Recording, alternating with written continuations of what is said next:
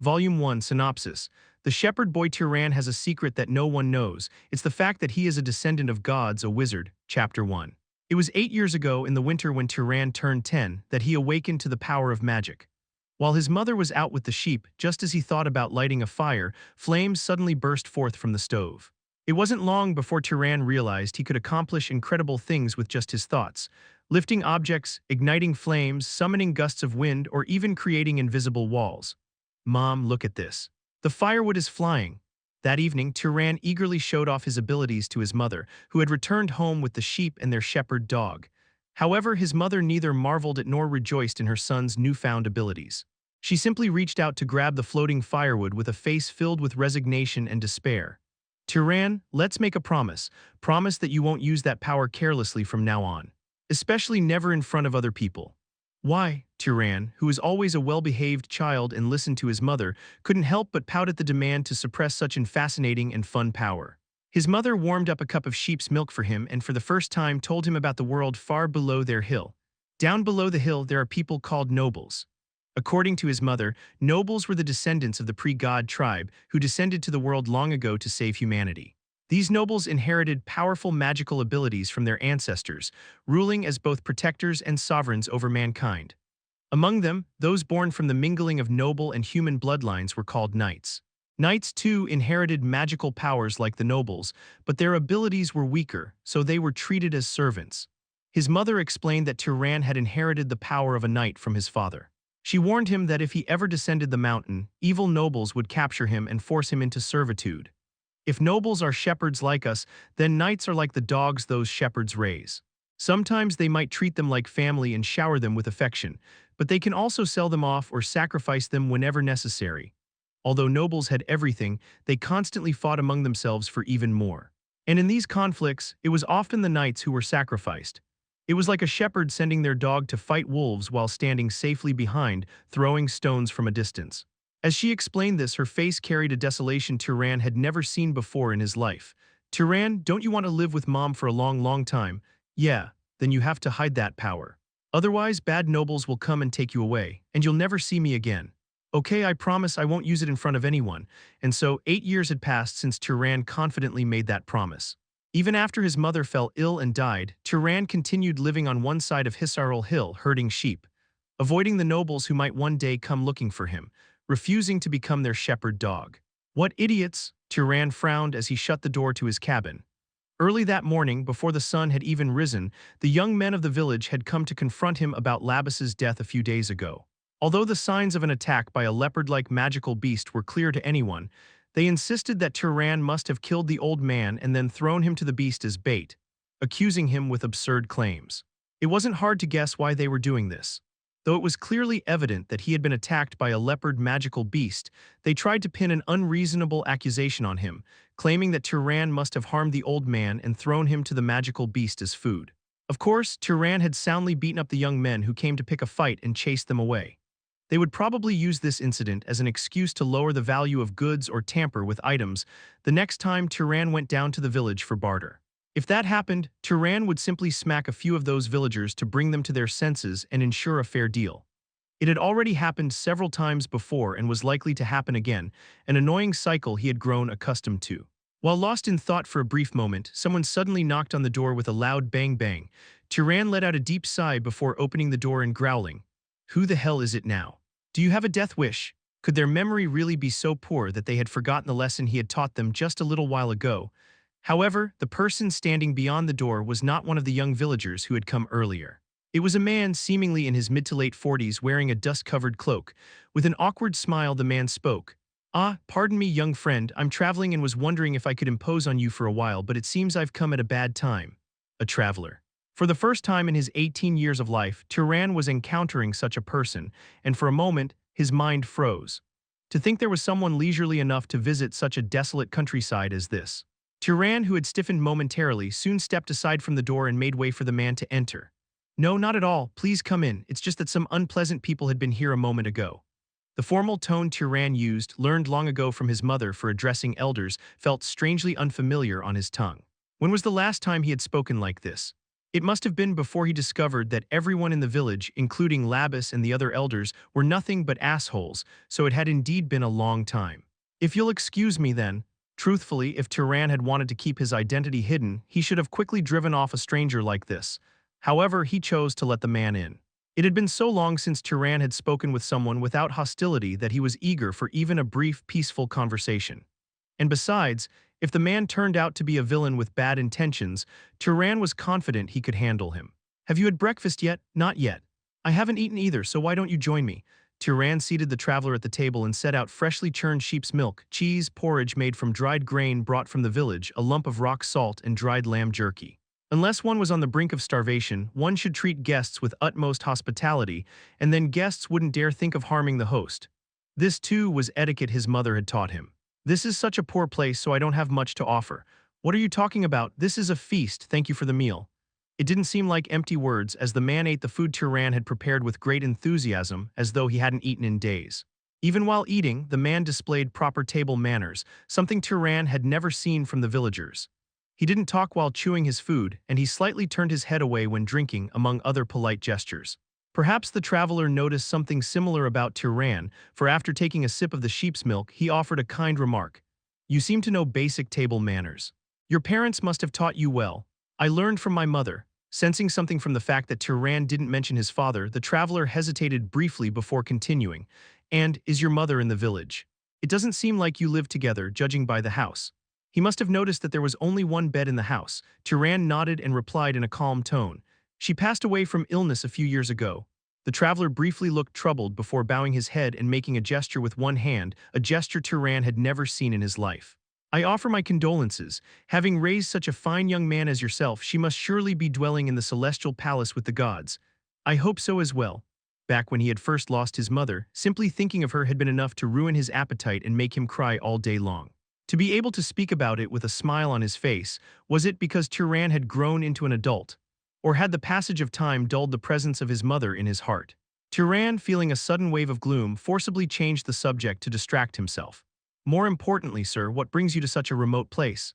I happened to pass by a nearby city, and I heard an old man saying that a leopard magical beast had appeared in his village, and that he was looking for a wizard to take care of it. After hearing his story, I decided to come and deal with it. I'm quite confident in combat. Alone, a middle-aged man, not even in his prime, who looked like his back might give out any day now, attempting to face a magical beast without so much as a weapon. Turan's astonished expression drew an awkward smile from the traveler. I'm a knight. I served the House Arabian for 60 years. I can handle most magical beasts just fine. At the mention of the word knight, Turan's eyes widened and his body tensed up. A being he had only heard about from his mother's stories, the servant of the nobles. But his tension was short-lived. Turan soon noticed that there was no hostility in the man's gaze and gradually relaxed his stiffened body. Is something the matter? It's just, this is my first time meeting a wizard, but more than that, you don't look like someone who's worked for 60 years. Wizards age more slowly and live longer than ordinary people. I'm 75 this year. For a knight, I've aged like this, but I've heard that powerful nobles can easily live over 200 or 300 years. Hearing this for the first time, Turan was amazed and carefully observed the man, someone of the same kind as himself. From outward appearances, it was hard to distinguish him from an ordinary person. If there was a difference, it was that he had a sturdy build and a healthy complexion that gave him a robust look. In other words, just by looking at a wizard, one couldn't tell they were a wizard. This was extremely important information. It meant that even if Turan were to stand in the middle of a crowded city, as long as he refrained from using conspicuous magic, no one would be able to discern his identity. Learning this made him feel as though one of the chains that had been tightly binding his chest had loosened. Being a wizard is truly incredible. Incredible? Not at all. I think people like you are far more incredible. Living in such a rough place where magical beasts appear without relying on magical powers, I couldn't even imagine doing something like that. Contrary to what the man thought, this was the first time a magical beast that posed a threat to humans had appeared in the area. At least since Turan had been born. If that hadn't been the case, no matter how extraordinary his mother was, she wouldn't have been able to live here alone as a shepherd.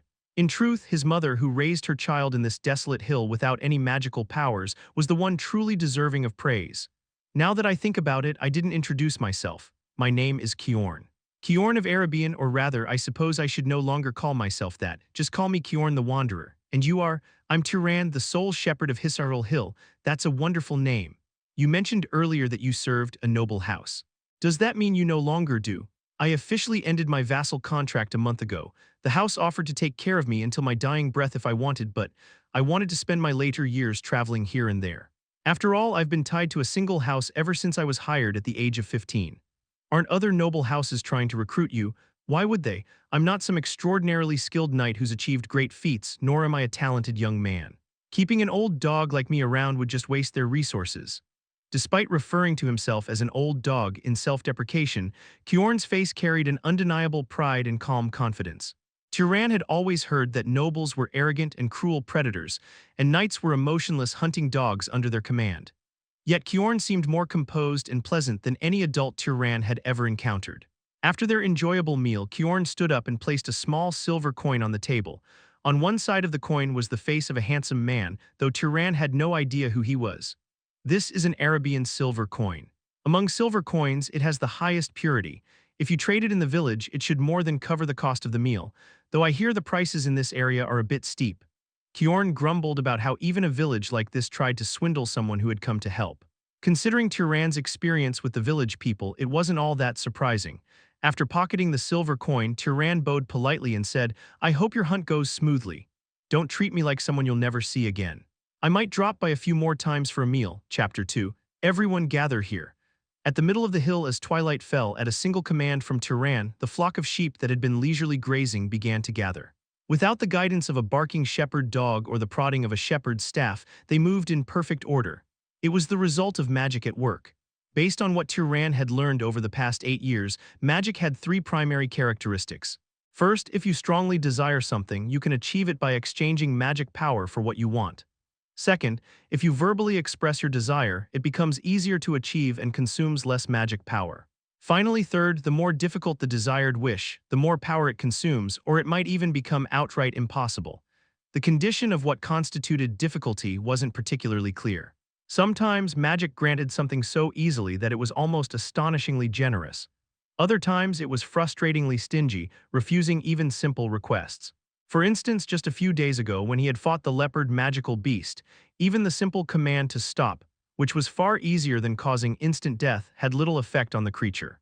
Yet for something as simple as ordinary sheep, he could control hundreds of them simultaneously without difficulty. On the other hand, giving the slingshot the power and speed to smash the creature's head and ensuring it hit the target was ridiculously easy. When calculating the amount of power consumed, Turan realized that he could have repeated the same attack hundreds of times.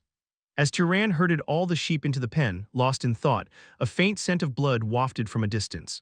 It was similar to what he sensed a few days ago when he detected Labus's death. However, with his keen sense of smell, he realized it wasn't human blood, nor was it from a sheep or a leopard. Wolf, the scent was reminiscent of the wolf he had killed and butchered about a year ago.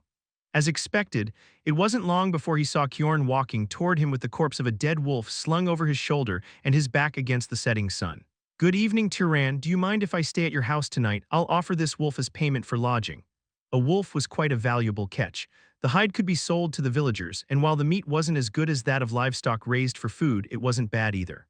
In short, it was more than enough compensation for a single night's lodging. Turan nodded. "There shouldn't be many wolves around here. How far did you go to catch this?" Over the past few years, Turan had been patrolling the area, and any time he spotted a pack of wolves, he would attack them. As a result, carnivorous animals had nearly disappeared from the vicinity. Besides, the Hisarul Hill itself was so desolate that it wasn't home to many animals in the first place. I found it while scouting near the Sky Mountain Range. The Sky Mountain Range was located even further west of Hisarul Hill, which was already at the world's westernmost edge. True to its name, the mountain range stretched upward, seeming to pierce the sky. Some called it the Great Barrier, as its form resembled an insurmountable wall, just as its name suggested. It should take days just to reach the foothills. With my stride, half a day was enough. Turan wasn't particularly surprised, as he too could accomplish the same feat if he set his mind to it. He merely thought to himself that this wizard wasn't just a braggart and heightened his guard internally. A little while later, the two of them sat around a campfire in front of the house, enjoying a dinner feast of wolf meat stew. Kjorn looked up at the sky and whistled. "The stars here are incredibly bright. I heard from my mother that this hill is one of the highest places in the world, apart from the Sky Mountain Range to the west, of course. Compared to that place, what could be higher? After visiting it today, I'm even more impressed. Even nobles would find it difficult to cross." I've heard that nobles possess godlike power. Couldn't they easily leap over a mountain range? Not all of them, my friend. If you're talking about the heads of great noble houses, they might truly be akin to gods. Kjorn then boasted that he had once witnessed the head of House Arabian crush a small hill with a mere gesture. Oh, hearing this, Turan suddenly felt a twinge of shame. Sometimes he would entertain the delusion that his power might be on par with that of nobles, considering how much stronger it was than he had initially thought. But after hearing Kjorn's stories, it became clear to him that his abilities were truly insignificant compared to those of real nobles. By the way, doesn't living alone in a place like this get lonely? Well, of course it does. But I've gotten used to it by now. Why not bring a girl from the village to live with you, who would want to spend their entire life herding sheep in a place like this? I'm sure there are plenty of young ladies who wouldn't mind living with a handsome young man like you. Turan awkwardly smiled at Kjorn's joke. When he used to visit the village as a child, there were girls who liked him and followed him around. But after his mother died and he fought with the village, all contact with them had been severed. They had likely realized the reality of the situation. Marrying Turan would mean spending their entire lives exiled to this desolate hill. Well, don't think about it too negatively. Who knows? You might meet a passing young lady and strike up a connection. Of course, considering that Kjorn was the only traveler to have come by in the last 18 years, it was an unlikely story. After exchanging a few more lighthearted remarks, the two of them sat in silence, staring at the campfire. It was Turan who broke the silence. Why do you go to such lengths?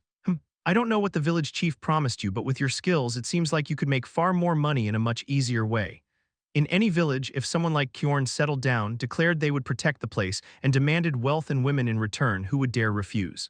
It would be hundreds of times easier and more comfortable than spending all day covered in dust, staying in a shepherd's house just to hunt a magical beast. Someone who could bring back a wolf from the Sky Mountain range in just half a day surely didn't lack ability either. And besides, the villagers weren't particularly deserving of such favors. After all, the reason Kjorn was staying at Turan's house was that the village had charged him an exorbitant price for lodging. If Turan were in Kjorn's shoes, he would have smashed the village buildings, taken the money, and left. They are pitiful people. In what way? Living every day trembling in fear in this remote frontier without the protection of a wizard. The old knight sat across from Turan and explained gently, as if teaching a son.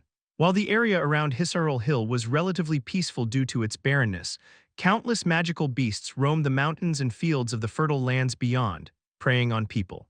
He explained that it was the pride of a wizard, one who had inherited the power of the gods, to protect powerless commoners from magical beasts. Even though he no longer served any noble house, he couldn't just stand by and do nothing. This was a story quite different from what Turan had heard from his mother.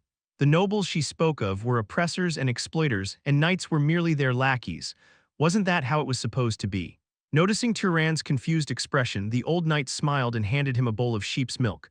Well, not everyone thinks like I do. If there are 10,000 people in the world, there are 10,000 ways of thinking. The next morning, Turan cleaned the sheep pen with a simple wave of his hand, lost in thought. What lingered in his mind was the conversation from the previous night. Pride. The discussion had left a significant impression on him. To think that a knight wasn't just a slave bowing to the power of nobles, but could be someone who found meaning in protecting commoners. Though this newfound understanding didn't make him want to seek out a noble and beg to serve under them, it did soften his perspective a little. Perhaps, if there were people like Kjorn, living under a noble's rule might not be entirely bad after all. That aside, how should I let him know the magical beast is already dead? He had originally planned to let Kjorn wander around for a while and eventually leave on his own, but he didn't want someone as good-hearted as Kjorn to waste his time in a desolate place like this. The problem was that it had already been several days since Turan had tossed the corpse of the magical beast deep into a ravine. Retrieving that rotting carcass and bringing it back would be a hassle in itself, not to mention that the traces of magic Turan had used on it would be all too evident. It went without saying that if anyone were to search for a wizard in this area, Turan would be the most suspicious figure. Sighing, Turan waved his hand, and all the sheep dung and urine piled up in the pen flew to the backyard. Once it dried out under the hill's arid climate, it would make excellent fuel for the fireplace. With the cleaning done, he had a little time left to spare. Maybe I should go look for the elder. If Kjorn had traveled far like yesterday, it would be impossible to find him, but Turan had heard that Kjorn planned to patrol closer to the hill today, so there was a good chance he could locate him. Turan lightly focused his mind, lifting his body effortlessly above the roof, and chanted a spell, Human Detection. As soon as he cast the spell, Turan's perception expanded rapidly. His vision, which had only extended 100 meters or so, suddenly expanded to the point where he could distinguish individual blades of grass several kilometers away. His sense of smell and hearing amplified even further, allowing him to pick up the faint rustling of insect legs and the subtle scent of formic acid from nearby ants. However, despite the enhanced sensory input, his heightened senses filtered out all unnecessary information, focusing solely on detecting humans. Let's see, he turned his head sharply as a voice caught his attention. With his enhanced vision, he saw Kjorn. He was panting heavily, blood dripping from his forehead and shoulder. Opposite him, the half-decayed body of the leopard magical beast Turon had killed a few days ago was roaring ferociously. Who in the world would do something like this?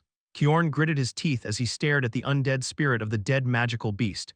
When living creatures die, they instinctively cling to life in their final moments.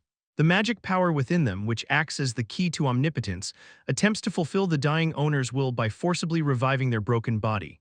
This phenomenon creates what is called an undead spirit. For this reason, it was standard practice to either absorb or disperse the magic power within the corpse after killing a magical beast. But whoever had killed the leopard magical beast before him had either been unaware of this rule or had deliberately ignored it. Considering that a magical beast would instinctively devour its defeated foe to absorb their magic power, it was likely the work of a wizard. Judging by the hole in its head, the culprit was probably someone skilled in projectile-based spells. A deafening roar erupted from the leopard's rotting throat, echoing like the wail of the dead across the empty sky. Considering the creature's current state, the comparison wasn't entirely off. Take this, with a shout, a glowing arrow of light shot from Kjorn's hands. It was an attack powerful enough to pierce through even steel armor with ease. However, the moment the arrow made contact with the shadows enveloping the leopard's body, it scattered helplessly. This meant that the magic surrounding the creature's body was far stronger than Kjorn's arrow spell. After neutralizing Kjorn's attack, the leopard seemed to decide that it would fight magic with magic. It melted into the ground, disappearing into the earth, only to materialize in the shadow behind Kjorn in an instant. Kjorn hastily raised both arms to defend himself, but the sharp claws of the beast raked his forearm and a hot stream of blood spurted out. If not for his body being tempered by magic power, he would have lost his arm and possibly his torso in that single attack. For an ordinary person, it would have been a fatal blow. This isn't something a knight can handle. At the very least, it would take someone at the level of a lower-ranked noble. Though they say undead spirits become several times stronger through resurrection due to their grudge, if even Kjorn, a skilled knight, could barely face it, it must have been a powerful magical beast even when alive. Who in the world had managed to kill such a creature and then left it unattended? And for what purpose? Grrrr. The undead spirit, as if convinced that its prey was already within its grasp, growled leisurely and began to approach Kjorn. The aged knight, sensing death drawing near, gritted his teeth and prepared for one final counterattack. If he could channel all of his remaining magic power into his hands and stab the creature at the precise moment it lunged, there might be the faintest glimmer of hope. But before he could execute his desperate plan, a brilliant flash streaked in from afar. It moved so fast that it broke the sound barrier, making it impossible to perceive its presence through hearing. A round stone struck the undead spirit's decayed head and shattered it into countless fragments. Chapter 3. Turon, who crushed the head of the magical beast in a single strike, approached Kjorn while holding the slingshot in one hand. In truth, deciding to help this knight was a significant risk even for Turon. If Kjorn were to return to the house he served and merely mention that there was a young, capable slave here, Turon would have no choice but to run for his life immediately. Even so, Turon stepped in because protecting a guest was the rightful duty of the Lord of Hisarul Hill, and also because the old knight had maintained his courtesy as a guest and shown respect toward Turon. Are you all right? But for some reason, instead of focusing on Turon, Kjorn was warily eyeing the leopard magical beast, whose head lay shattered and sprawled out. Be careful, there was no need to ask what that meant. The leopard magical beast, now headless, suddenly raised its body and charged at Turon. Where its head used to be, now completely smashed, an undulating light of pale green radiance began to rise. Fortunately, thanks to the prior warning, Turon managed to kick the charging body of the magical beast and create some distance. The body of the magical beast, forcefully kicked, rolled dozens of meters away. However, it didn't seem to have taken much damage. Undead spirits cannot be killed with physical attacks. Then how do I kill it? With fire or lightning? Following the advice, Turon immediately tried to ignite flames on the body of the magical beast. However, just as before, the flame, which had seemed ready to erupt into a flash of lightning, fizzled out helplessly. Upon witnessing this, Kjorn finally became certain that it was Turon who had killed the magical beast earlier. For any wizard, it was basic knowledge that directly applying magical power to another magical creature required appropriate causality. However, the young shepherd standing before him seemed entirely oblivious to such principles. Naturally, Turan would also be unaware of concepts such as dispersing the magic power of a slain magical beast. Don't just light the fire, form it and shoot it. Even as Kjorn offered advice, he doubted Turan would be able to manage it. While igniting flames was something even young wizards could instinctively achieve, controlling them directly was a skill that required dedicated training.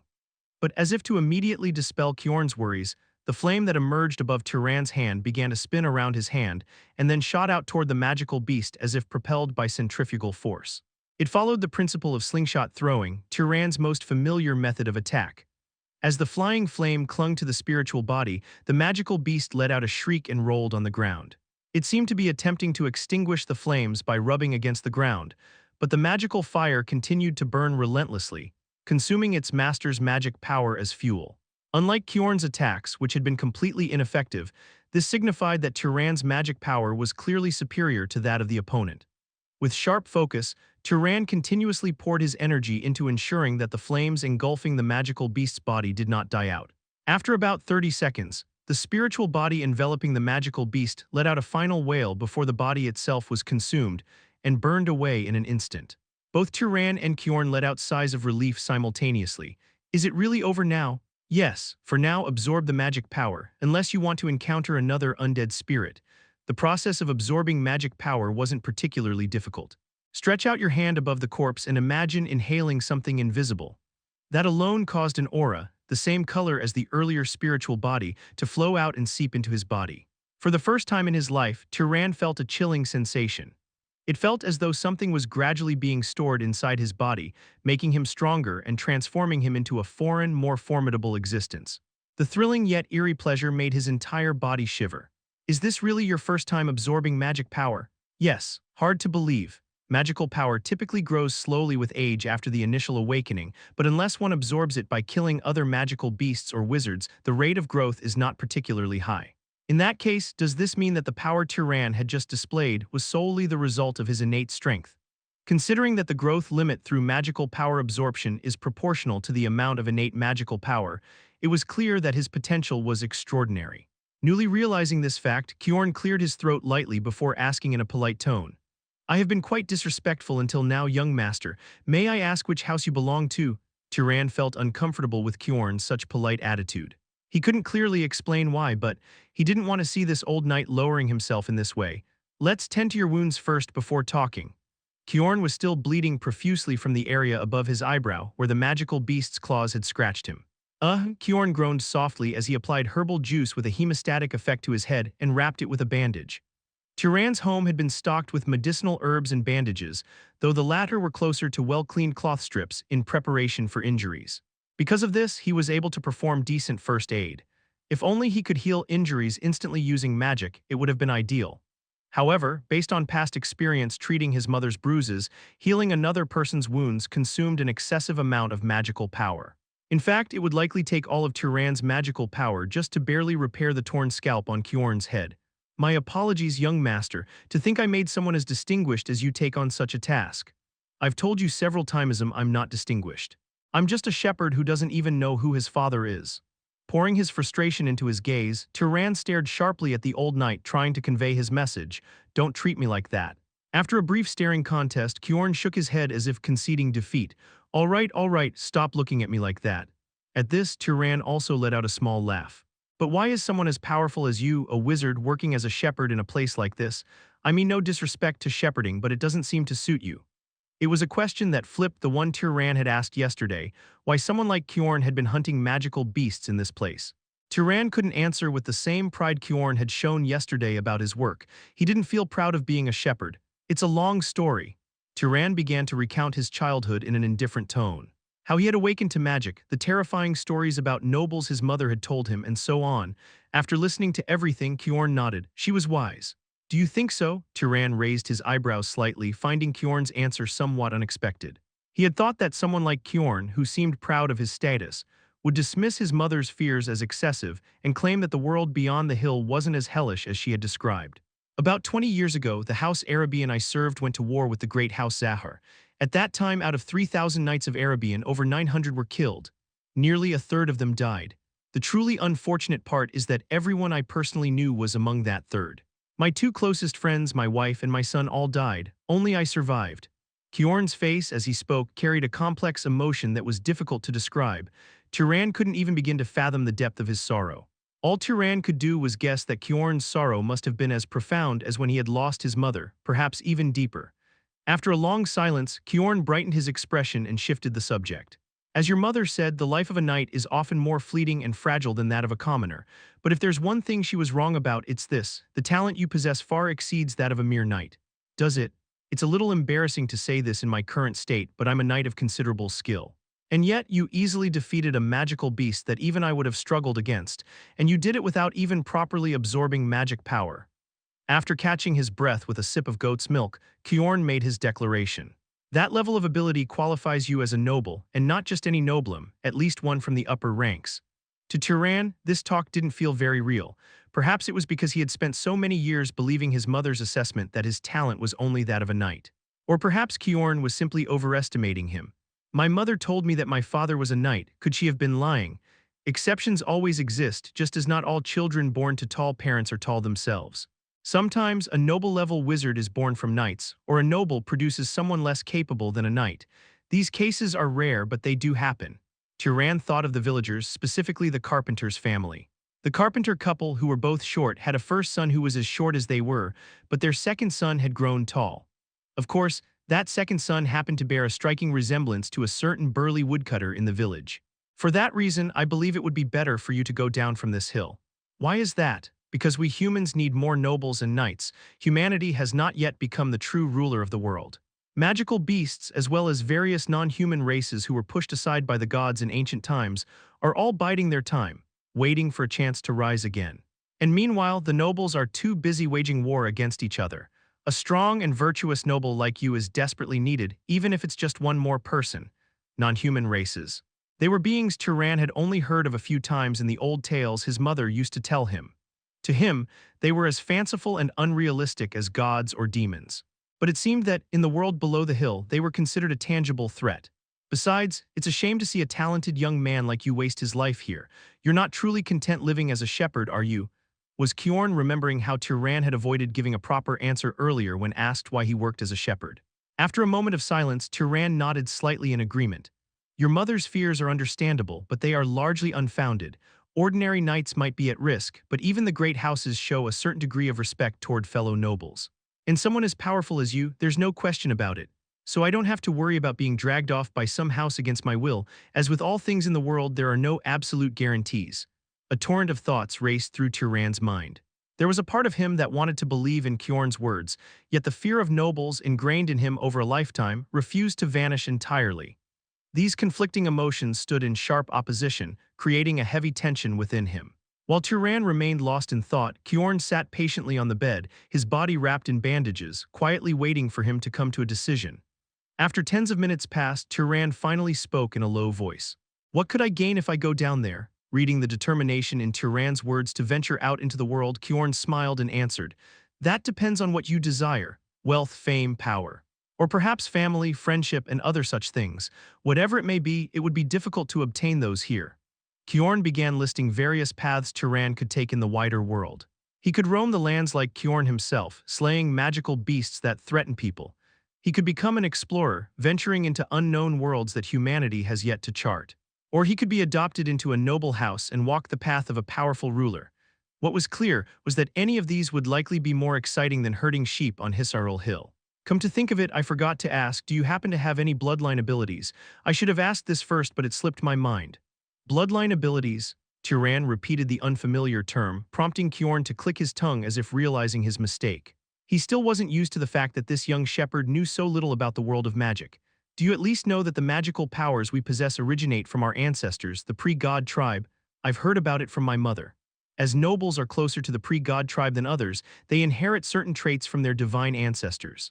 The presence or absence of these bloodline abilities is one of the key differences between nobles and knights. Houses tend to form around individuals with the same bloodline abilities. How can you tell if you have a bloodline ability? Have you ever found that some types of magic are unusually easy and simple for you to use, while others feel more difficult?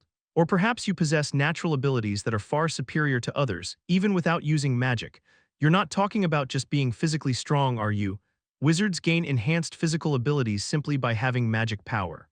Becoming faster, stronger, and tougher is a natural instinct shared by all living creatures. Strength, too, can be a bloodline ability, but I doubt that your strength falls into that category. Kjorn's words made Turan pause in thought. Among the abilities he possessed which stood out the most, I have a good sense of smell. My eyesight and hearing are above average too, but my sense of smell is what stands out the most. In particular, he had a remarkable ability to detect the scent of blood. He was so sensitive that he could roughly identify what kind of creature was bleeding just from the smell. Hearing this, Kjorn nodded in agreement. An exceptional sense of smell. If it's that precise, it can definitely be considered a bloodline ability. Anything else?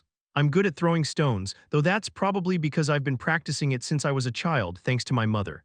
Turan had been learning how to use a slingshot from his mother since the age of 5. For an ordinary shepherd, using a slingshot was the most effective way to deal with their most dangerous enemies, wolves and leopards. On top of that, as he had recently noticed, throwing stones with force consumed an unusually small amount of magic power. Proficiency with projectile weapons. That's actually one of the traits of our House Arabian. I'm not sure if it qualifies as a full-fledged bloodline ability, though. Is that so? To be honest, it's a fairly common trait. People are typically categorized into 3 groups: those skilled in using projectiles, those adept at close combat, or those who are moderately capable at both. Following this, Turan and Kjorn continued their discussion, sorting through the things Turan was particularly good at and those he wasn't. But for some reason, the more they talked, the darker Kjorn's expression became. That somber look grew more pronounced as their conversation went on, and by the end of their final exchange, Kjorn looked as though he were on the verge of lamentation. I think I know, which is it? For some reason, Kjorn didn't immediately answer Turan's question. After hesitating a few times, he finally opened his mouth almost unwillingly. There are a few possibilities. But the characteristics of the Zahar bloodline stand out the most. They are often called pursuers or hunters. Zahar. Turan repeated the name to himself, finding it strangely familiar. But why? He had never heard stories from his mother about wizard families, so why did it resonate with him? A glance at Kjorn's gloomy face provided the answer. Zahar was the name of the house that had waged war against Kjorn's House Arabian, the very house that had slaughtered all of Kjorn's friends and family. Chapter 4. In life there are times when one faces an awkward situation, unsure of what to say. Right now, Turan found himself in exactly that position. Should he apologize, saying something like, "I'm sorry for being born with the same bloodline as your enemies"? But was that reasonable when it involved relatives he had never even met in his life? Still, pretending to know nothing about it felt overly shameless as well. After all, the immense magical power he was born with stemmed precisely from that bloodline. Wouldn't it be like claiming the good parts of his ancestors' legacy, but insisting the bad ones had nothing to do with him? How long had this terrible silence dragged on? Kjorn gave Turan's shoulder a hearty pat. Don't make a face like you're dying. It's not like you participated in the war back then, is it? Turan felt like pointing out that the one who looked like they were dying was actually Kjorn, but he couldn't bring himself to say it aloud. Instead, he silently nodded. It's meaningless for young people like you to get entangled in the messes of the older generation. If you try to wash blood with blood, the fighting will never end. And it's always ordinary people who bear the pain. Even as he spoke, the bitter expression on Kjorn's face didn't fade entirely. Turan quietly asked him, "Do you regret it?" "Regret what?" "Telling me to go down the hill." If Turan were to pursue power, it was inevitable that he would end up joining House Zahar. After all, noble houses were structured so that only those who shared the same bloodline abilities could be core members. This posed a significant risk to House Arabian, whom Kjorn served. It was only natural, having a powerful wizard suddenly join the enemy faction they had once fought a war against would deal a fatal blow. But to Turan's pointed question, Kjorn shook his head. "I trust your character. The kindness you showed in welcoming an unknown guest, going so far as to reveal the identity you'd been hiding just to help me. If someone like you joins House Zahar and even rises to a position of leadership, then perhaps you could prevent another horrific war from breaking out." Turan thought Kjorn was overestimating him far too much. The reason he treated Kjorn so well was simply because his mother had taught him to, and because he craved conversation with someone who wasn't hostile toward him. The reason he helped Kjorn in his time of crisis was merely because he didn't want to see someone he'd enjoyed talking to die. If Kjorn had treated Turan coldly, Turan likely wouldn't have cared whether he lived or died. As Turan remained lost in thought, silently staring at the ground, Kjorn shook his head and said, "Well, no need to think so seriously about it. You haven't even decided to join House Zahar yet, have you?" "That's true. To be honest, for now, wandering around hunting magical beasts like Kjorn seemed more appealing. He wasn't particularly inclined to tie himself down somewhere, and this way he could see more of the world. Besides, hearing about House Zahar had left him with a vague sense of animosity toward them. In any case, I plan to stay here until your wounds are fully healed. I'll think about it slowly. Wounds? That makes it sound much worse than it is. It's just a few scratches, really. Kjorn burst into hearty laughter. While Kjorn was treating his injuries, Turan decided to formally learn magic knowledge from him. Since he had only been recklessly wielding the power he possessed without ever learning anything, there was much for him to understand. Magical power or magic energy is often called the key to omnipotence, but it's not truly an omnipotent power as the name suggests. To be precise, to bring about such feats, it requires a price in proportionate magic energy. You've likely experienced this yourself. What determines the magic energy proportionate to a task? This was the very question that had always puzzled Turan when using magic. At Turan's inquiry, Kjorn lightly cleared his throat and held up 3 fingers. The difficulty of magic is determined by 3 major factors. First is bloodline, second is mastery, and third is causality. Bloodline, mastery, causality. Turan sat still and engraved those 3 words into his mind. The first, bloodline, is simply influenced by the innate bloodline ability one is born with, thus it doesn't apply to knights, for instance. Wouldn't it be difficult for you to heal my wounds? That's true. Those with the Lavida's bloodline, also known as the healer bloodline, who live in the southwestern part of the continent, can naturally wield healing magic without any special training. Those born with strong powers can even reattach severed limbs and cure all kinds of diseases. On the other hand, for someone of a different bloodline, no matter how much they try, achieving such abilities is nearly impossible. This is one such case. At those words, the first thing that came to Turan's mind was his mother. If he had inherited the power of that bloodline, his mother wouldn't have died from illness. But knowing such thoughts were meaningless now, Turan lightly bit his lip and let go of his lingering regret. Then, what does the second factor, mastery, mean? Another way to describe it is proficiency. It refers to the idea that a wizard finds it easier to perform tasks they are familiar with or skilled in. For example, a wizard who often swings a sword might find it easier to create an intangible sword or strengthen an existing sword. Similarly, a wizard who enjoys swimming might find it easier to move underwater using magic. Does my habit of throwing flames like throwing stones fall into this category? Smart, correct. If you had simply sent out a flame in a typical way, it likely wouldn't have had that level of speed and power. Having already experienced this once, Turan found it easy to understand Kjorn's explanation. Kjorn, smiling contentedly as if looking at a wise student, suddenly furrowed his brow. The third and final factor, causality, is the most important, but also the most complicated. In truth, even I haven't fully grasped it. To put it simply, it's the concept that more natural events happen more easily. Kjorn, as if struggling to figure out how to explain it, stroked his chin for a while before starting his explanation. What do you think would happen if you used magic energy to try and kill me? Probably, your head would just light up and nothing else would happen. What Turan envisioned was the phenomenon he had recently experienced when attempting to use magic against the magical beast. Exactly, that is what happens when there is a lack of causality. It occurs when there's no proper cause for the desired outcome or when the task itself is excessively high in difficulty. In your case, both factors apply. I think I understand what you mean by cause. Can you explain it? Yes, for example, if I wanted to kill you, it wouldn't be enough to simply expend magic energy and vaguely wish for your death. I would need to provide a cause for your death, like creating a fireball and shooting it at you. It's considered more natural to create and shoot the fireball than to just conjure fire directly. This was something Turan had inferred from his earlier experience fighting the undead magical beast. Kjorn clapped his hands with an expression of admiration at Turan's explanation. Exactly, you could have been a scholar instead of a wizard. Your understanding is exceptional. As you said, forming a proper cause can significantly reduce the consumption of magic energy. But why is it that I can freely kill and control ordinary wolves and sheep, yet only magical beasts specifically need this kind of approach? Since using magic on other animals had never been particularly difficult, Turan would simply cast spells on dangerous animals to deal with them quickly. However, the resistance to magic he encountered while facing the magical beast was something he had experienced for the first time. That's because creatures with magic energy develop a resistance to magic proportional to the amount of magic energy they possess. However, if you use an already completed spell and make contact with them, you can neutralize much of that resistance. Of course, if the disparity is too great, the magic might still fail, but that's another matter. Kjorn explained that this was also the principle behind why Turan's flames had immediately burned the undead spirit, while Kjorn's spell had been nearly ineffective. In short, directly casting magic on a wizard was practically impossible. After listening to the detailed explanation for a while, Turan felt a headache creeping up and began pressing his temples with his thumbs. Magic really isn't easy, is it? A great wizard isn't just someone with strong magic energy.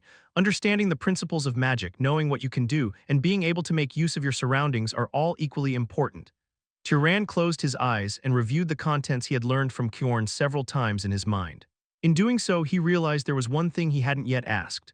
Now that I think about it, does the Zahar bloodline also have any special magic? The innate characteristics of the Zahar bloodline that Kjorn had previously pointed out were their highly sensitive sense of smell, excellent night vision, and exceptional aim when shooting projectiles. However, none of these traits seemed directly related to magic abilities. At Turan's question, Kjorn nodded. There is. Zahar wizards excel in concealment and tracking. Have you ever used those types of magic? I've tried tracking a few times, never concealment though. Turan had occasionally used tracking magic to check on his mother's safety or to hunt wolves roaming near the hill. In fact, the same magic had helped him locate and rescue Kjorn when he was in danger. As for magic like concealment, Turan had never needed to use it, as there had been no situations on the hill where he needed to hide from anyone. Try it once. Many wizards with the right aptitude can use basic invisibility magic, but the highest level of concealment, which completely removes oneself from perception, is an ability exclusive to the Zahar bloodline. Turan immediately focused his mind. I don't want to be seen by others, I don't want to be heard, and I don't want my scent to be noticed. As soon as he formed that thought, the magic energy within him began to rapidly deplete. He looked down at his hands and body, but nothing appeared to have changed. Did it work? Instead of answering, Kjorn stared blankly in Turan's direction with unfocused eyes and said, It worked, I can't see you. Are you still there? Turan stood up from his chair and slowly walked around the room. Even so, Kjorn continued to stare vacantly at the spot where Turan had originally been sitting. Even when Turan stomped on the floor or snapped his fingers lightly, Kjorn didn't seem to hear a thing. After confirming this, Turan stopped the magic energy drain, and Kjorn's eyes immediately sharpened as he glared at him. A moment later, Kjorn let out a deep sigh as if his tension had eased. It's been a while since I've seen that ability, but it's as terrifying as ever. Back during the war, Arabian's knights prayed that night would never come. By the time morning arrived, the soldiers sleeping in their barracks would often all be found with their throats slit. This seems like an overly unfair ability. It was a terrifying magic, incomparable to the healing ability Turan had wished for earlier. How could anyone possibly fight an opponent they couldn't even perceive? At Turan's words, Kjorn shook his head in denial. It's not an invincible ability by any means. Among the highest-level magic artifacts, there are some that can even detect Zahar's concealment ability. There are also ways to increase their magic energy consumption by illuminating the surroundings or bombarding the area indiscriminately. Of course, even considering those countermeasures, it's still a powerful ability, which is why Zahar became one of the great houses.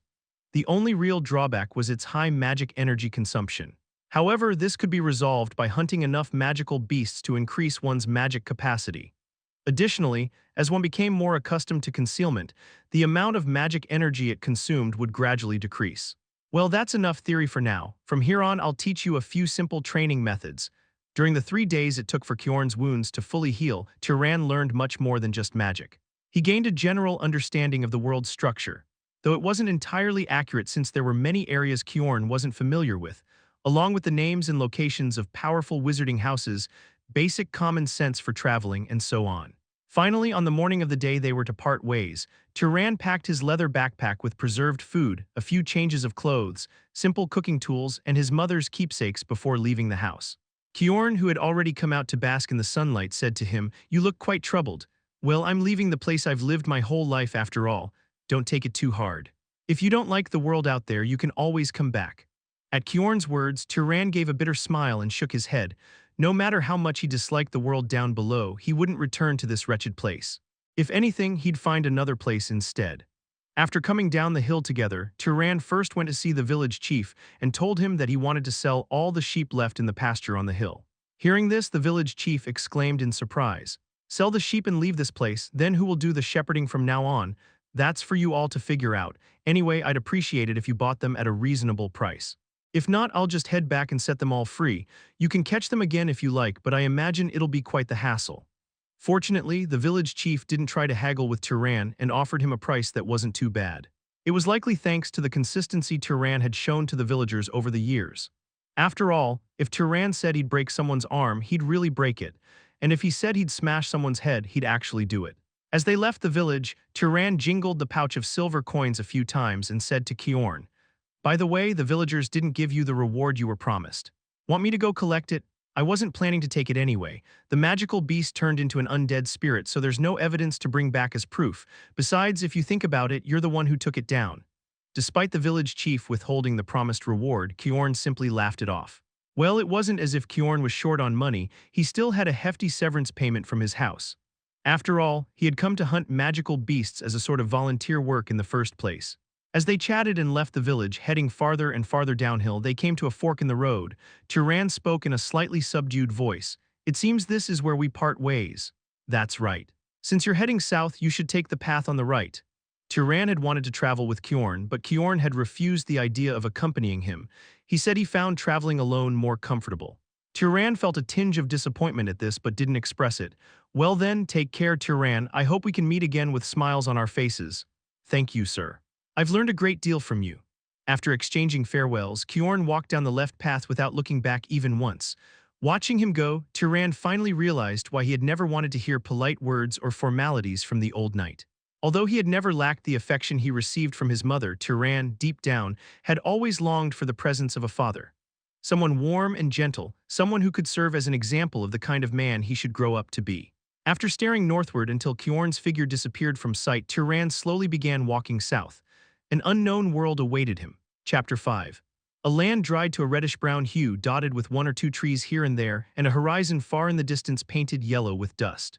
Due to the wasteland sprawling beneath Hisaril Hill, it was impossible for large villages or cities to form in the vicinity. There wasn't enough food to sustain a large population, nor were there any special local products to justify importing food from elsewhere. Thanks to this, Turan had to walk across the wasteland without encountering a single person. Although it was a fresh landscape that couldn't be seen from the hill, that novelty didn't last long. By the time a full day had passed, he was already sick of it. Half of him wanted to enjoy the experience of his first journey, and the other half wanted to conserve his magic power in case something happened. So he walked somewhat slowly, but even that was at a pace no different from a normal person running. Had an ordinary traveler been walking, it would have taken them 3 days just to get here.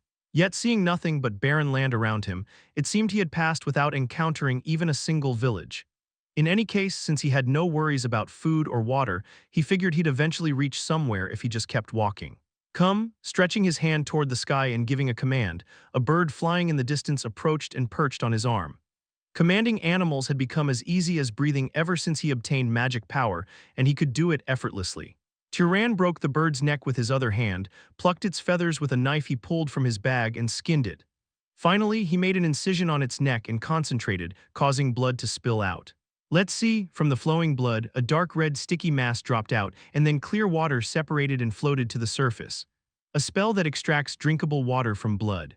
It was one of the techniques he had learned from Kjorn, and it was hundreds of times more efficient than creating water out of thin air.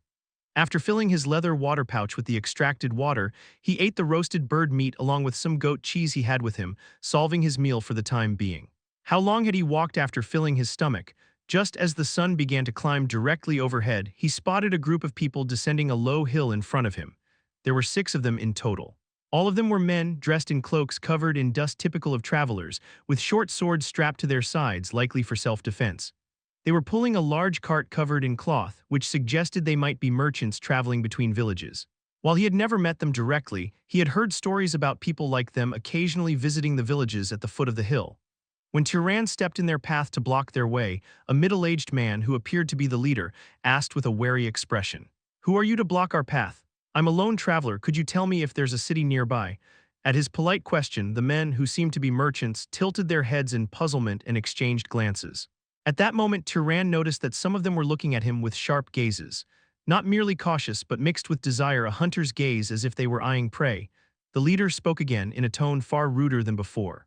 "If you follow the path we came from, you'll find Murray City. Just follow the wheel tracks, and unless you're a moron, it shouldn't be hard to find." At the somewhat unpleasant tone, Turan slightly furrowed his brows but nodded. He didn't feel like arguing over why they spoke so insolently. After all, he was the one who had abruptly blocked their path to ask a question, and they had, in the end, given him the information he sought.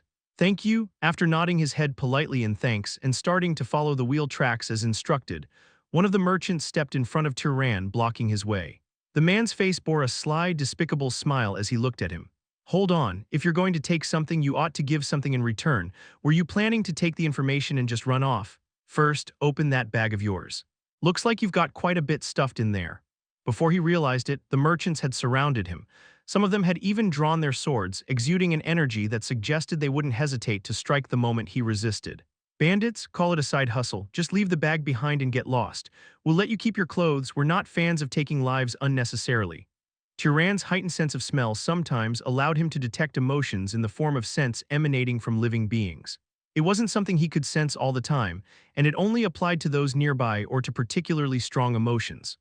Right now, the scent coming from the bandits surrounding him was like that of predators just before sinking their teeth into their prey. The claim that they would let him go was a lie. Most likely, they wanted him to give up the bag willingly to avoid staining its contents with blood. All right, I suppose I can use you guys for practice. What? Turan spread his palm wide and swung it horizontally, imagining a small breeze he created multiplying its force hundreds of times over. A gust of wind, growing in strength as it consumed his magic power, instantly swept through the 6 bandits and sent them flying. Arog!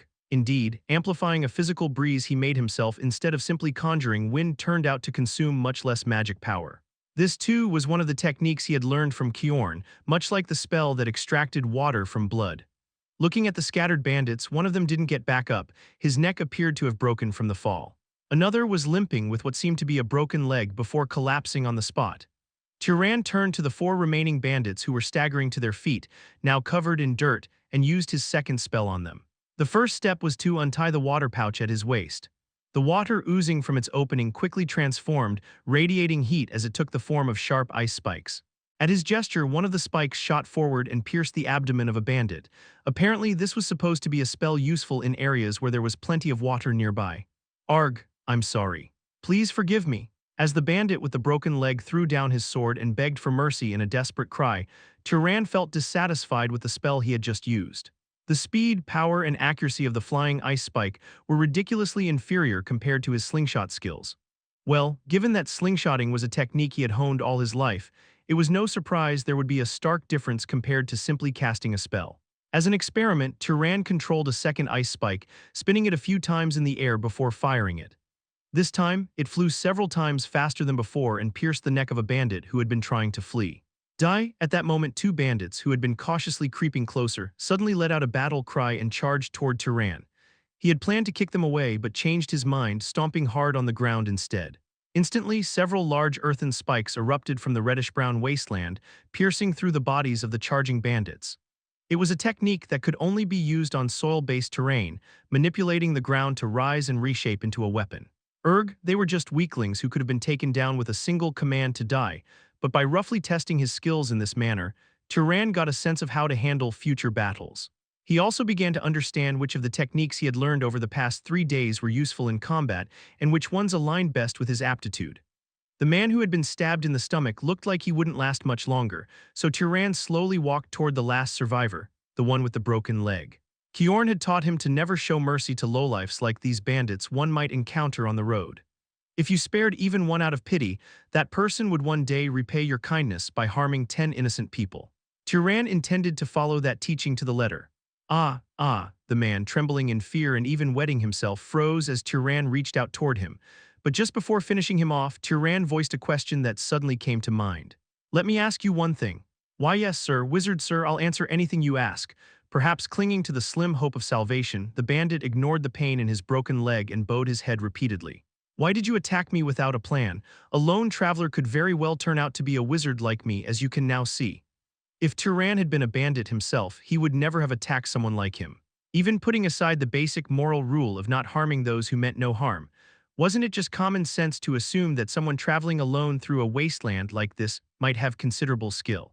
It wasn't as if they had anything reliable to count on either. After hesitating briefly, the bandit answered the question. That's because you bowed your head, sir. What? When our leader spoke rudely to you, you lowered your head and greeted him politely.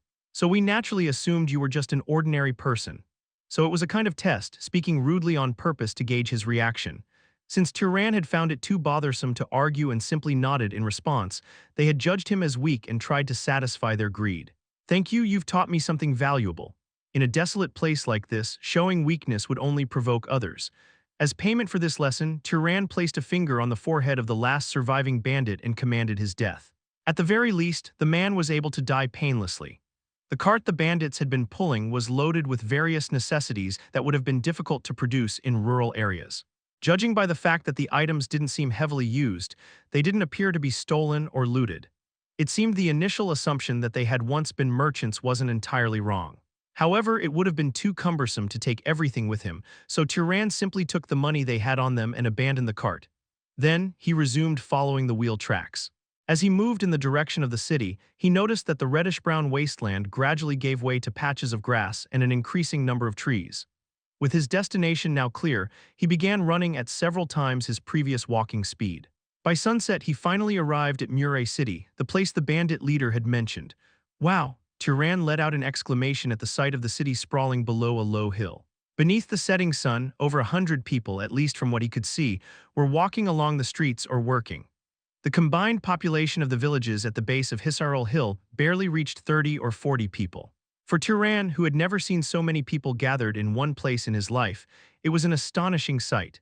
As he entered the city, he walked slowly, weaving through the people while marveling at his first-ever glimpse of a bustling urban environment. The buildings, made of dark brown bricks, were all similar in style and ranged from 2 to 3 stories tall. Some even had small stalls set up in front, as if selling goods. The passers-by didn't seem particularly interested in one another. Even when they crossed paths, they neither struck up conversations nor exchanged greetings. Turon quietly observed them before selecting one of the most relaxed-looking fruit vendors to approach.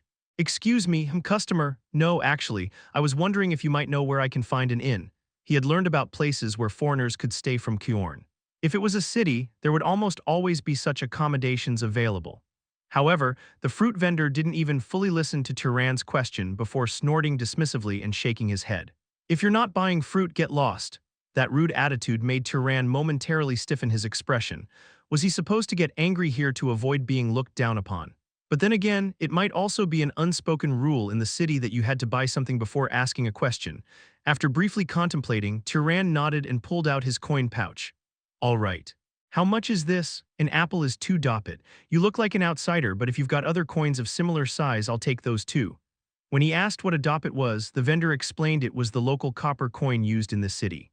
Among the money Turon had taken from the bandits, there were a few coins that matched the description, so he handed them over and purchased the fruit. The apple was a fruit he was seeing for the first time in his life, but it looked shriveled and smelled unpleasant, far from fresh. "If you follow that road straight and take a left, you'll find a house with a blue roof and a picture of a beer mug on it. That's the inn." Finally, having learned the inn's location, Turon walked along the road, taking a bite of the apple as he went. He immediately spat it out and tossed the fruit onto the roadside. It was horrendously sour and astringent, to the point he wondered if it might even be poisoned. Fortunately, the vendor hadn't lied about the inn's location. If he had, Turon had been prepared to return and teach him a sharp lesson through magic. As he approached the place described, he spotted the inn. Upon entering, a young barmaid approached Turon. "Oh my, what a handsome opa. Are you a guest?" Turon simply nodded in silence. He was a bit flustered by her outfit, which was so loose it was nearly transparent. He had heard that such places often had women who served drinks and sometimes acted as prostitutes as well, but hearing about it and seeing it in person were completely different experiences. "How much for a night?" 16 dopit. You can also pay 1 rum if you have it. If you have other types of money, you'll have to ask the innkeeper." He asked what a rum was and learned that it referred to a silver coin. After handing over the payment, the barmaid smiled sweetly and subtly leaned her body against Turon's shoulder. "If you sleep alone, the room might feel a little cold. Shall I warm it up for you?" "No, thank you." Turon had repeatedly warned him never to get involved with barmaids or prostitutes in inns. Most women in such professions were carriers of venereal diseases. While powerful knights or nobles with strong disease resistance might not suffer themselves, they could unknowingly infect other women they were with later. "Instead, I'd like to ask you something." What Turon wanted to know was whether there were any magical beasts nearby with bounties on them. Killing magical beasts would not only allow him to absorb magic power and grow stronger, but also earn him extra money as a bonus. However, instead of answering, the barmaid pointed to a large barrel of alcohol nearby.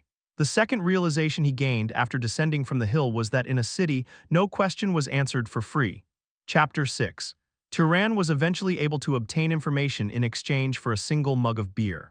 If he wanted to find the magical beast with the bounty, he simply had to go to City Hall and inquire with the official in charge.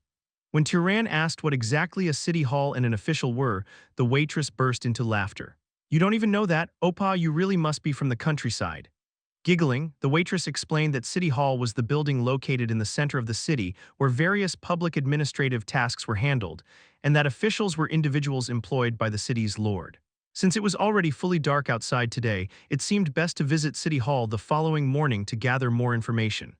By the way, why are you looking for a magical beast? Don't tell me, Opa, are you a beast hunter too? What is a beast hunter? You know, those people who believe that if they hunt magical beasts they can become wizards. When he asked what she meant, she explained that a superstition had spread claiming that ordinary people could gain magical power by hunting magical beasts. Because of this belief, some people risked their lives to hunt them. Although most people treated them like lunatics, it was said that there were still a considerable number of individuals who pursued this goal in hopes of improving their social status. While listening to her explanation, someone placed a hand on Turan's shoulder. Hey Lena, the idea that you can become a wizard by hunting magical beasts isn't just a superstition, it's the truth. I've seen it with my own eyes. The speaker was a man who looked to be somewhere between 30 and 40 years old. With unkempt hair and a scruffy beard, he gave off the impression of someone who didn't care about his appearance. However, his eyes were surprisingly clear and sharp. Midden Ajasi, you're alive. Did you think I was dead? I already told you I'm not going to die until I become a wizard. Sorry about him, Miss Lena. Our boss is always so rude. 3 men approached behind the man called Midden. Armed with long spears, bows, and even hammers that looked like they were meant for smashing buildings, these men were all large and muscular. When Turan brushed off the hand on his shoulder, the man flinched and took a step back. Oh, my bad. It's fine, but could I hear more about what you just said earlier? About what? About becoming a wizard by hunting magical beasts. Oh, so you're interested in that too, young friend? Midden grinned, seemingly pleased by Turan's curiosity, and began explaining. Wizards kill magical beasts and absorb their power to grow stronger. By the same principle, ordinary people who kill magical beasts can obtain their power and become wizards. He claimed to have personally seen several wizards who gained their power this way. That's why the 4 of us are hunting magical beasts in order to become wizards. We've already taken down 3 of them. We're almost there now. Midden's subordinates, who seemed to consider themselves as sworn brothers, added their comments one by one. Turan was startled to hear that they had already hunted 3 magical beasts. The only magical beast he had ever encountered had possessed such overwhelming power that even dozens of ordinary humans grouped together would have been easily torn apart. 3 of them? Does that mean someone among you has already become a wizard? As soon as Turan finished speaking, everyone on the first floor of the inn burst into laughter. Of course not. In this city there are only 4 wizards. The Lord and the 3 knights under his command. If even one of us became a wizard, it would make helping the rest of us a lot easier. Honestly, we almost died multiple times just taking down those beasts. In a city that seemed to hold at least 10,000 people, there were only 4 wizards. Turan began to understand why Kjorn always lamented the scarcity of wizards in the world. Just then, Midden glanced at Turan's bag and asked, "By the way, you said you're hunting magical beasts, didn't you? But your equipment seems way too lacking for that. Do you not have any weapons?" Weapons? Turan pulled out the slingshot made of lambskin that he had been carrying in his pocket, fully expecting them to mock it. After all, compared to their metal weaponry, it was bound to look unimpressive. However, contrary to what he had expected, the beast hunters showed a surprisingly positive reaction. "Oh, do you use this to sling stones? Judging by the wear, it seems like you've used this a lot. What size stones do you usually use with it?" "I use stones about the size of an egg." "With that size, it should be more than enough to smash the skulls of those transformed from rabbits or foxes." From their words, it became clear that they weren't targeting magical beasts like the leopard Turan had killed, which originated from predators. Instead, they were hunting magical beasts that came from herbivores or relatively smaller animals. The kind of creatures that, if they were ordinary animals, could be defeated by a human barehanded. Of course, even such magical beasts could easily kill an ordinary person depending on their innate abilities. Say, would you be interested in joining us for a hunt? We've been wanting to recruit an additional marksman. No, I'm fine. Turan declined the offer without hesitation. He had no intention of revealing that he was a wizard, and in the first place his goals didn't align with theirs. They were chasing after magical beasts of a much lower caliber than the ones he was after. Fortunately, Midden didn't persist and merely expressed some regret as he stepped back. "That's a shame, but let me know if you change your mind." After chatting a bit more, Turan received a room key from the waitress and headed up to the 2nd floor. As he lay in bed trying to fall asleep, he could hear the voices of the beast hunters talking from the 1st floor through the wooden floorboards. "Midden Hunam, why were you trying to include that rookie kid? Honestly, he doesn't seem like he'd be much help." "Exactly, he's so scrawny that one good hit would have him bawling." Midden's subordinates, his so-called sworn brothers, were ridiculing Turan with mocking tones. Just a moment ago, downstairs, they had acted like such friendly people. This kind of two-faced behavior was something Turan had already experienced plenty of times back in his village, so he wasn't hurt by it. He simply sighed and let it slide, thinking that's just how people are. A moment later, Midden's voice came in response. Tusk, it's just that seeing him reminded me of my younger days. Wandering around outside with nothing but something like that to rely on, even 10 lives wouldn't be enough to survive like that. Seriously, Big Hunim, you're way too kind-hearted. Who's saying otherwise?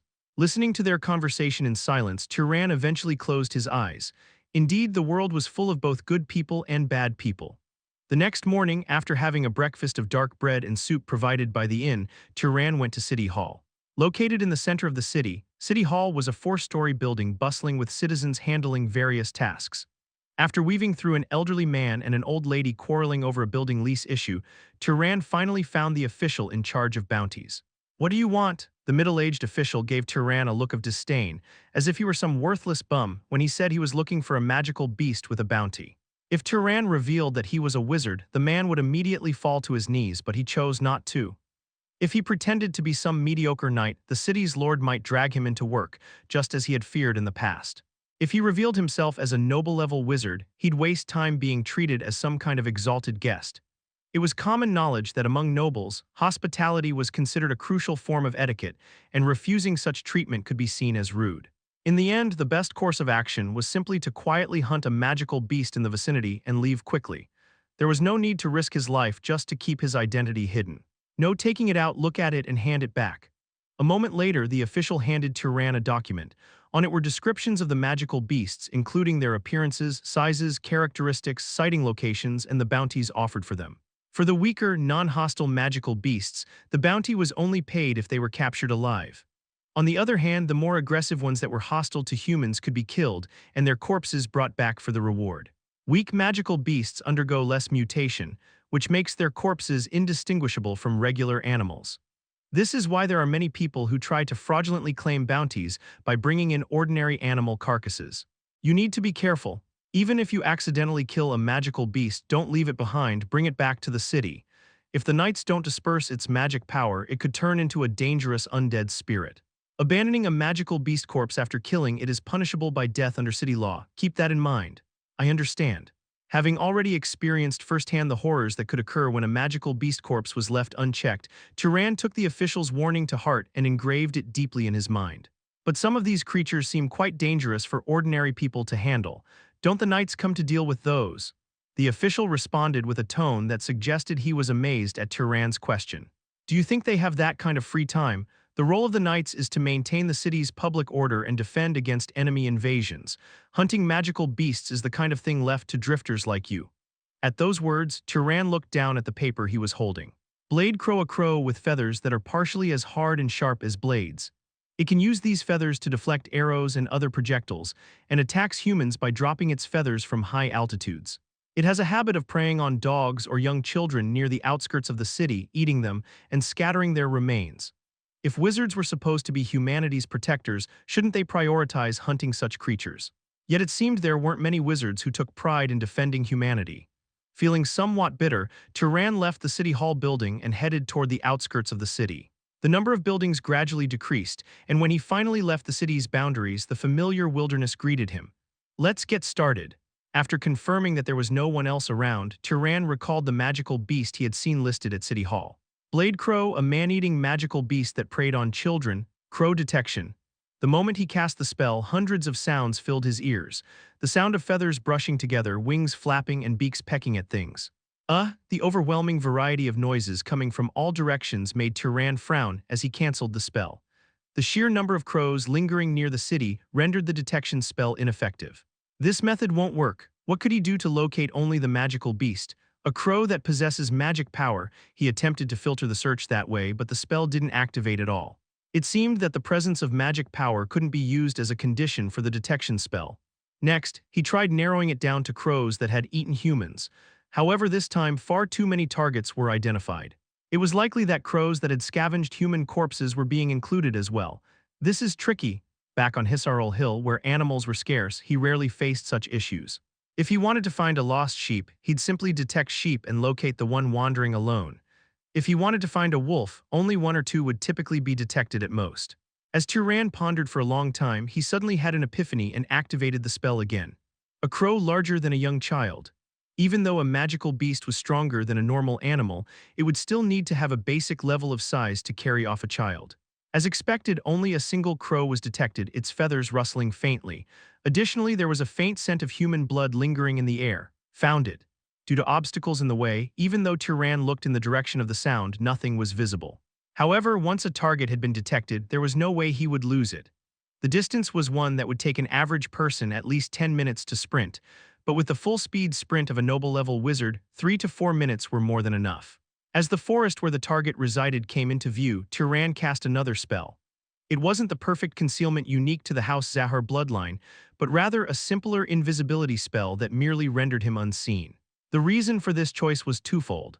Perfect concealment consumed far too much magic power, making it burdensome to use, and based on his experience, a bird's sense of hearing wasn't particularly sharp. When Turan arrived at the large tree where the blade crow resided, a tree so enormous that it would take 3 people with outstretched arms to encircle it, he immediately used flight magic to lift himself up into the air. It's huge, the blade crow was over a meter tall even when sitting.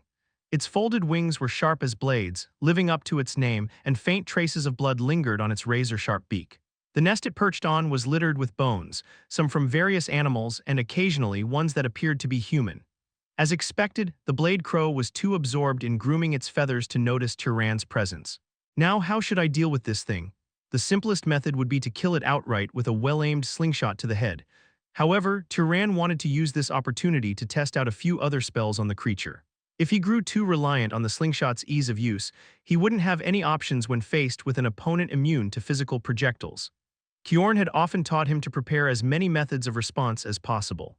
When Turan glanced up at the sky, he noticed that it was quite cloudy, perfect conditions for a particular spell. It was a technique he had only studied in theory, never having been able to use it on Hisarul Hill due to unsuitable conditions. Standing a short distance from the nest, Turan raised his finger to the sky and recalled his training. Years ago, during a rare thunderstorm on Hisarul Hill, a place where rain was scarce, he had witnessed it for the first time. The massive pillar of light that connected the heavens to the earth, accompanied by a deafening roar that seemed to shake the world itself. Come. With a strong invocation, magic power surged out of Turan's body. A moment later, a low rumble of thunder echoed from within the clouds. The blade crow, sensing that something was amiss, looked up at the sky, but by then it was already too late to escape. A bolt of lightning, faster than sound, struck the bird's nest with devastating force. Ka-ga-ga-ga-kak. The blade crow shrieked in agony as it attempted to flee. However, its one-sprout blade-like feathers had all burned to ashes, leaving only the metal-like remnants behind. With its ability to fly now gone, the creature could do nothing but fall helplessly to the ground.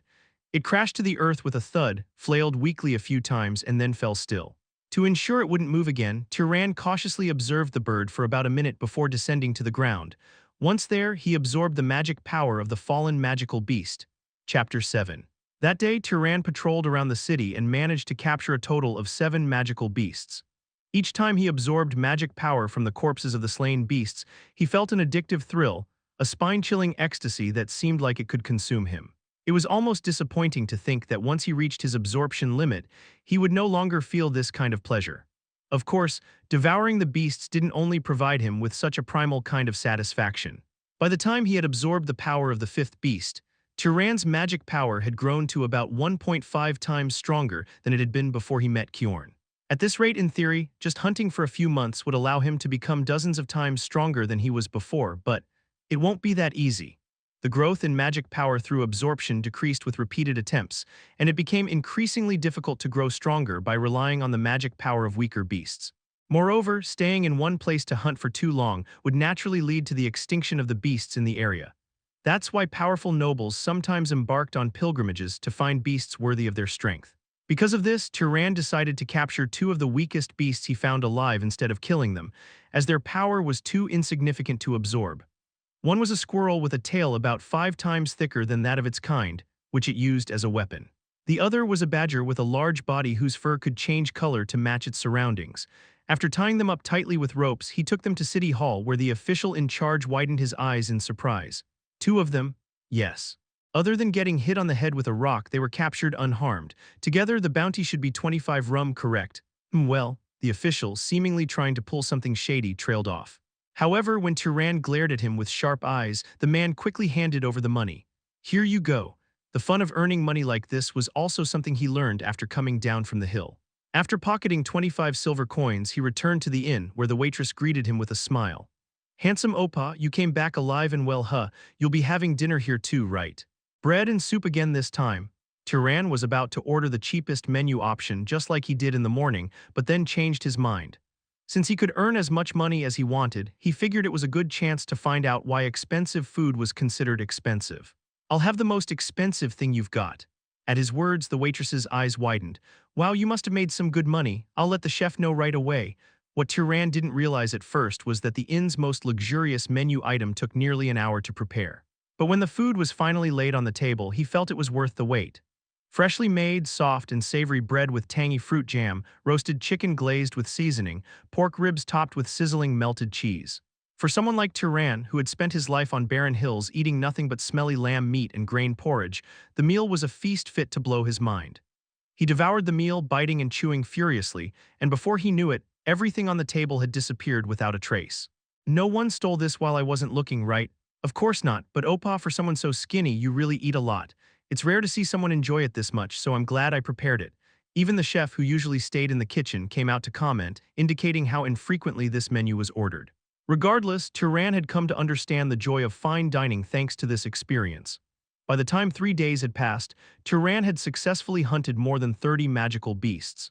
Of these, only 5 earned him bounties, but even that was enough to pocket over 100 silver coins, part of which he converted into gold coins for easier storage. The remarkable results were largely thanks to his improved proficiency with detection magic. After several experiments, he discovered that when the target was outside the magic's range, he could still track it by searching for its traces. To use the first blade craw he caught as an example, Turan would set his detection magic target to droppings of a raven larger than a child, then follow the trail of droppings to locate the beast. While Turan was achieving remarkable results, Midden's group seemed to be struggling. They wore dark expressions and complained endlessly about how, at this rate, they'd have trouble even paying for their room.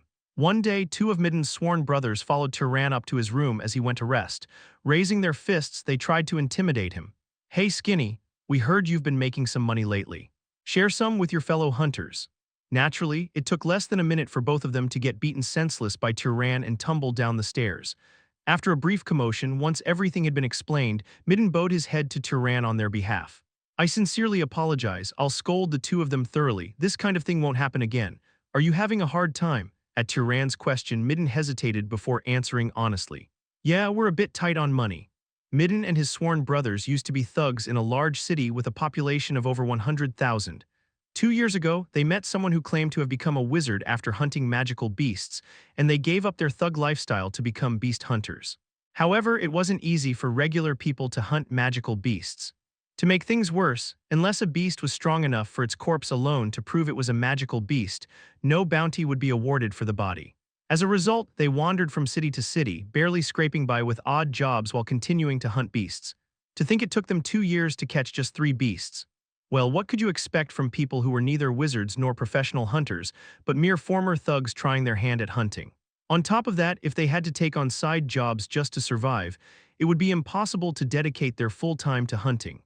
Hearing their story, Turan started to understand why government officials often treated beast hunters as nothing more than thugs. People who gambled their lives chasing something that might or might not succeed while others were diligently working. It wasn't hard to see why they weren't looked upon kindly. Honestly, after about 3 more days, we probably won't be able to afford our rent. This city is too small, so there's not much work we can do. But don't worry, we're not planning to ask a young friend for money. After putting you through this trouble, it'd be shameless to ask. Here. Turan rummaged through his belongings and handed Midden 10 silver coins. It was enough for the 4 of them to stay at the inn for about 3 days if they negotiated a bit. Midden stared at him with a dumbfounded expression. Wait, why? You were kind enough to invite me into your group, thinking it'd be dangerous for me to travel alone. Consider this repayment for that kindness. The moral code Turan had learned from his mother was simple: treat others the way you wanted to be treated and repay kindness or enmity in kind. From that perspective, the goodwill Midden had shown in the past was worth at least a few silver coins. As for the trouble caused by his subordinates, Turan had already paid them back with his fists. Still, I'd feel bad just taking this. If you feel that way, then share some information with me instead. Tell me about the cities you visited during your hunts or anything else that might be useful. One of the lessons Turan had learned since leaving the hills was that information was something you had to pay for. While Kjorn had given him a general understanding of the world's geography and the locations of the major noble families, Turan didn't know the finer details about individual regions. Hearing Turan's proposal, Midden's face lit up. That's no problem at all. Having spent 2 years traveling to various cities in search of magical beasts, Midden knew quite a lot. He not only sketched out a simple map showing nearby cities but also recommended beasts that could be hunted there. Or, in Midden's case, beasts he advised Turan to avoid. Given that magical beasts were becoming increasingly scarce around Murray City, this kind of information was highly valuable. Wandering aimlessly from one city to another, like last time, was not something Turan wanted to repeat. Once was more than enough. In addition, stories like how certain cities contain ruins left behind by ancient empires, or how certain wizard families don't allow wanderers to pass through their territories without permission proved extremely useful. What especially caught Turan's attention was the existence of a library located in a relatively nearby major city. Are you saying it holds thousands of books? That's what I've heard. I've never been inside myself, though. Turan had learned to read and write from his mother, but he had never actually read a book. Naturally, Hisarul Hill and the surrounding villages were too impoverished to afford luxuries like books. Occasionally, Turan's mother would lament, saying there were books she wanted to read to him, but she could no longer remember their contents. As a result, Turan had always imagined books as something mystical, glorified as repositories of the wisdom of the world. But according to Midden, the library in Orem, a city located relatively close to the northeast, contained over 1,000 such books. Moreover, the entry requirements were absurdly simple: a wizard can enter. Well, maybe one day when we become wizards we'll get to visit it too. Turan suddenly discovered a new desire he hadn't realized he had, beyond his desire for money or appetite for food. It was the desire for knowledge. Living his whole life on the hill he hadn't known. He wanted to know more about what kind of place this world was. Is this worth enough? More than enough. Turan had already planned to hunt until the next day and then leave the city. Thanks to Midden's information, he now knew where to go next. As if to mock how well things had ended, the following afternoon, during his final hunt, Turan stumbled across one of Midden's subordinates. The man was clutching his stomach, blood gushing out as he coughed violently. It was clear from his half-lidded eyes that he wouldn't survive. What happened? A rabbit, magical beast. Monster, where's Midden? Over there. The man weakly pointed toward a spot where a familiar tuft of hairy scalp lay rolling on the ground. Midden had died with such an indignant expression that his strangely clear, wide-open eyes seemed to burn with regret even in death. Behind him lay 2 more corpses, bodies gruesomely torn in half. And finally, a rabbit the size of a cat, chewing something thoroughly, turned its blood-red eyes toward Turan. The creature, with incisors so long they nearly touched the ground and grotesquely muscular hind legs, immediately charged at Turan with the speed of an arrow. Turan barely dodged by throwing himself to the side. The rabbit, unable to stop its momentum, shot past him and slammed into a tree. With a loud crack, the tree collapsed not from the impact, but because the rabbit's front teeth had cleanly sliced through it. What the? Since it seemed too dangerous to test various approaches, Turan immediately brought out his secret weapon. Stone throwing with his sheepskin slingshot that he always carried. Though the stone flew toward the rabbit faster than the speed of sound powered by magic, amazingly, the creature deflected it by swinging its long front teeth. 1 shot, 2 shots, and even 3 shots. Turan clicked his tongue at the opponent's ridiculous reflexes. It seemed he had encountered an enemy immune to physical projectiles, which Kjorn had warned about sooner than expected. Kick. The rabbit let out a bizarre laugh as if mocking him. Then it crouched, preparing to leap again with its powerful hind legs. At that moment, the rabbit suddenly froze. Turan had vanished from its sight. A creature simply disappearing before its eyes was something the rabbit couldn't comprehend. Even as it had grown smarter by absorbing magic power, the situation was beyond its understanding. Had he run away? How?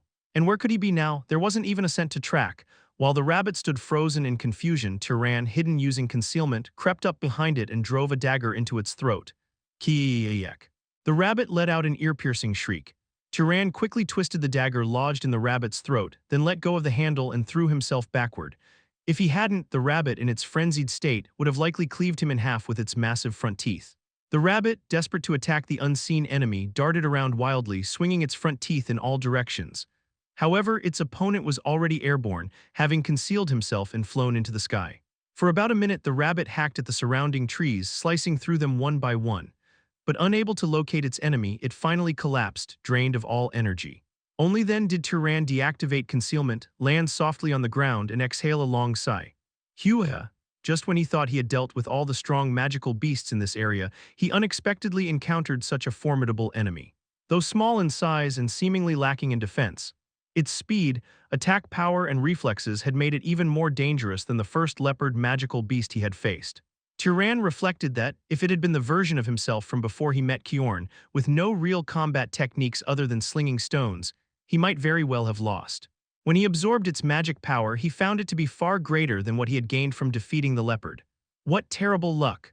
Since there was no record of such a creature among the magical beasts registered at City Hall, this one must have mutated recently. Midden's group had likely underestimated it, thinking a rabbit-shaped beast of relatively small size would be an easy target. Their carelessness had led to their annihilation. If they'd known that this rabbit was strong enough to kill even an inattentive noble in an instant, how would they have felt? After sorting out the situation like that, Turan approached the hunter with the torn belly. The man was still conscious, though barely, and was staring at Turan with a shocked expression. It seemed he had witnessed Turan's battle. "You know you're a wizard?" "Yes." Why? Explaining why he had kept his identity hidden seemed unnecessary and tedious, so Turan simply shook his head and instead asked his own question. "Do any of you have families who'd want keepsakes?" "No." A short while later, Turan buried the deceased beast hunters in a sunny spot near the edge of the forest. 4 mounds of dirt became the final resting place for those who had once dreamed of becoming wizards. Chapter 8. Early in the morning, Turan left Murray City and headed northeast. According to what Midden had told him, the distance between the two cities was about a week's journey for an average person. With his pace, however, he could narrow it down to about 2 to 3 days. After leaving the city and walking for about half a day, he could clearly feel that the natural environment was becoming increasingly abundant. On either side of the road, naturally formed by people passing through, forests had grown, and occasionally when the plains spread out, golden wheat fields could be seen in the distance.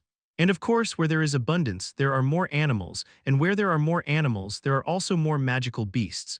As Turan walked along the road, he periodically used detection magic to check if there were any magical beasts nearby. After confirming their presence, he hunted them before returning to the road. Most of them were so weak that it wasn't even worth catching them, but there were 1 or 2 useful ones mixed in, which made the effort somewhat rewarding. Perhaps because it was the road leading to a major city, he could see people passing by relatively frequently. Farmers heading to nearby villages to sell wheat, peddlers traveling to and from the cities, and armed individuals who might be beast hunters or mercenaries. Among them, a few would glance at Turan, who was traveling alone, their eyes glinting with interest. However, upon seeing him take a single step that covered the equivalent of 3 or 4 steps for an ordinary person, they quickly averted their gaze in alarm. By the afternoon of the 3rd day, he began to see paved roads made of solid stone rather than dirt. Though he didn't know who managed them, the roads were incredibly well maintained, with only a few slightly damaged sections, making them easy to walk on. Out of curiosity, he lightly tried to break the edge of the road using magic, but it didn't budge easily, as if some sort of magical power was imbued in it. And finally, on the 4th day, though it had taken a bit longer since he frequently veered off to hunt magical beasts, Turan arrived at his destination, Orem City. All right, get in line to enter." "Hey, no cutting in line over there." Orem City was a large metropolis that made Murray City look like a mere rural village. Its population reportedly numbered in the tens of thousands. At the outskirts, a cluster of shabby huts housed what appeared to be impoverished residents, while further inward stood stone walls about 5 meters high, forming a boundary. At the city gates, guards clad in metallic armor were monitoring those entering and exiting. Judging by the abundance of portraits placed nearby, they seemed to be checking for wanted individuals among the passers-by. As Turan approached the gate, one of the guards suddenly blocked his path. "Hey, your clothes are way too dirty. At the very least, shake off the dust before coming inside." The guard wasn't picking a fight for no reason. Turan's clothes were noticeably dirtier than those of the people around him. The clothes he was wearing were already old, having been worn since his days as a shepherd, and had grown even more worn out. On top of that, he hadn't properly washed them during the 4 days he had been traveling outdoors. Moreover, having lived in the water-scarce Hisaril Hill, Turan considered doing laundry something one only needed to do once a month. Murray City, being next to the wilderness, also didn't have an abundance of water, so everyone there was similarly dirty. In contrast, the people of this city were all clean and tidy, making Turan's appearance stand out even more. Understood. After stepping outside the city gate to shake off his clothes, Turan re-entered without being stopped this time. Fortunately, he didn't have to waste time buying things he wouldn't use just to ask for directions to the library. According to what Midden had told him, the library was the tallest building in the city. Amidst the mostly 2 to 3 story buildings, one solitary tower that seemed to be over 30 stories high stood tall. It must have been built with magic, right? Its grandeur was simply unimaginable as something created by human hands. As he got closer, it appeared so absurdly high that it even seemed grotesque. It was so tall that Turon wondered if one might even be able to look down at the clouds from up there. Lost in admiration for quite some time, Turon soon regained his senses and approached the guard standing at the entrance.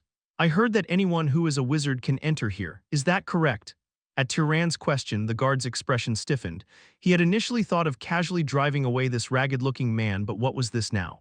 Deep down, he dismissed it as nonsense spouted by some crazy bastard, but a faint suspicion began to arise within him. Because of that, the guard decided to confirm the stranger's identity using a method that only a wizard could perform. Turon widened his eyes at the flow of magic power emanating from the guard's body. It was a spell manipulated to not produce any visible effects, purely meant to demonstrate one's strength. Wasn't it said to have been created so that wizards could measure and compare their magic power without resorting to combat? Though Turon had learned it from Kjorn and practiced it a few times with him, this was the first time he was receiving it from someone else. Well, it was also the first time he had encountered another wizard. Turon, in turn, gathered his own pure magic power and projected it toward the guard. Huff! The guard let out a wheezing sound as he received it. The guard's magic power was, at best, half that of Kjorn's. Compared to Turon's current level, it wasn't even 1/20th. He had no chance of enduring it. Then again, it would be absurd to station someone exceptionally skilled in such a place, wouldn't it? Feeling the stark difference, the guard lowered his head and spoke. I am Kesha, a knight of the House Baltas. Your Grace, may I ask which noble house you hail from? Do I need to say that to enter? No, not at all. I apologize, perhaps misunderstanding Turon's response as how dare someone like you ask me that. The knight bowed his head even deeper than before. Turon was already growing tired of the conversation. No, I was genuinely just asking. A moment of silence passed. When the knight finally raised his head, he seemed to realize that Turon was being sincere. He cautiously explained. The library could only be used by those authorized by the lord of this city, the head of House Baltas.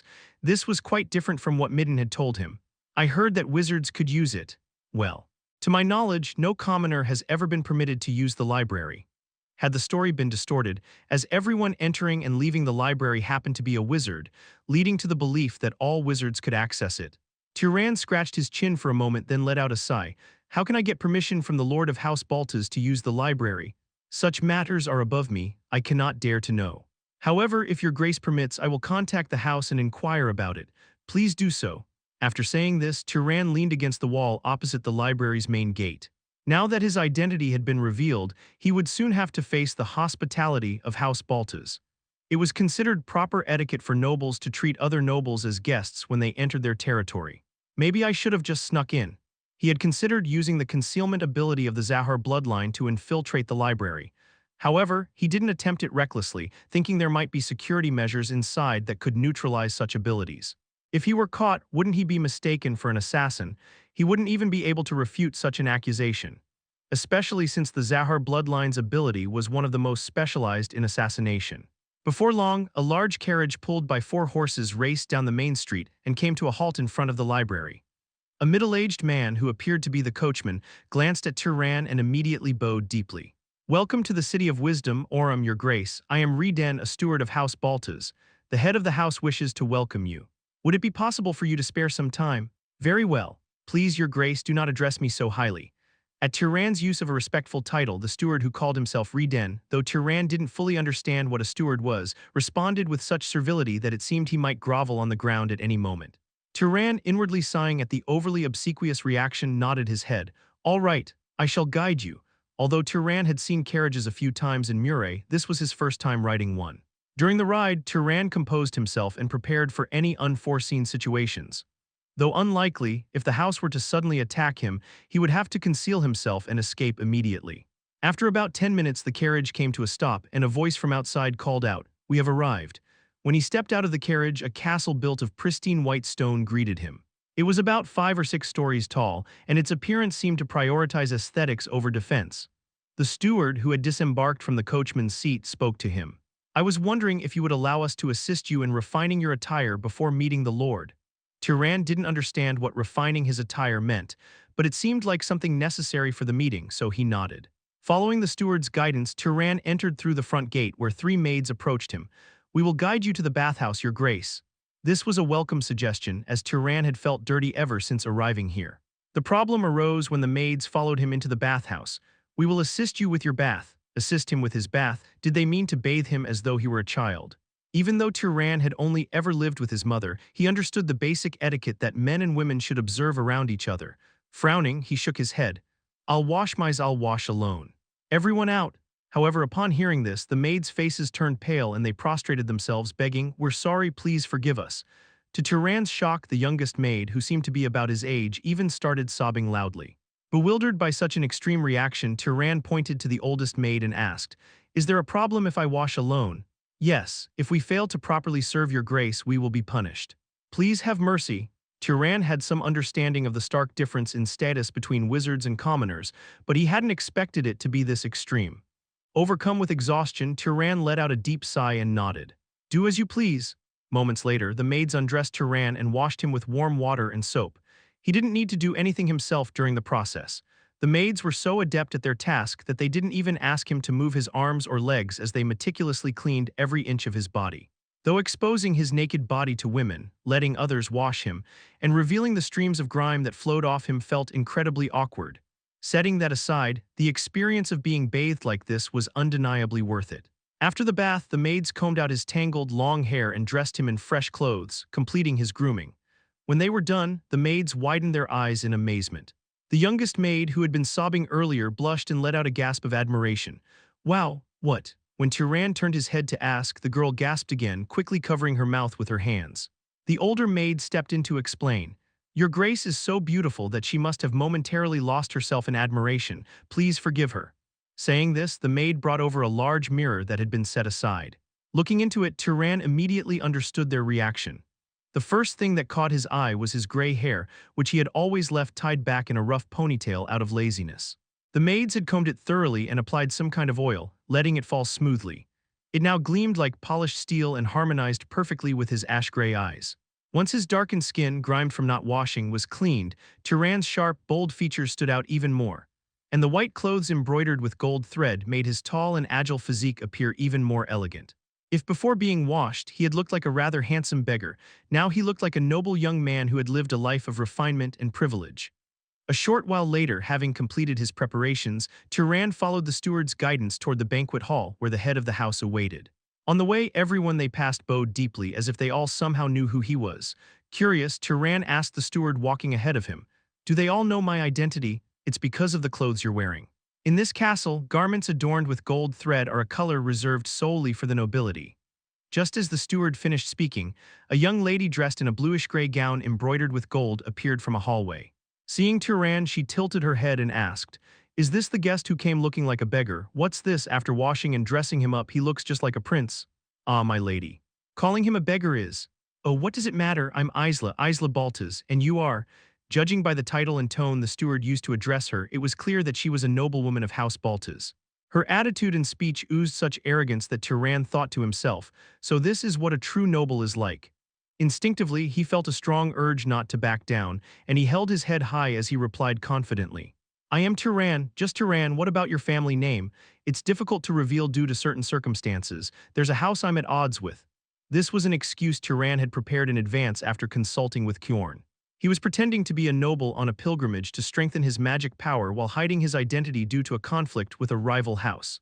In reality, the House Zahar, which could technically be called his family, wasn't even aware of Turan's existence, so he couldn't claim that name. At the same time, completely concealing his background could lead to suspicion that he was a criminal on the run. No sooner had he finished speaking than magic power flared from Isla's body, just like the guard at the library had done earlier. It was as if she was trying to determine whether he was a fraud. In response, Turan unleashed his own power, and as the two forces collided, sparks crackled in the air. "Kaya!" The maid screamed and backed away in fear, while Turan analyzed the brief clash and felt a new wave of shock. Isla's magic power was almost on par with his own. In truth, this wasn't something that should have surprised him. Regardless of his great potential, Turan was still a novice who had only begun cultivating magic power less than a month ago. However, since every wizard he'd encountered so far had been far weaker than him, meeting someone of a similar caliber for the first time was a startling experience. It was like living your entire life among dwarves and then suddenly coming face to face with a giant of the same height as yourself. Looking closer, Turan noticed that Isla too seemed shaken by his power. Wow, she let out an exclamation, hesitating for a moment before abruptly blurting out something shocking. So, dear guest, shall we get married? Chapter 9. According to what Turan learned from his mother, marriage between a man and a woman was truly sacred. A ceremony in which one pledges eternal love until the day they die in the name of God. When Turan wore a blank expression at Isla Balta's casual mention of something so important, she burst into laughter and waved her hand dismissively. What kind of reaction is that? I was just joking, my lady, please. All right, but at least think about it. The seat next to me is still empty, you know. Isla said this with a grin and then disappeared quickly down the hallway. The butler, who wiped his forehead with great effort, repeatedly bowed, apologizing, my apologies. He looked as though he had aged 10 years in an instant. A little later, Turan opened the door to the grandest and most magnificent room in the castle. It was an office filled with stuffed magical beasts, antique furniture, and ornate decorations. Seated in the chair at the center of the room was Lug Baltas, the head of House Baltas and the Lord of Orem. Come in, young noble. I assume you already know my name. My name is Turan. Behind Lug Baltas, a man and a woman armed with swords stood politely, seemingly knights tasked with protecting him. Although to have knights as bodyguards for a noble of his stature seemed rather pointless, Lug, intrigued by Turan's introduction, asked with a curious expression, Turan, is that all? There are those who are hostile to my house, so I cannot disclose more. Which of the recent disputes has been significant enough to warrant such caution? Hadit and Coral, Iyer and Kellau, Arabian and Zahar. When the names of House Arabian and House Zahar were mentioned, Turan focused his mind, careful not to reveal any emotional reaction. As Lug continued listing the names of various houses, he snorted as if bored when Turan showed no response. Well, it doesn't matter. We currently have no enemies among the noble houses anyway. However, in the future, should the Baltas bloodline come under your protection, I trust we will be treated with the same courtesy we are showing you now. I promise you that. This exchange reflected the unspoken etiquette among nobles. Hosting a fellow noble as a guest was a sign of mutual respect and a promise to avoid conflict. If one refused hospitality despite entering another house's territory, it was equivalent to declaring to the territory's owner, I am not your guest. I have come with malicious intent. This aligned perfectly with the customs of hospitality that Turan's mother had taught him in the past. So, you want to use the library, for what purpose? Given the unusual circumstances of my upbringing, I lack much general knowledge. I wish to learn about the world through books. At Turan's reply, Lug snorted again. I'll tell you in advance, since quite a few people come here after hearing strange rumors, but there are no amazing ancient spells or secrets to increasing magic power in the library. That's fine. I wasn't hoping for such things anyway. Turan made it clear that it didn't matter to him. He truly just wanted to learn things he had never known, having lived his entire life on a hill. Lug stared intently at Turan for a moment before shaking his head. If that's your desire, I see no reason to deny you entry. After all, there are no secrets related to our house in there. For now, take some time to rest today. We'll proceed tomorrow. Is that acceptable? I won't forget your generosity, my lord. Good, I trust you won't. As Lug nodded, a faint, meaningful smile appeared on his lips. The next day, Turan left the castle accompanied by one of Baltas's knights and headed for the library. The guard at the entrance, different from the one the previous day, examined the paper bearing the lord's signature and nodded. Entry permit verified. Welcome to the Sky Library, honorable guest. The first things that greeted Turan upon entering were a few desks and chairs, along with a spiral staircase winding along the circular walls. Even without windows, the room was brightly lit by white light emanating from a round orb on the ceiling. As Turan stepped further inside, a middle-aged man seated at one of the desks turned to him and greeted him. Pleased to meet you, Sir Turan. I am the librarian here. As per the Lord's orders, I will explain the rules for using this place. The Sky Library's rules were not particularly complicated. First, any damage to the books or facilities would require compensation according to the monetary value set by the house. Second, books from the library were strictly prohibited from being taken outside. To Turan, the rule seemed like a simple list of obvious things one should never do. Additionally, during your time in the library, I will be observing from behind to ensure no rules are violated. As soon as the librarian finished explaining, Turan wasted no time and headed straight up the stairs. When he reached the second floor, he saw bookshelves occupying the central space, filled with hundreds of books. Oh, Midden's comment about there being thousands of books seemed like an understatement. Given the height of the building, it wouldn't have been surprising if there were tens of thousands of books, rather than just thousands. However, after climbing a few more floors, Turan noticed that many of the bookshelves were becoming increasingly empty. By the time he reached the 10th floor, there wasn't a single book left on the shelves. The librarian, who had been following him, informed him that there were no books stored beyond this point. With that, Turon returned to the second floor. The number of books seems rather small compared to the size of the library. This library was built during the era of the Old Empire, but many books were lost as Orum's ownership changed hands multiple times due to wars. The Old Empire. It was a term Turon had heard his mother mention in passing a few times. If he remembered correctly, it referred to an ancient kingdom established when the pre-god tribe defeated other races and conquered the world. However, after the gods ascended to the heavens, their descendants, the nobles, fell into internal strife, and the empire collapsed. This led to the current state of fragmented society, with numerous wizard families competing for power. As Turon inspected the densely packed books on the second floor, he turned his attention to the librarian standing behind him. As the librarian, I assume you've read these books too. Yes. Assisting users in finding the books they need is also part of my role. What would you recommend if I wanted to acquire basic common knowledge?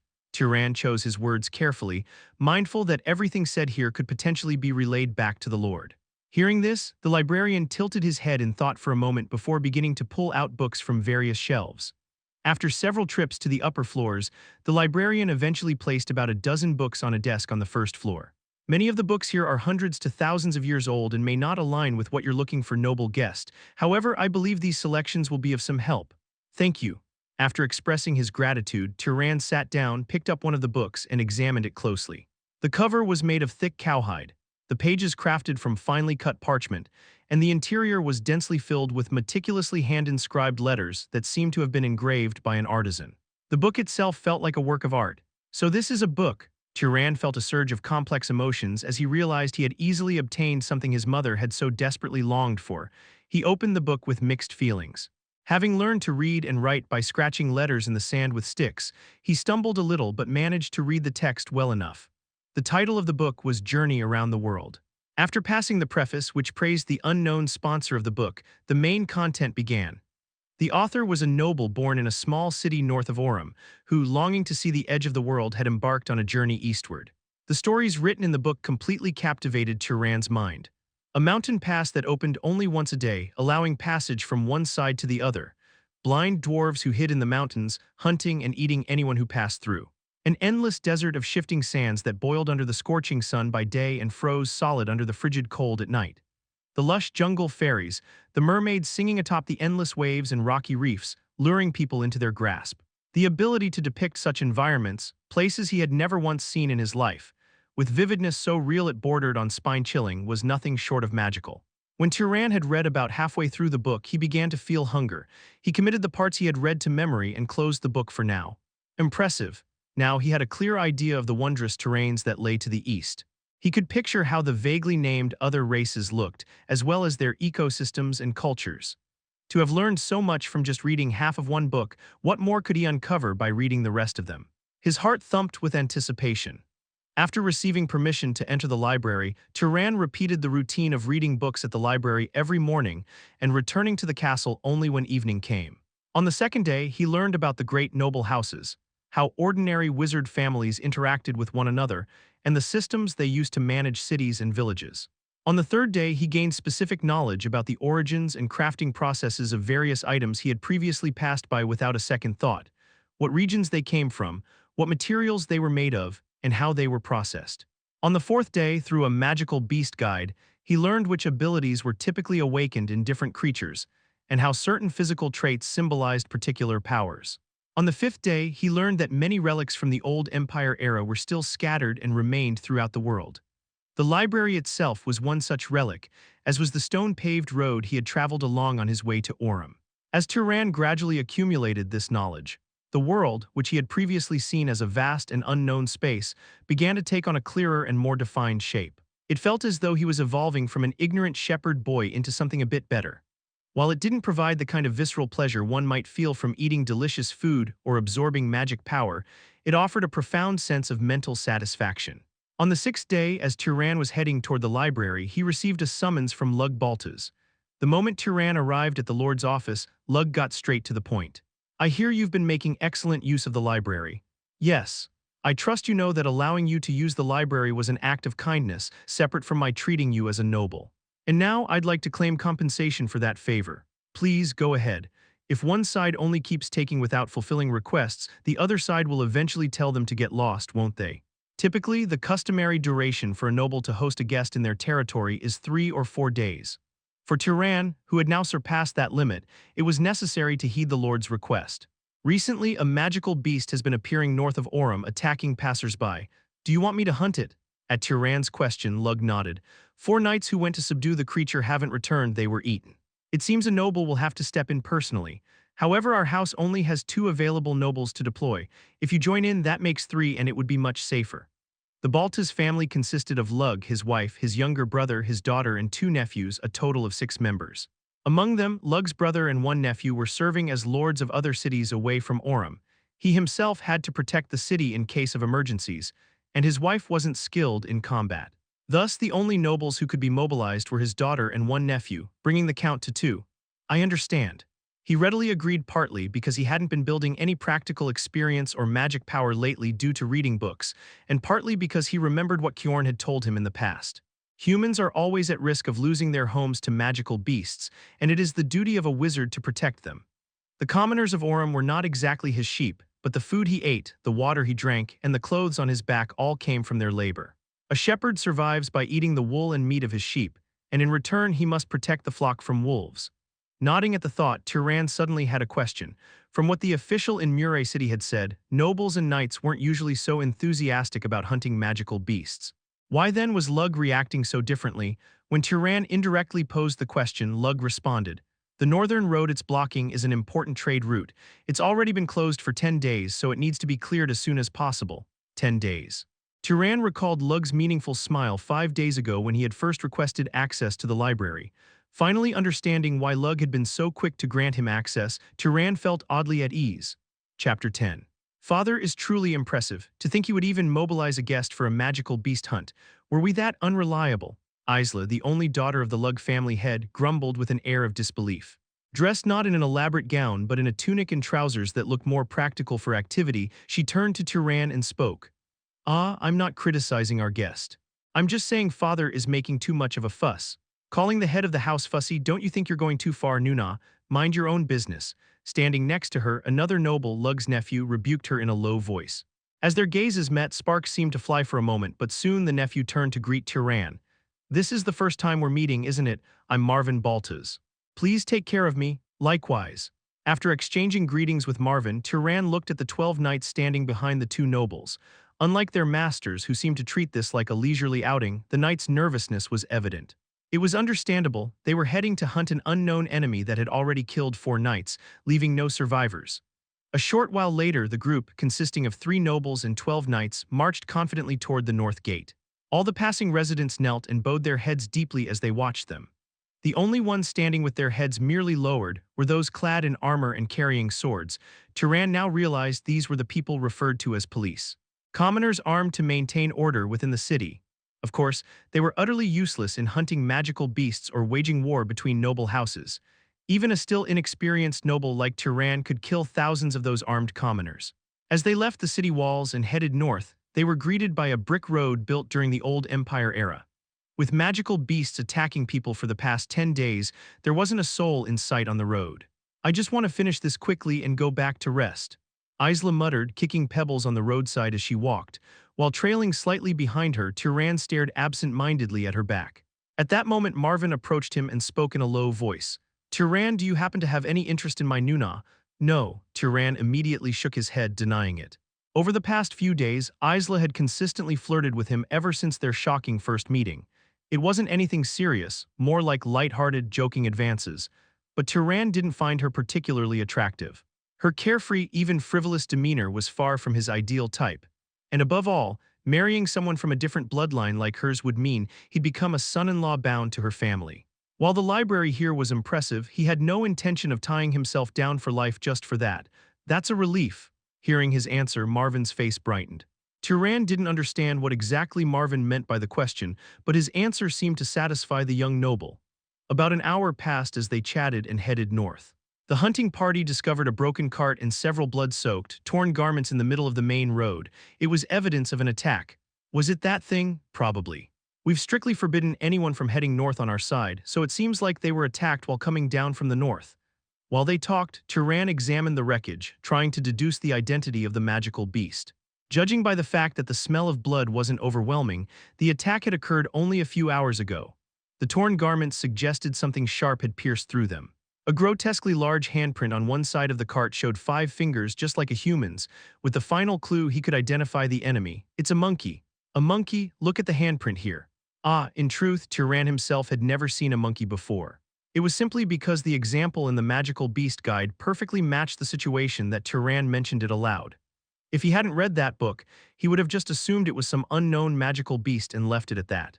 It seems like it attacked the merchants and returned to the forest. We can probably track it by following its traces. Tracking? I'm not very good with that kind of magic. Marvin, how about you? Not me either. Maybe one of the knights could let me try searching. When Turan stepped forward, Isla brightened up and asked, "Oh, do you have that kind of bloodline ability? I've just used it a lot and am familiar with it." Lying with a calm expression, Turan immediately activated detection magic. The condition was the bloodstains on the torn clothes. As his senses expanded with the spell, the smell of blood intensified, and he could feel the scent trailing along the left side of the road. Technically, rather than detecting the victim's blood specifically, the magic suppressed all other scents, allowing him to pinpoint the trail. This way. Following Turan's lead, the hunting party promptly left the road and entered the forest. The lack of a proper path didn't matter much. After all, the 3 nobles were one thing, but even the knights could leap 4 or 5 meters in a single bound with ease. After about 30 minutes of following the blood trail, they arrived at a stream. Several deer drinking from the water were startled by their presence and fled in a panic. The trail ends here. It seems it washed itself. Are you saying a mere beast did such a thing to avoid being tracked? It probably just wanted to bathe. The guide also mentioned that monkeys were among the animals with a bathing culture. Turan dispelled the spell for tracking the scent of blood to try another method of detection. At that moment, a strong, distinct body odor hit his restored sense of smell. Quickly turning around, he saw a pair of large golden eyes glaring at him. Behind us, along with the shout, a screeching cry rang out. A massive monkey about 2 meters tall emerged from the bushes, its appearance both human-like and eerily alien. It began hurling fistfuls of gravel toward them. The sheer size of its hands, disproportionately large even for its massive body, allowed it to throw dozens of stones at once. Each projectile was imbued with strong magical power, making them far faster and stronger than any ordinary throw. Dodge. While a few members were struck and sent sprawling, Turan managed to leap to the side as soon as he shouted, avoiding the barrage. When he turned back, he was shocked to see that Isla and Marvin had each used a knight as a shield to block the attack.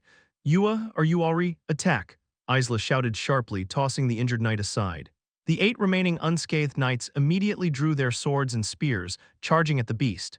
However, the monkey let out another ear-piercing screech before darting into the bushes. It leapt from tree to tree, covering several at once with such speed that it seemed like the wind itself. Despite its huge body, its speed was like the wind, making it impossible for the knights to chase it by running. While everyone stood dumbfounded, a stone chased after the fleeing monkey. It was a slingshot attack from Turan, enhanced with his 3 most familiar spells, strengthening, acceleration, and pursuit. The stone grazed past several trees while curving around and struck the monkey's waist, causing it to scream and tumble down. The monkey writhed in pain, unable to stand as though its spine had been broken. Die, Isla shouted, extending her hand toward the writhing creature.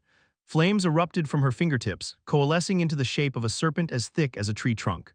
The fiery serpent bit into the monkey, incinerating it while engulfing a dozen meters of the surrounding forest in flames. The sheer speed and scale of the attack were on a level far beyond anything Turan could produce. This was the power of House Balta's proud pyromaniac bloodline. So that's what it is. Lighting a fire was something any wizard could do, even instinctively, but compared to those whose bloodline magic specialized in that area, it was nothing. Following Isla's display, Marvin conjured over a dozen flaming spears and sent them hurtling down, reducing the monkey magical beast to ashes. Everyone in the hunting party let out a collective sigh of relief. Wow, I got chills when those stones came flying at us for a moment there. Were you scared, Nuna? Shut up, you're the one who screamed like a little girl. I did not. While the 2 nobles bickered back and forth, Turan went to check on the knights who had been struck down by the hail of stones. I think my arm's broken. This guy's head is still bleeding. What should we do? For now, apply this ointment. Fortunately, it seemed none of the knights had lost their lives. The ones who had served as shields for the 2 nobles were the most injured, but even they had only suffered head trauma from the stones or broken a bone or 2. Turan clicked his tongue as he recalled what Isla and Marvin had done moments earlier. Considering how magical power enhanced physical strength, their bodies had to be at least several times sturdier than those of ordinary knights. And yet, they had used much weaker individuals as shields, fearing for their own safety. It was a stark reminder of something his mother had once said, that to nobles, knights were nothing more than disposable dogs to be sacrificed at any time. Noticing Turan's gaze, Marvin asked curiously, "What's wrong?" "No, nothing." Turan brushed it off vaguely, but his eyes betrayed a subtle contempt as he looked at the two cousins. At that moment, Isla waved her hand and called out to Turan, "More importantly, guest, come here quickly. Time to absorb the magic power." "Yes." The three nobles stood side by side next to the half-burnt, ash-covered corpse of the monkey magical beast. Extending their hands, they began absorbing its magic power. A now familiar pale green glow emanated from the remains and seeped into their bodies. Turan shivered at the rush of pleasure that came with the absorption, even as he checked how much stronger his magic power had become. The growth he gained from absorbing the monkey's strength was stronger than what he had gained from a leopard, but weaker than what he had absorbed from a rabbit. Given that the monkey wasn't particularly exceptional in strength, it was astonishing how much power the three of them had gained together.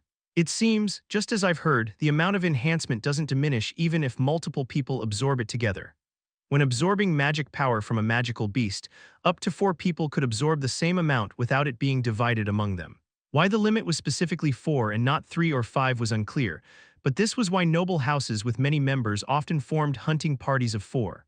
Of course, even when there was an extra spot, they wouldn't include a knight, further illustrating their sense of superiority. "Ah, I can't absorb anymore." "Me neither." As they spoke, pale green light began to leak from their bodies back into the air. This was the process of dispersing magic power. When someone reached their innate limit for magic power growth, they could only absorb a small fraction of it, with the rest being expelled back into the air. Turan could feel the envious gazes of the two nobles on him as he absorbed all the remaining magic power into himself. On the way back to Orem City, Isla and Marvin repeatedly recounted the battle with the monkey, bragging about how heroically they had fought. Given that they had used knights as shields, their claims seemed laughable, but Turan humored them with polite responses. "Come to think of it, without you, Turan, we probably wouldn't have been able to kill it. Starting with the tracking ability and then landing the blow that brought it down, it was all thanks to you. It wasn't anything special." Though he was being modest, he internally agreed. Without him, the hunting party would likely have suffered a devastating ambush without even realizing what had hit them. They wouldn't have been able to chase down and kill the fleeing monkey either. Without tracking magic, they would have been at the mercy of hit-and-run tactics, unable to do anything in response. Isla and Marvin could have simply fled to Orem City by running wildly down the main road to save their own lives, but it was obvious that none of the knights would have survived. They would have all been beaten to death by the hail of stones. Moreover, if those two had been struck not by the smaller stones but by large boulders, they wouldn't have escaped unscathed either. Although the situation played out favorably, allowing them to catch the magical beast relatively easily, it was clear that this beast was indeed strong enough to have overpowered and devoured 4 knights without them even putting up resistance. "It's a shame I noticed it so late and gave it the advantage of attacking first. I didn't expect it to have tracking abilities as well." Tracking abilities? Yes, Turan recalled the appearance of the monkey they had just encountered. Its massive build and exceptional physical abilities were characteristic of almost all magical beasts. What stood out the most, however, were its unusually large hands and eyes. The shadow leopard he had previously encountered had developed its ability to hide, enabling it to move as though it were a shadow. The rabbit, on the other hand, had drastically enhanced its gnawing abilities, evolving the power to cut through anything it encountered. Based on this pattern, Turan speculated that the monkey's large hands might have evolved for throwing objects with great force, while its large eyes could have been adapted to see farther distances or penetrate the dense forest. When Turan shared these thoughts, everyone in the hunting party let out a collective exclamation. "Wow, to think you noticed all of that in such a short time." Everyone was looking at him as though he were a sage unlike any other in the world. From their reactions, it seemed none of them had ever read the magical beast guide available in the library. When Turan subtly asked about it, Isla tilted her head and replied, "Library, that stuffy place. No one goes there." According to her, the Sky Library was more of a famous cultural heritage site, and few people were actually interested in the books inside. Access itself was difficult since one needed permission from the family head, and even if one had the time to read, there were far more pressing or enjoyable things to do. At most, people like Turan would visit once every few years for a field trip or look up specific materials for special occasions. Come to think of it, there hadn't been a single other user in the library over the past few days. I went in once out of curiosity long ago, but there were only difficult books, so I left before reading even half a book. From this, Turan learned another new fact. Not everyone in the world finds joy in gaining new knowledge. If you get the chance next time, ask the librarian if there are any easy books to read. Turan offered the suggestion casually, thinking that if he had started with overly difficult books himself, he might have lost interest in reading just as quickly. However, the unexpected response he received caught him off guard. Librarian, yes, the person who manages the library. Was there such a person in the library? Chapter 11. After they returned, House Baltas widely announced this victory and held a banquet. They distributed food and alcohol throughout the city, and within the castle, a grand feast was prepared so that the knights could enjoy themselves to their heart's content. Turan thought that this was excessively extravagant and also a hasty decision. Even if it was a 1 in a million chance, wasn't it possible that there could be other magical beasts blocking the city's routes, in addition to that monkey one? When Turan brought this up at the banquet, Isla laughed, saying he worried too much. Come on now, do you really think those kinds of creatures would show up 2 or 3 at a time? Honestly, even if they do, it's not really a big deal. The logic was that the priority was to promote the fact that the blocked trade route had been cleared. Even if another magical beast attack occurred, they could simply say, "Oh, we didn't know," and send the subjugation squad again. Would the ruler lose authority if they made a mistake or changed their words? For a wizard lord, the support and trust of the people were nice to have but not essential. Their dominance over humans wasn't based on such invisible elements, but on their overwhelming power, enough to burn everything to ashes should anyone dare to rebel. What are the protagonists of this subjugation doing in such a secluded corner? While the two were chatting, someone cut in with a meaningful comment. It was Lug Baltas who squinted at Turan and Isla alternately. Oh dear father. Don't even get me started, our guest worries so much that it's becoming a problem. Hearing Isla's words, Lug also burst into laughter, dismissing Turan's concerns as excessive. He said that creatures as strong as that magical beast only appeared once or twice a year at most. Come to think of it, he wasn't wrong. Typically, magical beasts appeared more frequently in fertile regions. If monsters that could instantly kill even knights had been roaming freely in this relatively remote area of the continent, how could Kjorn have traveled alone? What about other ordinary travelers? As the conversation continued, Isla excused herself under the pretext of getting some food, leaving the table.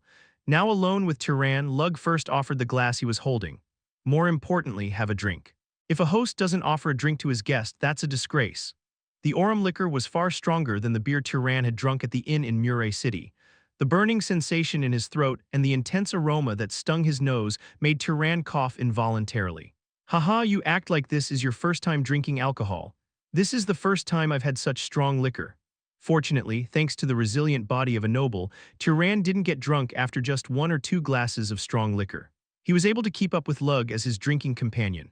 After drinking about 4 glasses of the liquor that the passing servants handed out, Lug squinted and spoke. More importantly, what do you think about Isla? It was a question along similar lines to what Marvin had asked earlier in the day. Without a change in expression, Turan calmly replied, I think of her as the young lady of the house that I am indebted to. So you have no romantic feelings for her? To be honest, no, I don't. At this almost rudely straightforward answer, Lug briefly frowned, but Turan didn't apologize. He hadn't been particularly fond of Isla to begin with, and her behavior during the subjugation had only made his opinion of her worse. He judged that it would be better to be direct than to leave any room for misunderstanding out of consideration for Lug's dignity. As expected, rather than getting angry and asking if Turan dared to dislike his daughter, Lug let out a deep sigh. Well, it can't be helped. I had hoped you'd take a liking to my daughter. There will be a better match for her. In a remote area like this, where would you find a match as good as you? According to Isla, you didn't even show any signs of struggling when you absorbed magic power this time. Well, yes, I still have a long way to go. I heard your amount of magic power isn't much different from Isla's. So are you saying my daughter is lacking? Faced with Lug's question, which was difficult to answer, Turan silently closed his mouth and looked at his counterpart. At that moment, Lug spoke in a lamenting tone. Well, it's not entirely wrong. Isla's natural talent wasn't bad, but her growth limit came much sooner than expected. She's not adequate to maintain the position of the head of House Baltas. At this rate, Gillen. That is, my other nephew whom you haven't met will have to be named the next head. If Isla were to unite with you, however, that wouldn't be necessary. Hearing this, Turan now understood why Marvin had been pleased when he said he wasn't interested in Isla. If Turan were to marry Isla, it would likely become a major obstacle to Marvin's older brother becoming the head of the house. What Turan couldn't understand was Lug's casual attitude in revealing such a private matter. Could it be that someone of his stature as the head of a house was drunk? That thought lasted only briefly. As Lug's sharp, calculating eyes gauged him, Turan began to guess why Lug was sharing such lamentations. Lug was likely hoping that Turan, upon hearing these circumstances, would have a change of heart. Perhaps Lug wanted Turan to feel guilt or responsibility for rejecting Isla, thereby causing her to lose her chance at becoming the head of the house. Or perhaps he hoped Turan would be tempted by the ambition of marrying Isla and gaining this city. Either way, Lug's intent seemed clear. He wanted to exploit any angle that might work. I believe the head will make a wise decision. It seemed that Lug realized from Turan's answer that his intentions had been seen through and rejected. With that, Lug let out a deeper sigh than before. So that's how it is. Well, I understand. Then enjoy the banquet as you see fit, and make sure to let me know before you leave the city. At Lug's blatant shift from a marriage proposal to outright asking when Turan would leave, Turan couldn't help but let out a faint laugh. It wasn't anger at Lug's overtly selfish attitude that prompted the laugh, but rather the sheer absurdity of it. As Lug began to show signs of wanting to leave, Turan decided to ask one last question that had been on his mind. Of course, he phrased it indirectly rather than outright. There's something I've been curious about. What is it? Though Lug's expression showed clear annoyance, Turan pretended not to notice and continued. While using the library, I began to wonder, doesn't anyone check to see if someone might steal the books? Whether anyone is looking for them or not, they're all quite valuable, aren't they? Do you not know? I thought you were aware, which is why you only read books within the library. When Lug responded with an enigmatic comment, Turan tilted his head, feigning ignorance. Lug's expression turned smug. It seemed that Lug wanted to regain a sense of superiority by flaunting his knowledge after being rejected by Turan earlier. The Sky Library was built during the Old Empire. If someone tries to take a book without permission, an enormous warning sound will ring out.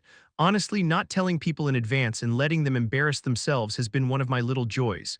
How does one obtain permission? Well, I wouldn't know. There haven't been detailed records about the library since before our house took over this city. Anyway, even if you take a book out, the warning sound only rings for a bit and then stops. Besides, the library's self-organizing function still works properly. As Turan listened to Lug's explanation, his eyes lit up. What had been a half-suspicion moments ago was now confirmed by Lug's final remarks. The next day, as he had the day before, Turan headed straight to the library after finishing his breakfast. "Welcome, Your Grace." The knight at the entrance, who had become familiar with Turan's face, let him in without even checking his entry pass. As Turan entered the first-floor lobby, the middle-aged librarian sitting at his usual desk greeted him warmly. "Welcome, Sir Turan." Hearing this greeting, Turan realized anew how oblivious he had been and let out a hollow laugh. Come to think of it, the clues had been there from the start. First, there was the way he was addressed as Sir Turan. No knight or commoner in the city had ever addressed him in such a manner. They had only referred to him as Your Grace. Moreover, there was the fact that the librarian had been watching him the entire time he was reading. Turan's reading pattern was to wake up early, eat breakfast, and come in, only leaving when it was time for dinner. Yet during all that time, the librarian never left his post, not to use the restroom, eat, or even drink water, and simply observed Turan. This wasn't an impossible feat for a regular person, but it was an extremely peculiar detail. However, Turan had been so engrossed in his books that he hadn't noticed any of this. "How did you know my name?" At his question, the librarian's humble expression shifted into something more mischievous, like that of a prankster. "You're just now realizing, you're a slow one, aren't you? Did you not ask anyone outside about me? I didn't have anyone to talk to in this city who I could have that kind of conversation with. You're quite the loner, it seems. I noticed that when you spent all your time buried in books." In an instant, the dynamic of the conversation flipped, but it didn't feel awkward at all. The librarian chuckled, then casually tossed the book he had been reading into its proper place on the shelf. "I saw your name on your entry pass. My sight reaches the area around the library after all. How should I address you, sir? I'm just the librarian. I've never had a name to begin with, so just call me that." "I understand, elder librarian. It's strange to see you being so polite. You've been bossing me around for days, making all sorts of demands." "I never bossed you around. If anything, you're the one doing that right now."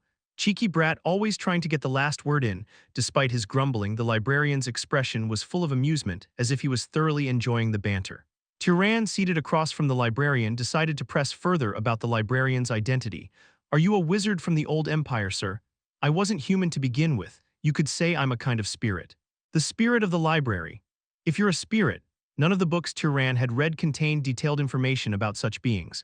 The most he had come across was a brief mention in Journey Around the World, where it described forest-dwelling fairies using a technique called spirit arts to interact with living spirits, elemental spirits, and undead spirits. But that was the extent of it. Recognizing Turan's limited knowledge, the librarian explained further. When a soul resides in something living, it becomes a living spirit. When it resides in something dead, it's an undead spirit.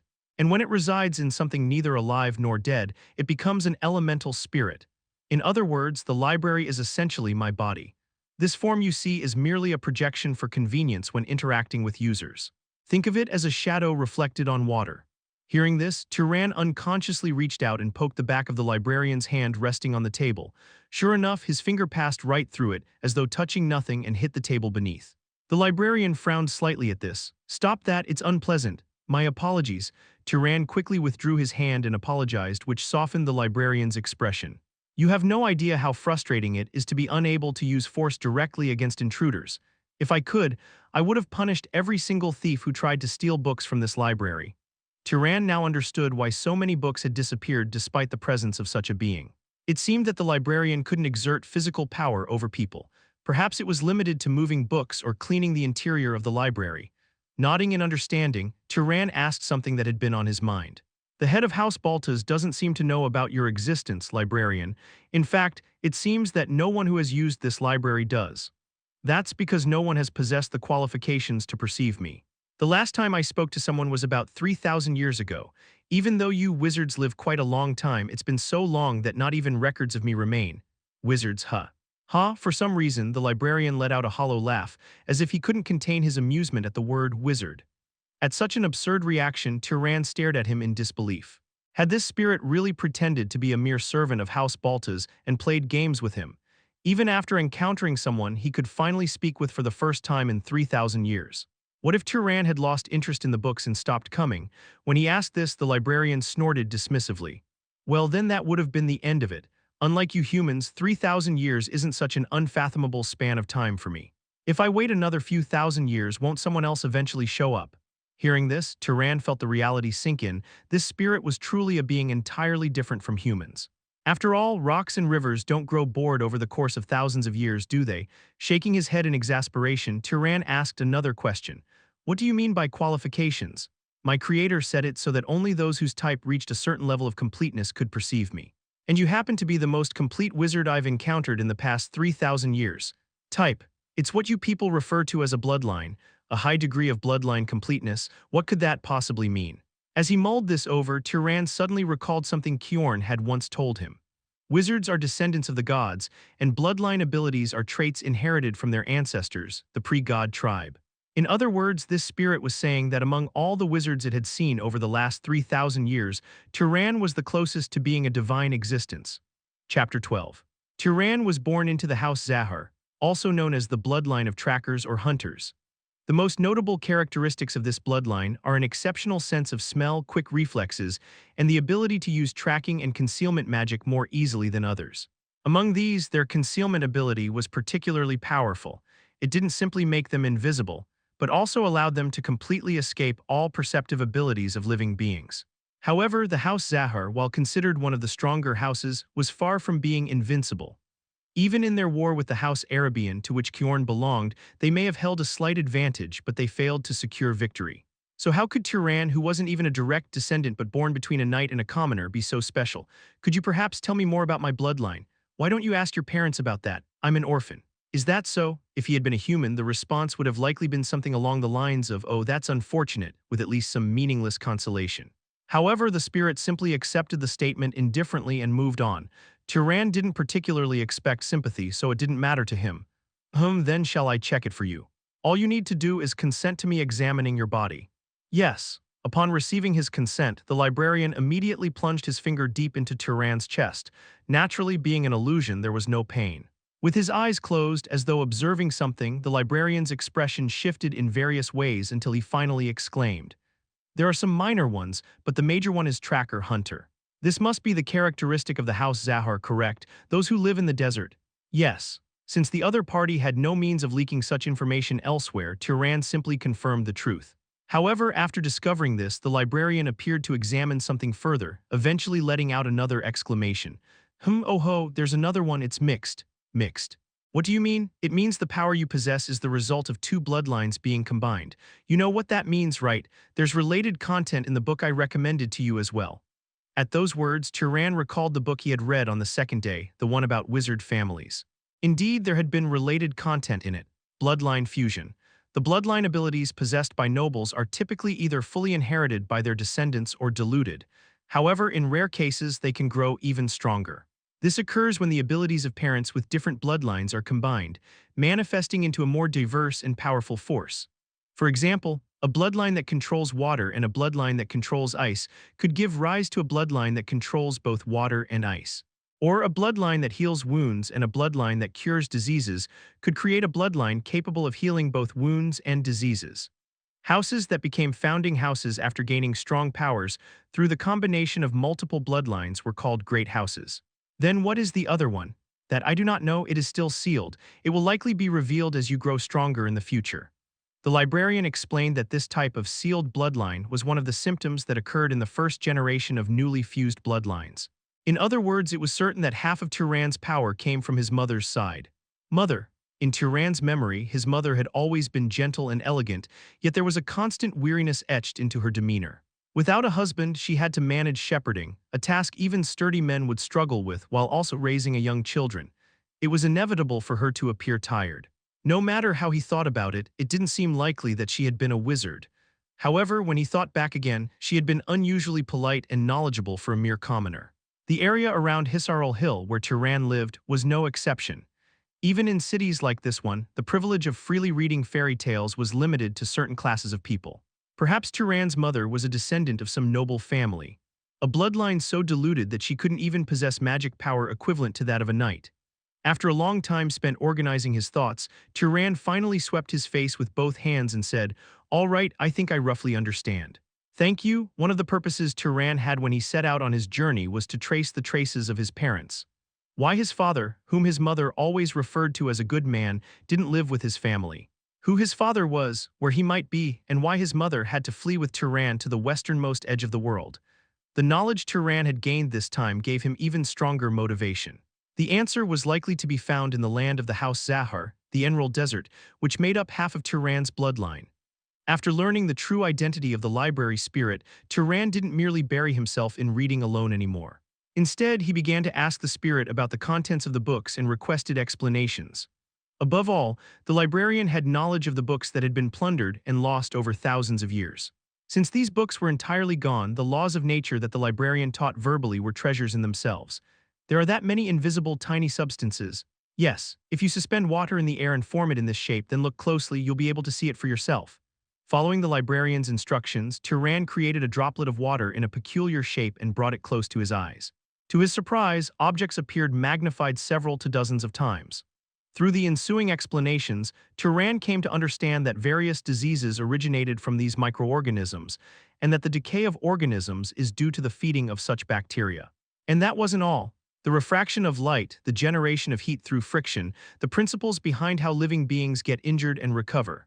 Many of these concepts were related to the principles of magic Turan had learned from Kjorn. For instance, previously, he had only known that lightning magic was easier to use when there were heavy clouds. But now, he understood why that was the case.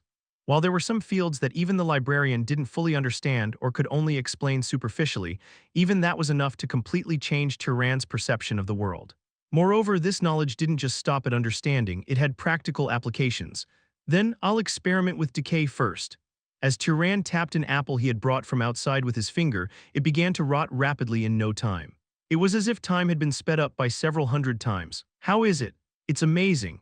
This type of magic wasn't entirely impossible before, but the effectiveness and magic power consumption had been disastrously inefficient. Now, however, that was no longer the case.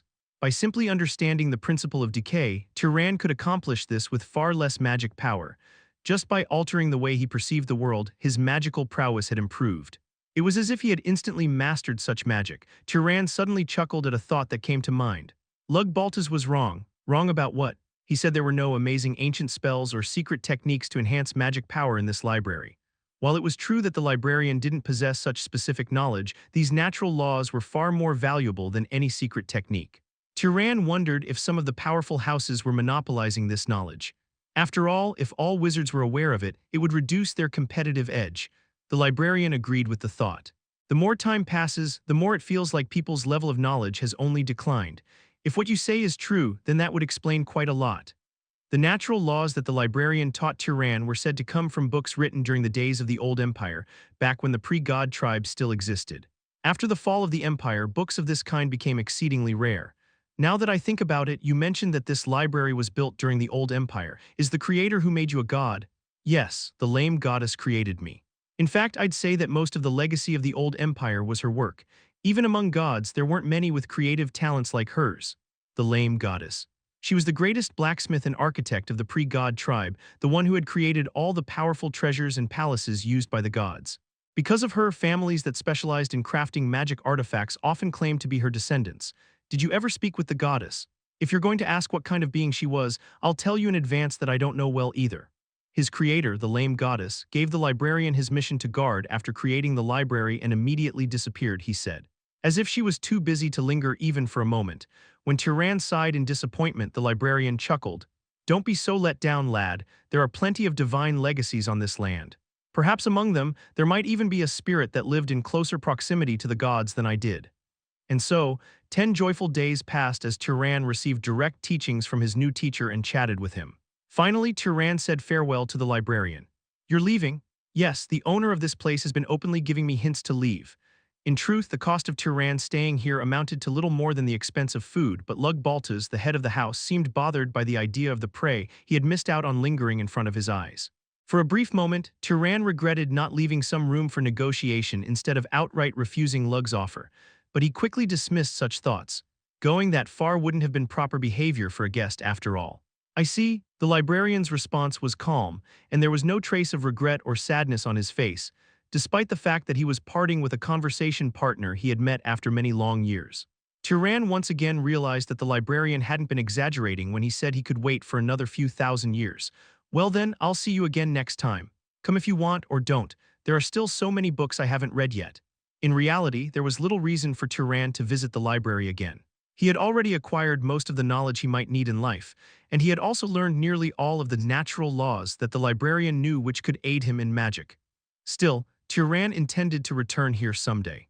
He wanted to share stories of the outside world with this old teacher, who could wait for what felt like an eternity, perhaps even longer than the span of Turan's own memory. After exchanging a brief farewell with Lug Baltas, Turan immediately departed from Orem City.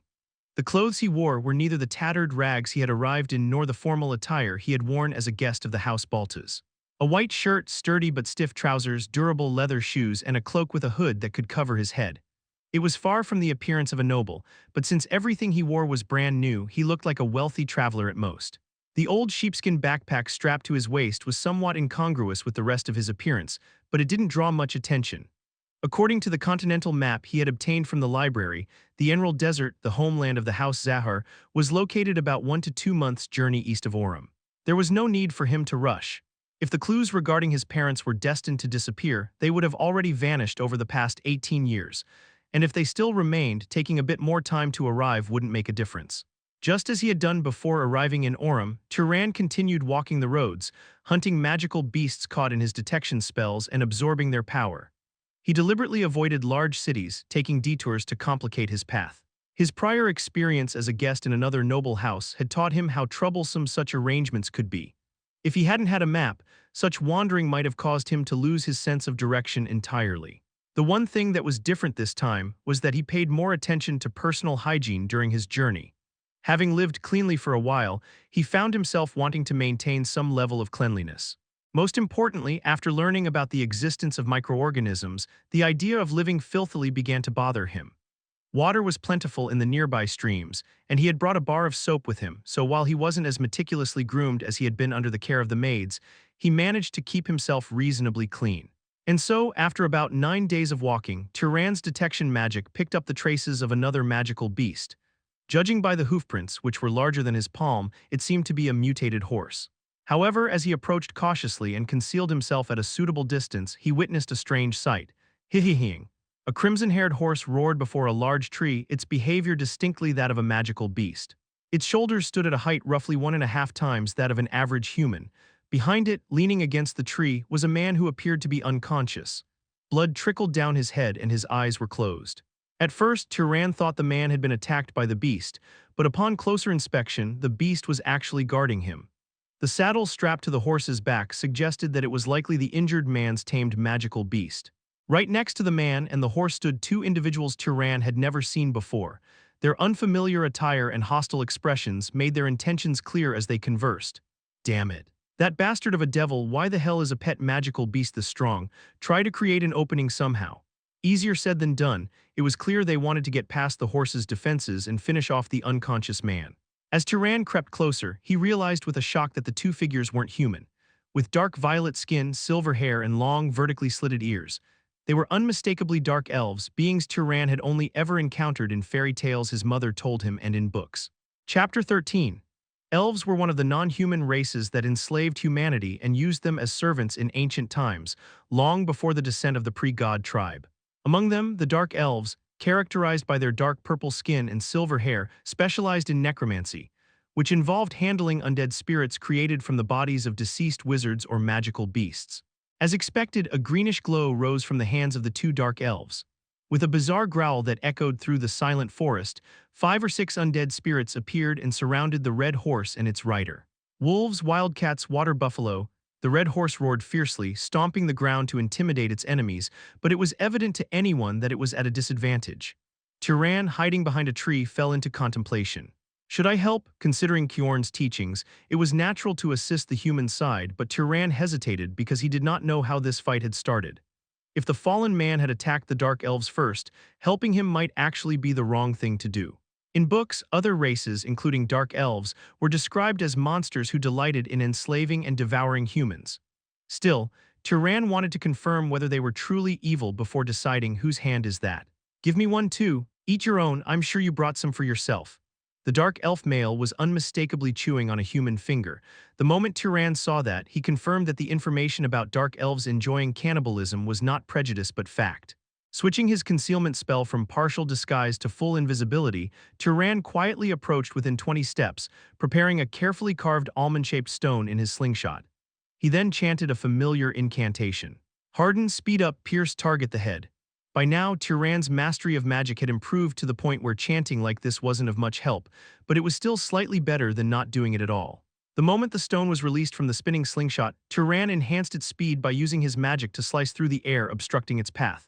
All the ones I've killed were men, so they were too hairy. The female Dark Elf was speaking jokingly when, with a sharp crack, her male companion's head vanished, as though an invisible hand had swept it away in an instant. Half of the undead spirits targeting the red horse, which were under the control of the Dark Elf male, collapsed on the spot. Huh, Kel? The female Dark Elf looked confused for a moment, failing to comprehend the situation. Then, much faster than Turon had anticipated, she called the undead spirits to surround her. Thanks to this, the second stone aimed at her was deflected by the goat-like undead spirit guarding her. Which bastard is it? Come out, the Dark Elf screamed, almost shrieking, and immediately sent the water buffalo undead to the area the stone had come from, overturning the ground violently. But naturally, Turon had already moved from that spot. Realizing that her opponent was concealed, she summoned another undead spirit. Let's see if you can keep hiding now. This time, the summoned undead spirit was a small fox about the size of its own kind. The moment it appeared, it began emitting a bright light in all directions, instantly illuminating the dim forest, previously shadowed by leaves, brighter than a midday field. Just as it's difficult to ignite a fire underwater, concealment spells become far less effective in well-lit environments. Turon was left with 3 choices. Endure the massive consumption of magic power to maintain his concealment, dispel the spell, or flee. But if he fled, the red horse and its rider would once again face danger. Clicking his tongue, Turon dispelled his concealment. The Dark Elf glared at him, growling, "You devil, how dare you kill Kel?" Before Turon could even reply, she immediately ordered the wolf and water buffalo undead to attack him. In response, Turon briskly rubbed his hands together, generating sparks, just as one would with flint and steel. Friction created heat, and heat was the cause of ignition. By vaguely recognizing the principle and simply inducing it, the flame that appeared on Turon's hand was much stronger than before. The fiery sphere spun rapidly in the air, gaining centrifugal force, and struck the head of the oncoming wolf precisely. The wolf undead let out a scream as it collapsed, struck by the fireball that came at an almost imperceptible speed. The problem was the massive water buffalo charging from the opposite direction. The distance was too short to attempt another fireball, and Turon wasn't confident he could take down such a massive beast in one strike. So he quickly rolled his body out of its charging path. It wasn't the most graceful move, but he managed to evade the attack. This bastard, Apparently displeased by the sight, the female dark elf gestured again, summoning a deer undead and directing it to charge at Turon. It seemed she could control up to 4 undead at once. Good thing I took care of one of them already. If he had to face more than 8 at the same time, escaping would have been his only option. As Turon dodged another attack from the charging water buffalo, he conjured a second fireball and scorched the deer. But suddenly, a sharp pain flared in his leg. Ugh! Looking down, the fox that had been emitting bright light earlier had turned off its light and was now silently biting and tearing at his leg. He had assumed the fox was merely for illuminating the area to disrupt concealment, but he hadn't expected it to attack as well. In a hurry, Turon managed to kick the fox in the neck with his other leg, dislodging it. However, the momentary distraction made it impossible to avoid the water buffalo's charge. With a heavy impact, Turon was hurled dozens of meters through the air before slamming into a nearby tree. The shock was so severe that his consciousness briefly faded. It felt as though his internal organs were being pushed up, making it impossible to breathe. Turon could only gasp for air, unable to scream, sprawled helplessly on the ground. The female dark elf smirked in satisfaction at the sight. That's what you get, killing my Kel, I'll make you beg for death, Kayak. Nay, the one who attacked the smugly triumphant dark elf was none other than the red horse. Having quietly observed the fight until now, the horse seemed to recognize Turon as an ally and decided to intervene. Thanks to the goat undead protecting her body, she wasn't killed in a single blow, but the dark elf was quickly pinned underneath and mercilessly trampled by the horse's hooves, turning her appearance into a mess. Help quickly. Following their master's orders, the water buffalo, the fox, and the goat undead that had been guarding her body all turned their attention to the red horse, starting a chaotic 3-against-1 battle. Meanwhile, the female dark elf barely escaped from under the horse, gasping for breath as she tried to compose her disheveled appearance. How dare you humiliate me like this? I'll kill you, she seethed with rage for a moment but soon realized that Turon, who had been struck by the water buffalo and sent flying, was no longer in sight. Had he fled, or was he using concealment again? I need to recall the goat. No, if I do, the balance of that fight will tip. Her indecision in the face of this dilemma clouded her judgment, and in that moment of hesitation there was another sharp cracking sound, albeit slightly quieter than before, and her consciousness faded. Like humans, dark elves were incapable of thought once the area above their eyebrows ceased to exist. Hewha! Turon let out a heavy sigh as he lay on the ground. He had expended every ounce of his magic and physical strength for that final slingshot strike, but it had succeeded in shattering the dark elf's head. With the enemy defeated, Turon collapsed on the spot. The ground seemed to rumble and sway beneath him, shaking his body, making the mere thought of standing up feel impossible. I'm really going to die. Had there ever been a time in his life when he had pushed his body and mind this far? As he looked up at the sky, now glowing a bright yellow, a red shadow suddenly loomed over him. Nay, the red horse approached Turon, pressing its snout against his chest. Turon wasn't entirely sure, but it felt like the horse was encouraging him, as if to say, well done. He let out a faint laugh and stroked the horse's nose. After resting for about 20 minutes to regain some strength, Turon finally stood up. No matter how close to death he felt now that he had won the fight, he couldn't leave without claiming the spoils of victory. The undead spirits, 3 controlled by the male dark elf and 5 by the female, were now his to take. In the dim forest, Ashesberg groaned as he opened his eyes, clutching his throbbing head. His memories were jumbled and chaotic, likely because of the blow that had knocked him unconscious. The sudden ambush by dark elves, the fight, the escape, and one by one, his vassals sacrificing themselves for him. Damik! Ashes hurriedly sat up, shouting the name of the butler who had served him until the very end. The first thing that caught his eye was a campfire crackling atop neatly arranged firewood. Across from him sat a man in a reddish-brown cloak. He was a handsome man with gray hair tied back in a ponytail, appearing 2 or 3 years younger than Ashes, judging by commoner standards. You're awake, who are you? I saved you, you were being attacked by dark elves. Hearing those words, Ashes looked around and realized that this was not the same forest he remembered last. He was momentarily confused, trying to piece together what had happened, but that confusion didn't last long, an all-too-familiar presence enveloped him. It was his beloved horse Tilly, cautiously resting its head against his shoulder. Tilly, she's a fine horse, smart enough to protect her master and even understand the need to relocate to a safer place. Confirming that Tilly was unharmed, Ashes finally felt sure that this man had indeed saved him. If the man had been suspicious, his loyal horse wouldn't have allowed him to get so close. Thank you for your kindness, I am Ashes of the House Berg. Turon, though Turon didn't disclose his family name, Ashes was convinced that he must be a noble. The dark elf necromancers who had been pursuing him weren't opponents that mere knights could handle. The terrifying sight of them controlling numerous undead spirits. Do you happen to have any particular reason for your conflict with the dark elves? A reason?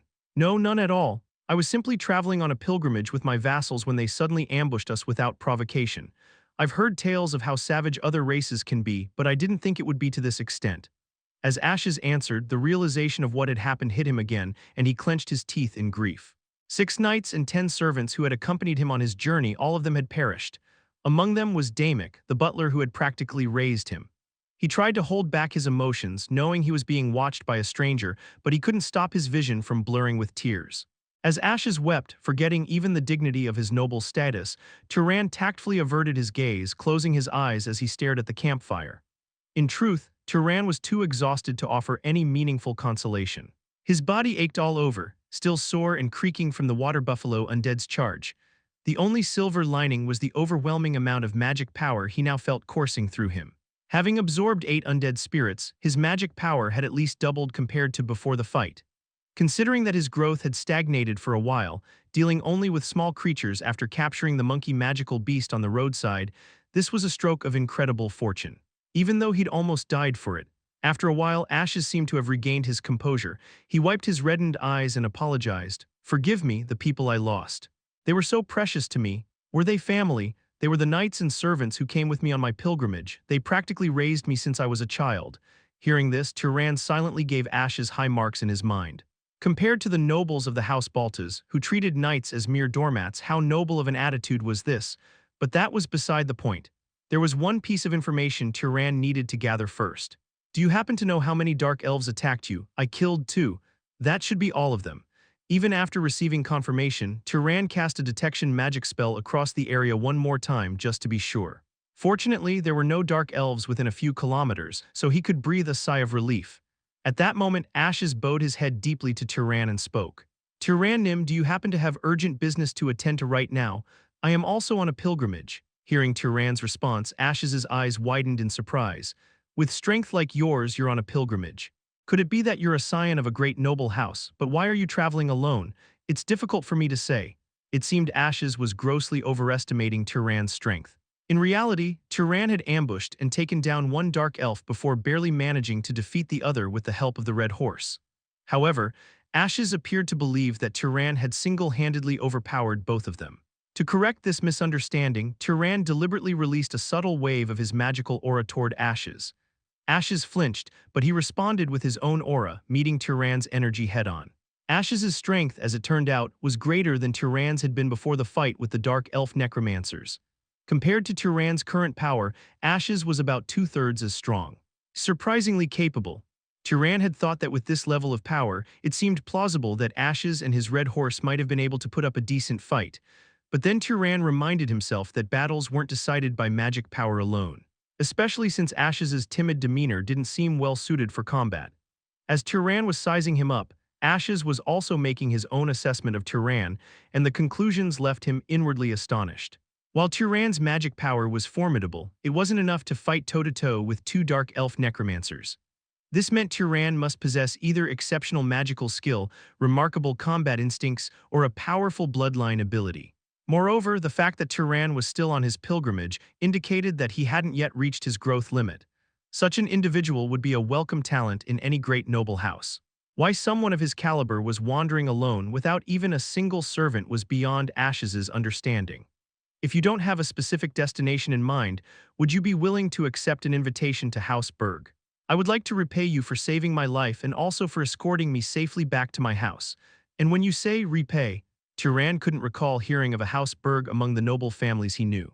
Judging by the fact that they owned a magical beast like the Red Horse and even brought it along for travel, it seemed to be a fairly affluent house, but still.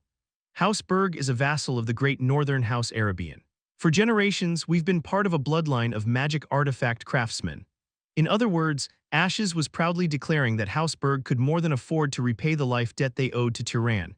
Chapter 14. For Turan, who spent his days herding sheep on the hill, Kjorn, a knight of House Arabian, had presented several goals. Whenever he spoke of his house, he would wear an expression full of pride, saying it was a noble house with high pride where everyone from nobles at the top to knights at the bottom considered the protection of humanity their mission. After long deliberation, Turan accepted the proposal not simply because he wanted to receive a good magic artifact, but because of the admiration that arose from such stories. Even if it wasn't the main family, being part of a vassal house meant he could at least feel some of that spirit. Of course, considering that he possessed the Zahar bloodline, which was the enemy of House Arabian, he would have to take some risk. But as long as he didn't reveal his concealment magic directly, there shouldn't be any major problems. After all, the ability to discern bloodlines, as shown by the librarian, was extremely rare. The next morning, the party of 2 people and 1 horse first headed to the site of the battle. The purpose was to recover the bodies of the House Berg members who had been killed by the Dark Elves. Since Ashes had been unconscious all day yesterday, Turon took on the role of guide. This way, how are you even finding your way in a place like this? Everything looks the same to me. If you wander around alone enough, you'll learn quickly. Ah, there are those dark elf bastards over there. Seeing the 2 headless dark elves, Ashes bit his lip for a moment before turning his head away abruptly. It seemed he had considered mutilating the corpses out of anger but decided against it. Meanwhile, Turon carefully examined the corpses of the bastards he hadn't had time to inspect yesterday. The first thing that caught his attention was their black leather coats, which were crafted in a similar style. Judging by their craftsmanship, they were items that seemed to be made in a proper workshop and were still in fairly good condition, without much wear and tear. The second thing was their ears. He had to guess from the female dark elf whose head was completely crushed with only the part above the forehead blown off, but based on their long, split ears, they seemed to be of quite high rank. From these clues, one fact could be deduced. There might be a road to a dark elf city nearby. A dark elf city? I've never heard of such a thing in this area. They build their cities underground, so it's possible no one knows about them. They dig a few tunnels connecting to the surface, and occasionally necromancers like these come out to hunt humans before vanishing underground without a trace. If people have gone missing in this area, it's likely the work of these bastards. And how do you know such things? I read it in a book. Avoiding Ash's gaze, which now looked at him as if he were some kind of great sage, Turon turned his eyes away. He thought to himself that he should inform the lord of the nearby city that there might be a dark elf city not far from here. Afterward, the 2 followed the footprints left by Tilly and began collecting the remains of the servants one by one. Overnight, many of the bodies had been defiled by wild animals, making it an unpleasant sight. Though Ash's face contorted with anguish and his eyes welled up with tears, just as they had yesterday, he managed not to cry this time. As they retrieved keepsakes from the 16 bodies and buried them, Turon periodically used detection magic to ensure no dark elves were approaching. Fortunately, no one came near them while they were creating the graves. It seems like we're about done. I'd love to return all of them to their homeland if I could, but that would be difficult, wouldn't it? As large as the horse was, it would be impossible to transport 16 corpses. Moreover, Tilly was already loaded with the luggage the servants had been carrying before, making it all the more impractical. In the end, Ashes transformed a large stone into a rectangular shape, engraved the words "to my beloved family" on it, and placed it in front of the graves to serve as a tombstone. Before long, the previously ordinary stone began to emit a faint light. Enchanter. Originally, when magical power is imbued into something, it doesn't remain permanent. Even if Turon strengthened and cast acceleration magic on his slingshot and stones, the effect would gradually dissipate as the magic power infused into them scattered and eventually vanished. However, there were objects on which such magic was permanently imbued. These were called magic artifacts. Creating them required the bloodline ability of an enchanter. After the light faded from the tombstone, Ashes spoke with a somewhat weary expression. I didn't have much time, so I couldn't do anything impressive. I just cast a simple concealment magic to keep animals from picking up the scent. It'd be heartbreaking to return later and find the graves dug up. On the road northward after leaving the grave, Turon and Ashes walked in silence, neither opening their mouths to speak. For Turon, silence had always been familiar, and Ashes was in no mood for conversation either. Thus, the 2 walked with their lips tightly sealed for hours. As the sun began to set, it was Ashes who finally broke the silence. Thank you, Turon, for what exactly? For not mocking me. Ashes gave a self-deprecating smile. A noble like me crying my eyes out over the sacrifice of subordinates, it must look pathetic. What about it would make it pathetic? That's what my father taught me. He said that those who die in a righteous battle reside with the gods in the celestial palace, so mourning for them is an act of weakness. He also said that a true noble must know how to move forward, stepping over such sacrifices. But if mourning the death of family is considered weak, then I could never be strong. That's not weakness, it's kindness. Turon thought of his mother's death, the piercing sorrow of it. The feeling of being left all alone with the only ally in the world gone forever. He didn't want to regard such emotions as the product of mere weakness. Though the conversation ended again, the silence that followed was much lighter than before. As night fully darkened, Ashes spoke up once more. Now that we've decided to travel together, why don't we speak more casually? We don't seem to have much of an age difference anyway. What? Ah, well, sure, you're straightforward. I like that, looking forward to working together, friend. When Turan, taken aback by the sudden suggestion, awkwardly agreed, Ashes smiled as if they had been lifelong friends and extended his hand. His demeanor was completely different from the somber one he had shown earlier, as if he were forcing himself to lighten the mood. A friend, huh? Come to think of it, this might have been the first time someone had ever called him friend. Feeling a strange sense of emotion, Turan clasped his hand. Not long after they had started speaking more casually, Turan came to realize just how much of a different world this friend of his lived in. The first moment he felt this was during dinner. What's this? A cold storage box. I stocked it with various foods during my last trip to the city. What Ashes pulled out from the pack on Tilly's back was a large metal box big enough to fit a person inside. At first glance, it didn't seem particularly special, aside from its red paint, but when the lid was opened, a cool chill flowed out from inside. Is it always cold inside? That's right. Thanks to it, most foods stay fresh for about a week. If it's cold, you can just heat it up. Ashes pulled out bread and meat stored inside, and as if to demonstrate, conjured flames to heat the food. Though he accidentally burned it a bit, apparently Knights usually did the cooking for him, the food was still excellent. It wasn't on par with freshly made dishes, but comparing it to things like hardtack or dried meat, which were charred to improve preservation, would be an insult. Though Turan was used to eating rough meals while camping outdoors, he certainly preferred delicious food when given the chance. The magic artifacts Ashes owned weren't limited to just the cold storage box. A magic artifact that dispensed water with the press of a button, another that would automatically build a small shelter if you gathered wood, and one that sounded an alarm when someone approached nearby. There was even a magic artifact that kept the clothes you wore clean. When Turan learned this, he couldn't hold back and muttered a comment. Just giving me that outfit would be enough to repay me for saving your life. Magic artifacts were exceedingly rare objects. Take the case of Orem City, which Turan had visited. Only Lug, the head of the house there, owned a few. Even then, they were regarded as heirlooms and rarely taken out. And yet this young noble seemed to have an entire load of magic artifacts piled onto his horse's back. Hearing Turan's remark, Ashes gave an awkward smile and replied, "These kinds of items aren't valuable enough to be considered life-saving compensation. When I return to my family, I promise to reward you with something far better. If the elders don't allow it, I'll make something myself." Hearing that he'd be given something better, Turan silently nodded, though he didn't hold high expectations. After all, weren't people's attitudes often different when they were desperate compared to when they weren't? Even if Ashes safely returned to his house and later tried to brush it off with a cheap magic artifact, Turan wouldn't be disappointed. He would simply discard the friendship he had just gained into the trash, and someday, when he gained enough strength, he would ensure that debt was properly settled. About a day and a half later, Turan and Ashes arrived at Maturi, the largest city in the area. The presence of Tilly, who was clearly a magical beast, startled the guards at the entrance. They quickly disappeared, and not long after, a group of knights came rushing out. "We greet the descendants of the gods." Apparently, in this place, nobles were referred to as descendants of the gods. Invited straight to the mansion at the center of the city, Turan and Ashes informed the head of the house here about the presence of a dark elf city nearby, where people were being hunted and eaten. Dark elves. Do those things even exist? Yes, just in case I brought the head of one, would you like to see it?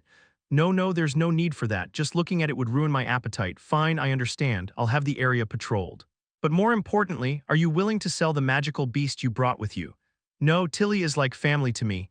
Unfortunately, the ruler of this city didn't seem particularly attentive to the information provided by the two nobles. Since there was no way to convince him otherwise, the pair stayed for 2 days, receiving adequate hospitality, before leaving the city and heading north again. On the 5th day of their journey northward from Maturi, Turan, practicing his skills, struck down an ordinary brown bear that had attacked them using a lightning spell. Watching this, Ashes spoke in disbelief. "Hey Turan, just how many spells do you even know?" No, seriously. I've seen so many kinds already during our time together that I've lost count. From animal control to freezing, levitation, liquid manipulation, reinforcement, light emission, binding, instant death, earth transformation, and now lightning. Did you spend your whole life practicing magic? Or is it some kind of bloodline ability that lets you learn any spell you want? Some of the spells Ashes mentioned were ones Turan had taught himself, but the rest had been taught to him by Kjorn.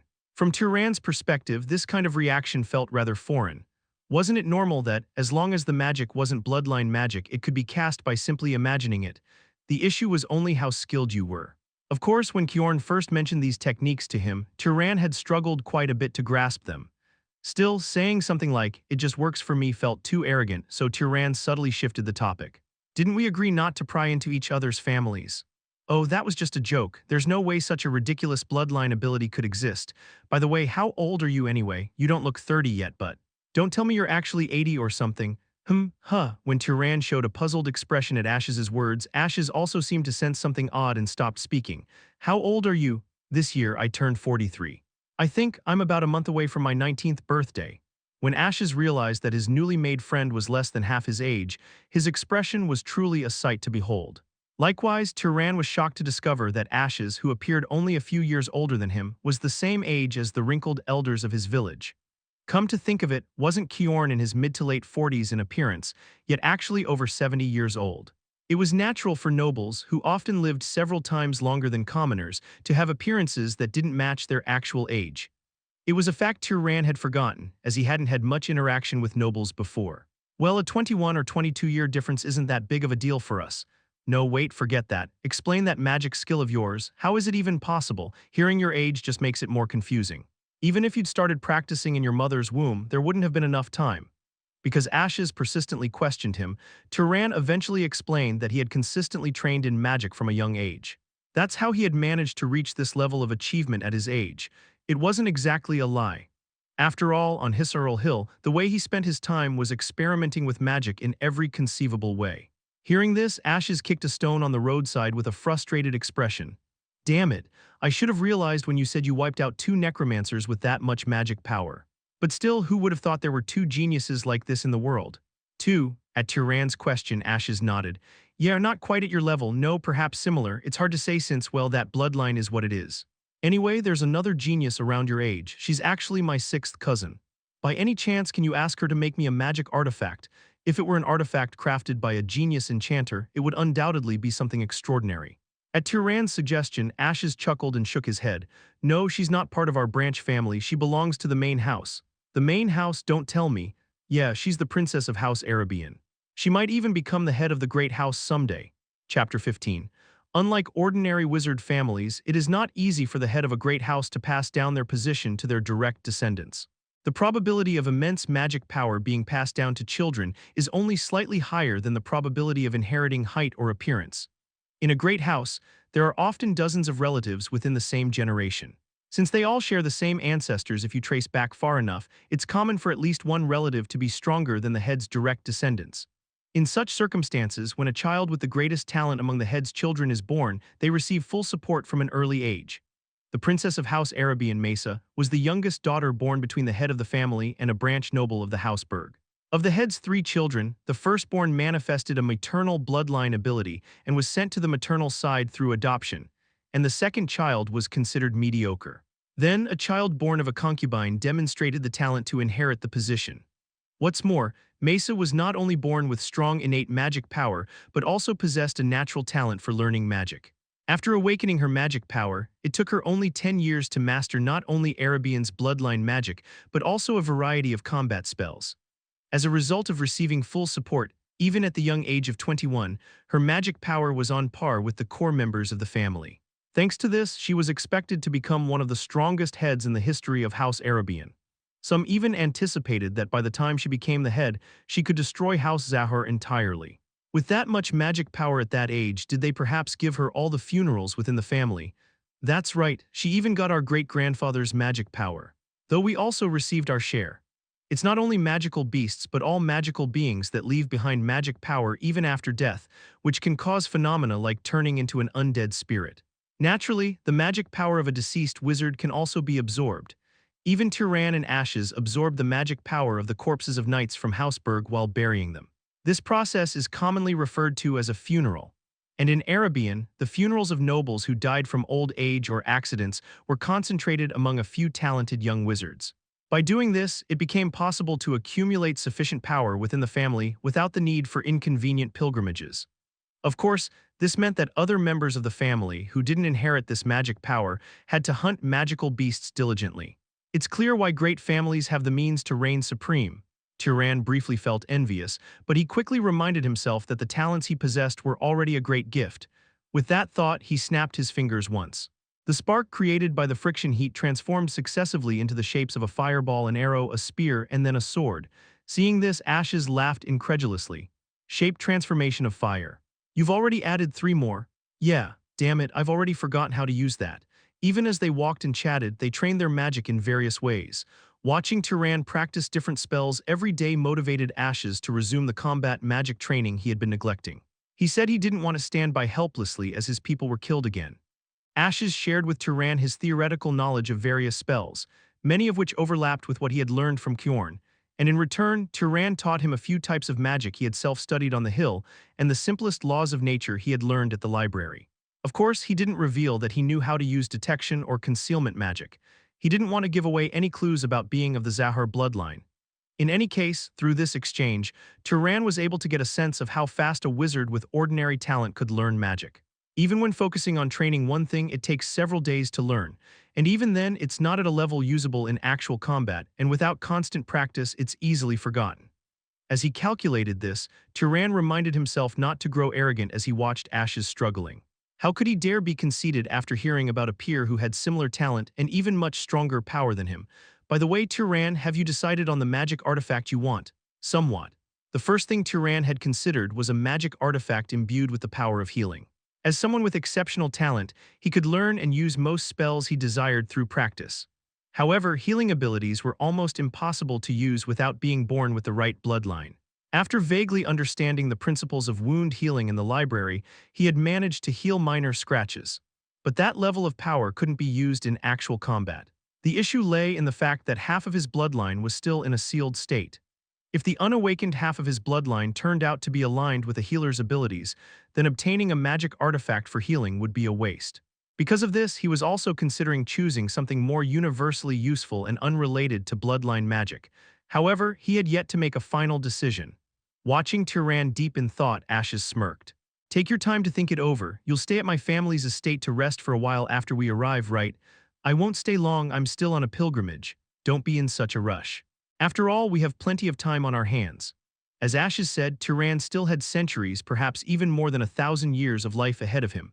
Far across the road, ordinary humans passed by with their children, avoiding their gazes. Turon would live long enough to see not only those children but even their children's children grow old and die. Suddenly struck by the thought, Turon shook his head. Why was it that this world offered so many things that could tempt him into arrogance?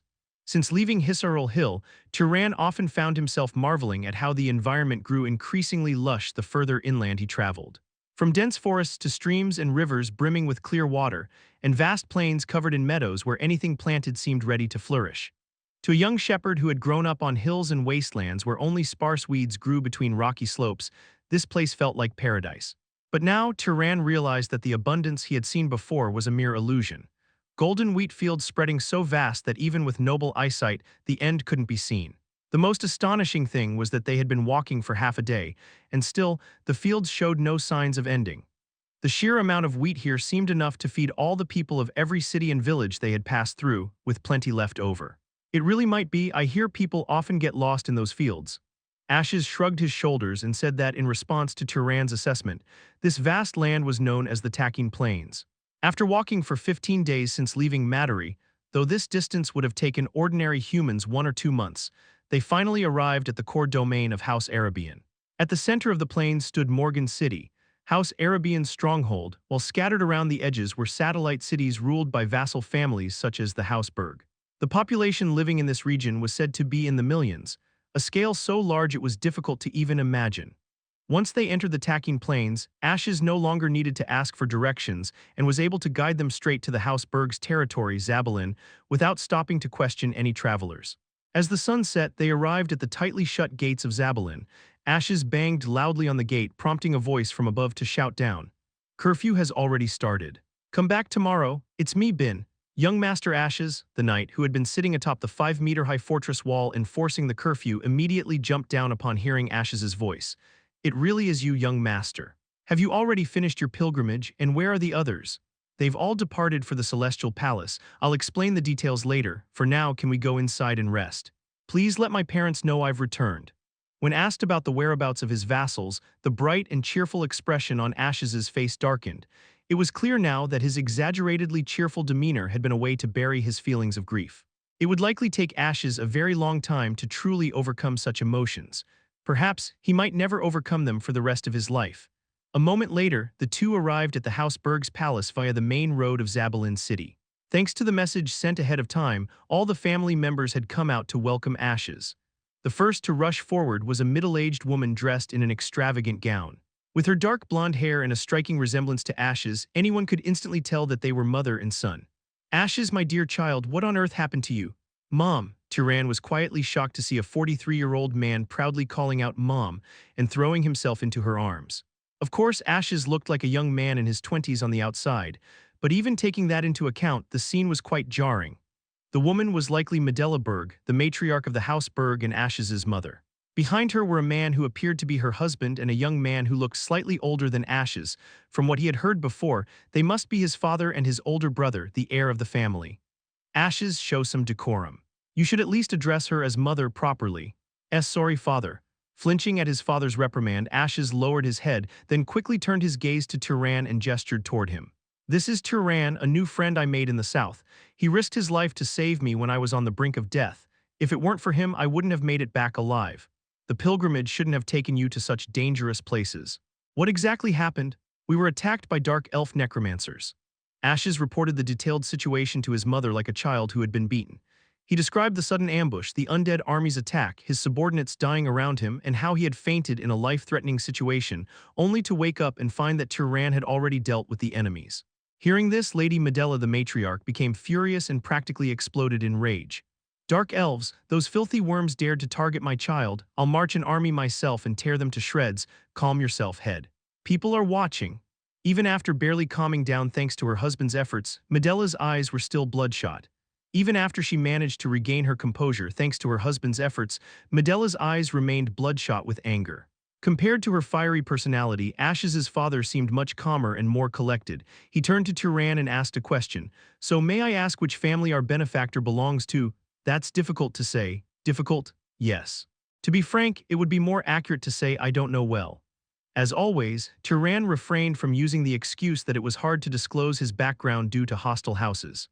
The reason being that there weren't many currently hostile houses, though there might be houses with a history of past hostility. Even Lug Baltas, the head of the House Baltas, had immediately considered Arabian and Zahar as possible candidates when hearing Turon's story. Thus, Turon had prepared an answer that was both honest yet not entirely revealing. I was born to a commoner mother, and I don't know who my father is. As Turon casually revealed what he had kept private until now, Ashes, still nestled in his mother's arms, looked visibly shocked. What, you never told me that? It's not exactly something worth bragging about. In truth, Turon's background was something that families with a strict sense of bloodline hierarchy might find rather distasteful. No matter how much strength was valued in the wizarding world, to nobles, knights were mere guard dogs and commoners were considered even lower. However, as he had expected, the matriarch and patriarch of the Berg family didn't show any signs of contempt. They simply exchanged slightly awkward glances with one another. It was clear that Ashes had grown up in a family where such parents had instilled in him a personality that allowed him to mingle freely with people of lower status. Lady Medela the matriarch cleared her throat a few times before speaking, her voice steady and composed. I see, so that's the situation. Very well, Turon, who does not know his family. Since you saved a treasure of our household as the head of House Berg, it is only right that I repay you. However, offering you a room in our home is difficult. Instead, I will arrange for you to stay at the finest inn in the city, though it won't be at the main estate. What are you saying? Mother, how can we not host our benefactor who saved me in our home? Seeing Ashes, boldly interrupting the matriarch's words, caused his father to pinch the bridge of his nose in exasperation, as if too tired to scold his reckless son yet again. Lady Medela, now wearing a stern expression, quelled her son's outburst before continuing. Under normal circumstances, it would be fine, but at the moment, we have an esteemed guest staying in our home. No matter how much of a benefactor they may be, it is difficult to host a guest of unknown background within the estate. I hope you can understand. If it's because of me, there's no need to be so cautious, Aunt. I doubt someone who saved Ashes's life would suddenly attempt to assassinate me. It was a woman whose age was impossible to guess at first glance. The moment Turon saw her, a single thought came to his mind: a skeleton. Her face was hollow, with sunken eyes and cheeks that looked as though they had no flesh, only skin stretched tightly over bone. Her neck, arms, torso, and legs were all so thin that they seemed as though they might snap under the weight of her own body. How little food must a person eat to end up so emaciated? Mesa, what are you doing here all of a sudden? Ashes asked in surprise. At that, Turon realized she must be Mesa Arabian, the princess of Arabian he had heard about not long ago. But rather than calling her a princess, calling her a corpse would seem more fitting. Truly, if she had been lying down with her eyes closed, no one would have doubted that she was dead. While Turan entertained such impolite thoughts, Mesa Arabian calmly answered Ashes's question in a tone as casual as if she were commenting on the weather. I almost got assassinated by those Zahar bastards recently. So I came here for refuge. Chapter 16. At Mesa's words, Turan flinched and looked around, his eyes darting nervously. Of course, there was no one here paying attention to him. In the face of the sensational news that the heir of a great house had almost been assassinated, the benefactor who saved the young lord was bound to take a back seat in the order of importance. An assassination at the main estate. How strong is the defense system there? There's probably a traitor involved. Besides, it's not like there's only one or two people who dislike me. The voice that responded to Ashes's words was heavy with fatigue. It seemed that an exceptional talent and superior status didn't guarantee an easy life. Running her bony hand through her hair, Mesa spoke softly. Well then, I'm tired, so I'll head off to bed first. I wish you all a good night. Without even waiting for a reply, the Princess of House Arabian swiftly left the scene, heading straight for the castle. She literally floated into the air using levitation magic and then summoned the wind to propel herself forward. Watching this, Ashes's mother, Medela, gave instructions to the elderly maid standing nearby. Ina, prepare the second-best guest room in our house for Turan. It seemed that, cousin or not, no one dared to refuse the orders of the heir of the main family. Early in the morning, Turan woke up, staring at an unfamiliar ceiling. As his groggy mind cleared, he remembered that this was the estate of House Berg and that he had come here as a guest the previous night. The first thing he did was head to the wash basin placed in one corner of the spacious room. Following the instructions of the maid from the night before, he pulled on a long lever, and a stream of water trickled out. Turan stared at it blankly for a moment before using the soap next to it to wash his face and drying off with a towel. With just a light rub, the water evaporated immediately, likely due to some kind of dehydration magic imbued into the towel. Is it because they're from the House of Enchanters? The main estate of Houseberg was practically a treasure trove of magical artifacts accumulated over hundreds of years. In terms of convenience, it might not be any better than other noble houses where servants personally came to wash one's face every morning. But still, wasn't it fascinating and fun to use these things? After donning the robe prepared for guests, Turan stepped out into the hallway where he noticed a white light hanging from the ceiling. It was nothing like the light created by torches or lanterns, it was pure white light. The pale glow illuminated the long corridor above without leaving a single shadow. By now, Turan's magic power had grown considerably, and his mastery of concealment had improved to the point where he could maintain complete invisibility for several hours in a dimly lit environment. But in a place like this, the best he could manage was maybe a couple of minutes. If an assassin from House Zahar were to infiltrate this place, they would have to find their target and kill them within a short time or risk wandering the corridors, exhausted from depleting their magic power, only to be discovered and meet a miserable end. And that was assuming they didn't account for the detection and interception magic artifacts hidden somewhere within the estate. Turan, you're still an early riser, but what are you doing alone in the hallway? While Turan was absent-mindedly examining the magical artifact in the corridor, someone called out to him. It was Ashes, who seemed to be in high spirits after returning home for the first time in a while. I just found this fascinating. The magic lamp, it's something we'd practice making when we were kids during enchantment magic training. Want one? There's plenty lying around in the storage room. No, it's not to that extent. After all, Turan could create such light himself. One of the first spells he learned from Kjorn was a spell to shape light and turn it into a simple weapon. It was just that he didn't use it often because physical attacks could be handled with a slingshot, and his night vision made the need for light unnecessary. By the way, are you hungry? Mother will probably invite us for breakfast soon. I can wait, but there's something I'd like to ask you. About that Arabian lady from yesterday, is she sick or something? If it's hard to talk about, you don't have to tell me. The health of an heir to a great house could be considered a kind of military intelligence, so Turan approached the subject cautiously. Fortunately, Ashes only gave a bitter smile and didn't seem suspicious, as if Turan were doing some kind of spy. In fact, not being curious would have been more suspicious given her appearance. She's quite emaciated, right? She wasn't like that when she was younger, but at some point she started eating only water and salt. Says being thin makes it easier for her to fly. From what I've heard, a few people tried to imitate her but all gave up, saying they felt like they were about to die. She definitely didn't look healthy. No matter how much magic power could evolve the human body to display superhuman abilities, nobles were still living humans at the end of the day. Logically speaking, if you take in nothing while continuously expending energy, problems are bound to arise. Still, she seems to be doing fine somehow. In the end, if she insists on living like that, what can we do? No matter how close we are as relatives, she's ultimately part of the main branch of the family. At a glance, they seemed to interact casually like relatives, but there still appeared to be a certain invisible wall between them. After their small talk, as Ashes had predicted, Turan joined him in attending House Berg's morning banquet. Present at the table were the lord and lady of the house, Ashes's older brother, and about 3 other relatives. The Arabian lady was absent. It would have been awkward to let her sit there eating only water and salt while everyone else enjoyed a feast. She likely wanted to avoid that awkwardness. "There's not much on the table, but please eat your fill." The words of Medela, the lady of the house, were pure modesty, considering the food spread across the table. Not to mention the ordinary soups and bread, there were all sorts of dishes Turan had never even seen before, spread out like fields of wheat on the tacking plains. "This is crab meat wrapped in dough and steamed, and that's mashed boiled potatoes topped with truffles." Ashes, who was kindly explaining the dishes, spoke with an exasperated tone. "Why is the table so extravagant today? There's stuff here I didn't even see on my birthday. Anyone would think the head of House Arabian was visiting." "Be quiet." It seemed the grandeur of the meal was due to Turan being Ashes's savior, rather than this being the family's usual routine. After enjoying the luxurious feast, although a few of the dishes were too unfamiliar for Turan's taste, he finished with sweet bread and bitter tea as Medela brought up the main topic. "Now to continue the conversation from last night, I hear my son promised you a powerful magic artifact in exchange for his life." "Yes, that's correct. Do you have a specific item in mind? I'd like something that would help with defense. It's easy to harm others with magic, but it's difficult to protect oneself. If possible, I'd prefer something that can counter surprise attacks." This was the conclusion Turan had reached after much deliberation. Even if the other half of his bloodline was focused on defense, adding additional defensive measures would only enhance his protection. He'd learned a lot from recently witnessing dark elf necromancers being caught off guard and helplessly attacked.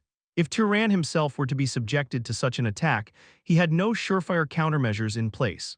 Relying solely on quick reflexes and agile movements was too precarious a defensive strategy. "That's a fairly common type of item, so it won't be difficult, but we don't have one readily available at the moment." "Then can I make it for him? Don't bother unless you want to disgrace the name of House Berg." Ashes's older brother, Milo, who had remained silent throughout the previous day, interjected sarcastically. Ashes glanced at his parents, lightly bowing his head as if seeking their permission. "I'll make it. I just finished a commission from the main branch recently, so I have time to spare."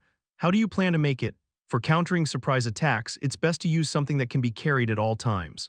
I'll craft it in the form of a ring, earring, or necklace, and imbue it with magic that can immediately activate the defensive powers of the Guardian bloodline." "That sounds suitable." "How long will it take?" 1 month. If it was the Guardian bloodline, Turan had read about it in a book before. Unlike other bloodlines that preferred ranged attacks utilizing magic, the Guardian bloodline was specialized in close combat based on superior physical abilities. Among its traits, the most notable strength was said to be its incredible physical durability. If Turan could borrow that power temporarily, it would certainly provide unparalleled defensive capabilities. There's nothing more unsightly than parents bragging about their children, but Milo is nearly as skilled as I am, the head of the house. Essentially, it means that a head-level wizard of the Enchanter bloodline is devoting a full month of his time to crafting a magic artifact. I'm grateful, but isn't that a bit excessive? The proposal from Hausberg was so overwhelming that Turan felt almost stunned to accept it.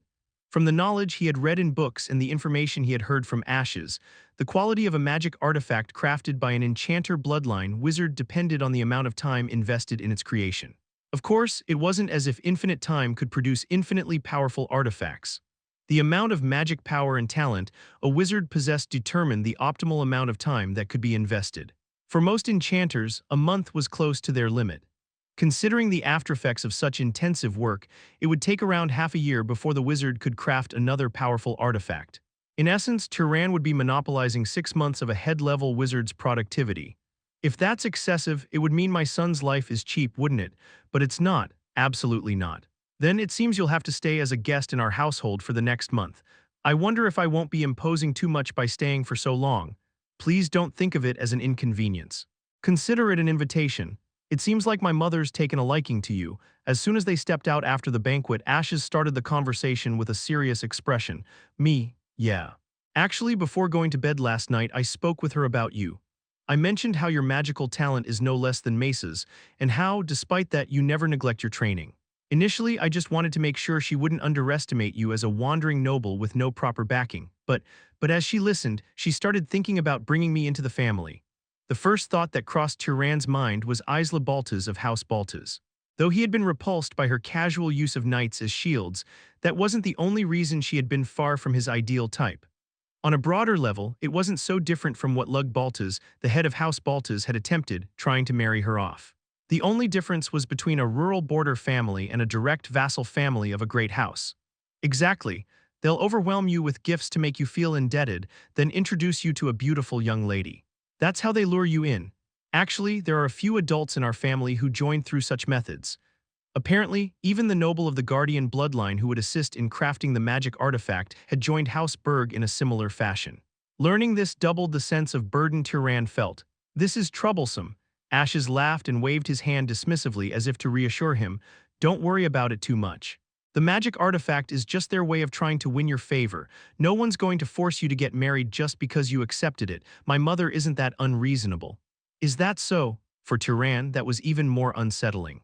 If they had outright said, join our family if you want this artifact, then he could simply steal the item and run without any guilt. There are some people who find an unrepayable kindness more burdensome than hostility, and Turan was one of those people. Of course, that didn't mean he would seriously consider marrying into House Berg and staying there. What if he had children later and they awakened the Zahar bloodline? How would he ever explain that? I'm telling you, there's nothing to worry about. Oh, by the way, do you have any plans right now? Why? Let's go out and have some fun. Zabalin may not be the capital, but there are still plenty of things to enjoy here. Don't tell me you're planning to stay cooped up training in magic like you always do in other cities. That's exactly my plan. Oh, come on, let's live a little, enjoy life for once, my friend. At the mention of friend, Turan eventually let himself be dragged outside the estate of Houseberg by Ashes. He could now take in the scenery of the city in broad daylight, something he hadn't been able to properly see the night before due to the curfew. Some of the passers-by reacted subtly to the outfits worn by Turan and Ashes, but unlike in other cities, they didn't bow deeply or offer formal greetings. Instead, they simply gave a light nod of respect as they walked by. After about 10 minutes of walking, they arrived at a bustling street lined with various shops. So, what are we going to do for fun now? Well, that depends on what you like. Drinking, gambling, women, what's your preference? The library. Every time I talk to you, I realize just how dull your tastes are. I haven't had many chances to properly have fun. But all three things you just suggested don't sound appealing. Turan had drunk alcohol a few times during invitations from various houses, but he didn't find it particularly special. Gambling was something his mother had repeatedly warned him against as a child, so he had always avoided it. As for women, even without warnings from his mother or Kjorn, there were plenty of reasons he wasn't interested. Especially in regions where his bloodline was looked down upon, the idea was even more off-putting. None of them appeal to you, huh? Then how about a play? A play, he had briefly read about plays in books. Something about acting out specific events or folklore on a stage. Of course, he had never actually seen one in person. Hearing this, Ashes widened his eyes in disbelief. What? You've never seen a play in your life? Nope. Well, then I can't let this opportunity pass. It just so happens that the best theater in Zabalin isn't far from here. And they even have knights performing as actors. Turan, who vaguely thought of actors as something akin to clowns, found this utterly ridiculous. In the regions near Hisarol Hill, knights were regarded as near-mythical figures, yet here they were, entertaining crowds on stage. It truly felt like the domains of the great houses were entirely separate worlds from other regions. Welcome, esteemed guests. Soon after, they arrived at the theater, where a young boy greeted them with a deep bow. Ashes grinned and pointed at a stack of performance advertisements off to the side. Take a look over there and find something that catches your eye. The titles and descriptions of the plays should be written on them.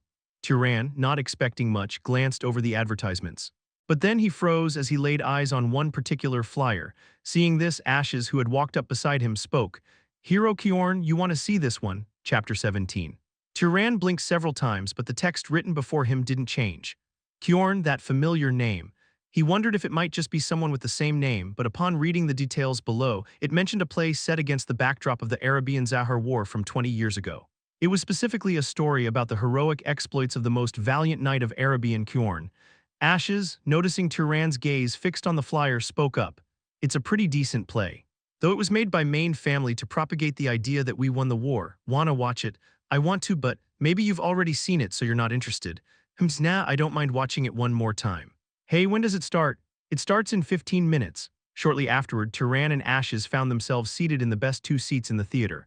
Of course, those seats originally belonged to someone else, but when you pay 10 times the ticket price, suddenly even unavailable seats become available.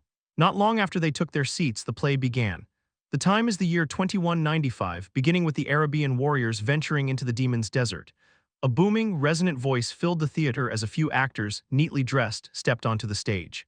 Having visited the desert for regular trade, the warriors got into an argument with Zahar's knights, who guarded the desert, and soon a fight broke out. Before long, the knights' quarrel escalated into a conflict between nobles, and finally it grew into a war led by the two houses. Later, the heads of the two houses came out to duel. As the actors playing the heads mimicked attacking each other with magic, screams erupted among the audience. Of course, the magic they used was only flashy enough to create the illusion of danger, incapable of actually harming each other. With storms by day, death by night, the war dragged on and casualties increased, amidst which there was a knight by the name of Turon. With this background set, the actor playing Turon made his appearance. The muscular man with piercing eyes was vastly different from the gentle old knight Turon remembered. However, this appearance suited the Turon depicted in the play far better. He was a warrior who charged first into battle and was the last to retreat, earning the respect of even nobles with his wealth of experience and magic skills. Although in the grand chaos where dozens of nobles and thousands of knights clashed, Turon's individual role wasn't particularly large. He was revered as a knight among knights. Then on the fateful day, Turon faced a Zahar noble without any noble to back him up. His opponent mocked him for being a measly knight compared to them. But Turon, drawing upon every ounce of fortune described as divine intervention, the keepsakes of his fallen comrades, his courage and his wisdom, managed to defeat his foe after a hard-fought battle. The shocking fact that a noble born of a great bloodline had been killed in a duel with a mere knight spread rapidly. The two houses were thrown into elation and despair, respectively, and at last, the grueling 2-year war came to an end as the narrator's voice concluded and the curtain fell. The thunderous applause of the audience resounded throughout the theater. How was it worth watching? It was really good. Turon answered Ash's question in a somewhat dazed state. The first thought that came to his mind was what Turon had said. Hadn't he mentioned that he wasn't an exceptionally talented knight who had achieved great deeds? Honestly, there couldn't have been a more modest remark than that. Turon recalled his encounter with Turon on Hisarul Hill, where they had tested their strength against each other. At that time, Turon's magic power was about 1/10 of Turon's. And considering that Turon had only absorbed magic power once as a young noble at the time, it was clear that most nobles were tens of times stronger than Turon. This was indeed an achievement worthy of being immortalized in a play. If it were all true, that is. That play from earlier, was it based on a true story? Probably. It's a famous tale, but it happened when I was a kid, so I don't know all the details. Even though it was 20 years ago, Ashes, who was at least 23 years old back then and older than Turon was now, spoke as if recalling events from his infancy, which made Turon chuckle. It's shocking that a knight killed a noble, but does that really justify the war coming to an end? Well, I heard that the war was already nearing its end by then. Hundreds of knights and over 20 nobles from both sides had already died, and even the heads of the two houses had been injured in duels. Ashes explained that in such a situation, when Turon killed a noble and Arabian heavily publicized it, Zahar proposed peace, believing they had no chance if more knights like Turon existed, thus bringing the war to an end. That's a bit different from what I know. According to what Turon had heard from Turon, the war between the two houses had ended in Zahar's favor. There must be more to the story than what was being told here. Perhaps since this region was under Arabians' control, the narrative had been adjusted to favor their side. In any case, Turon made a mental note that if he ever met Turon again, he'd ask whether this story was true. After watching Hero Turon, Turon and Ashes stayed to watch 3 more plays, and before they knew it, the sun was setting. Turon no longer thought of actors as clown-like performers who simply entertained audiences. They were artists. Just as a painter paints with a brush or a writer writes with a quill, actors used words and actions to bring historical figures from the unseen past back to life. Seeing Turon completely captivated by the plays, Ashes joyfully shared stories of the countless plays he'd seen over the decades, trying to pull Turon deeper into that world. As they chatted and returned to the estate, they saw a bolt of lightning flash in the distance with a thunderous quarrung. The crimson sky of the setting sun was clear, with not even a single cloud in sight, let alone rain. Despite the strange sight, Ash's expression remained utterly calm. Looks like Mesa is practicing magic again, she's always so diligent. That's Arabian's bloodline magic, right? Yeah, the Storm bloodline.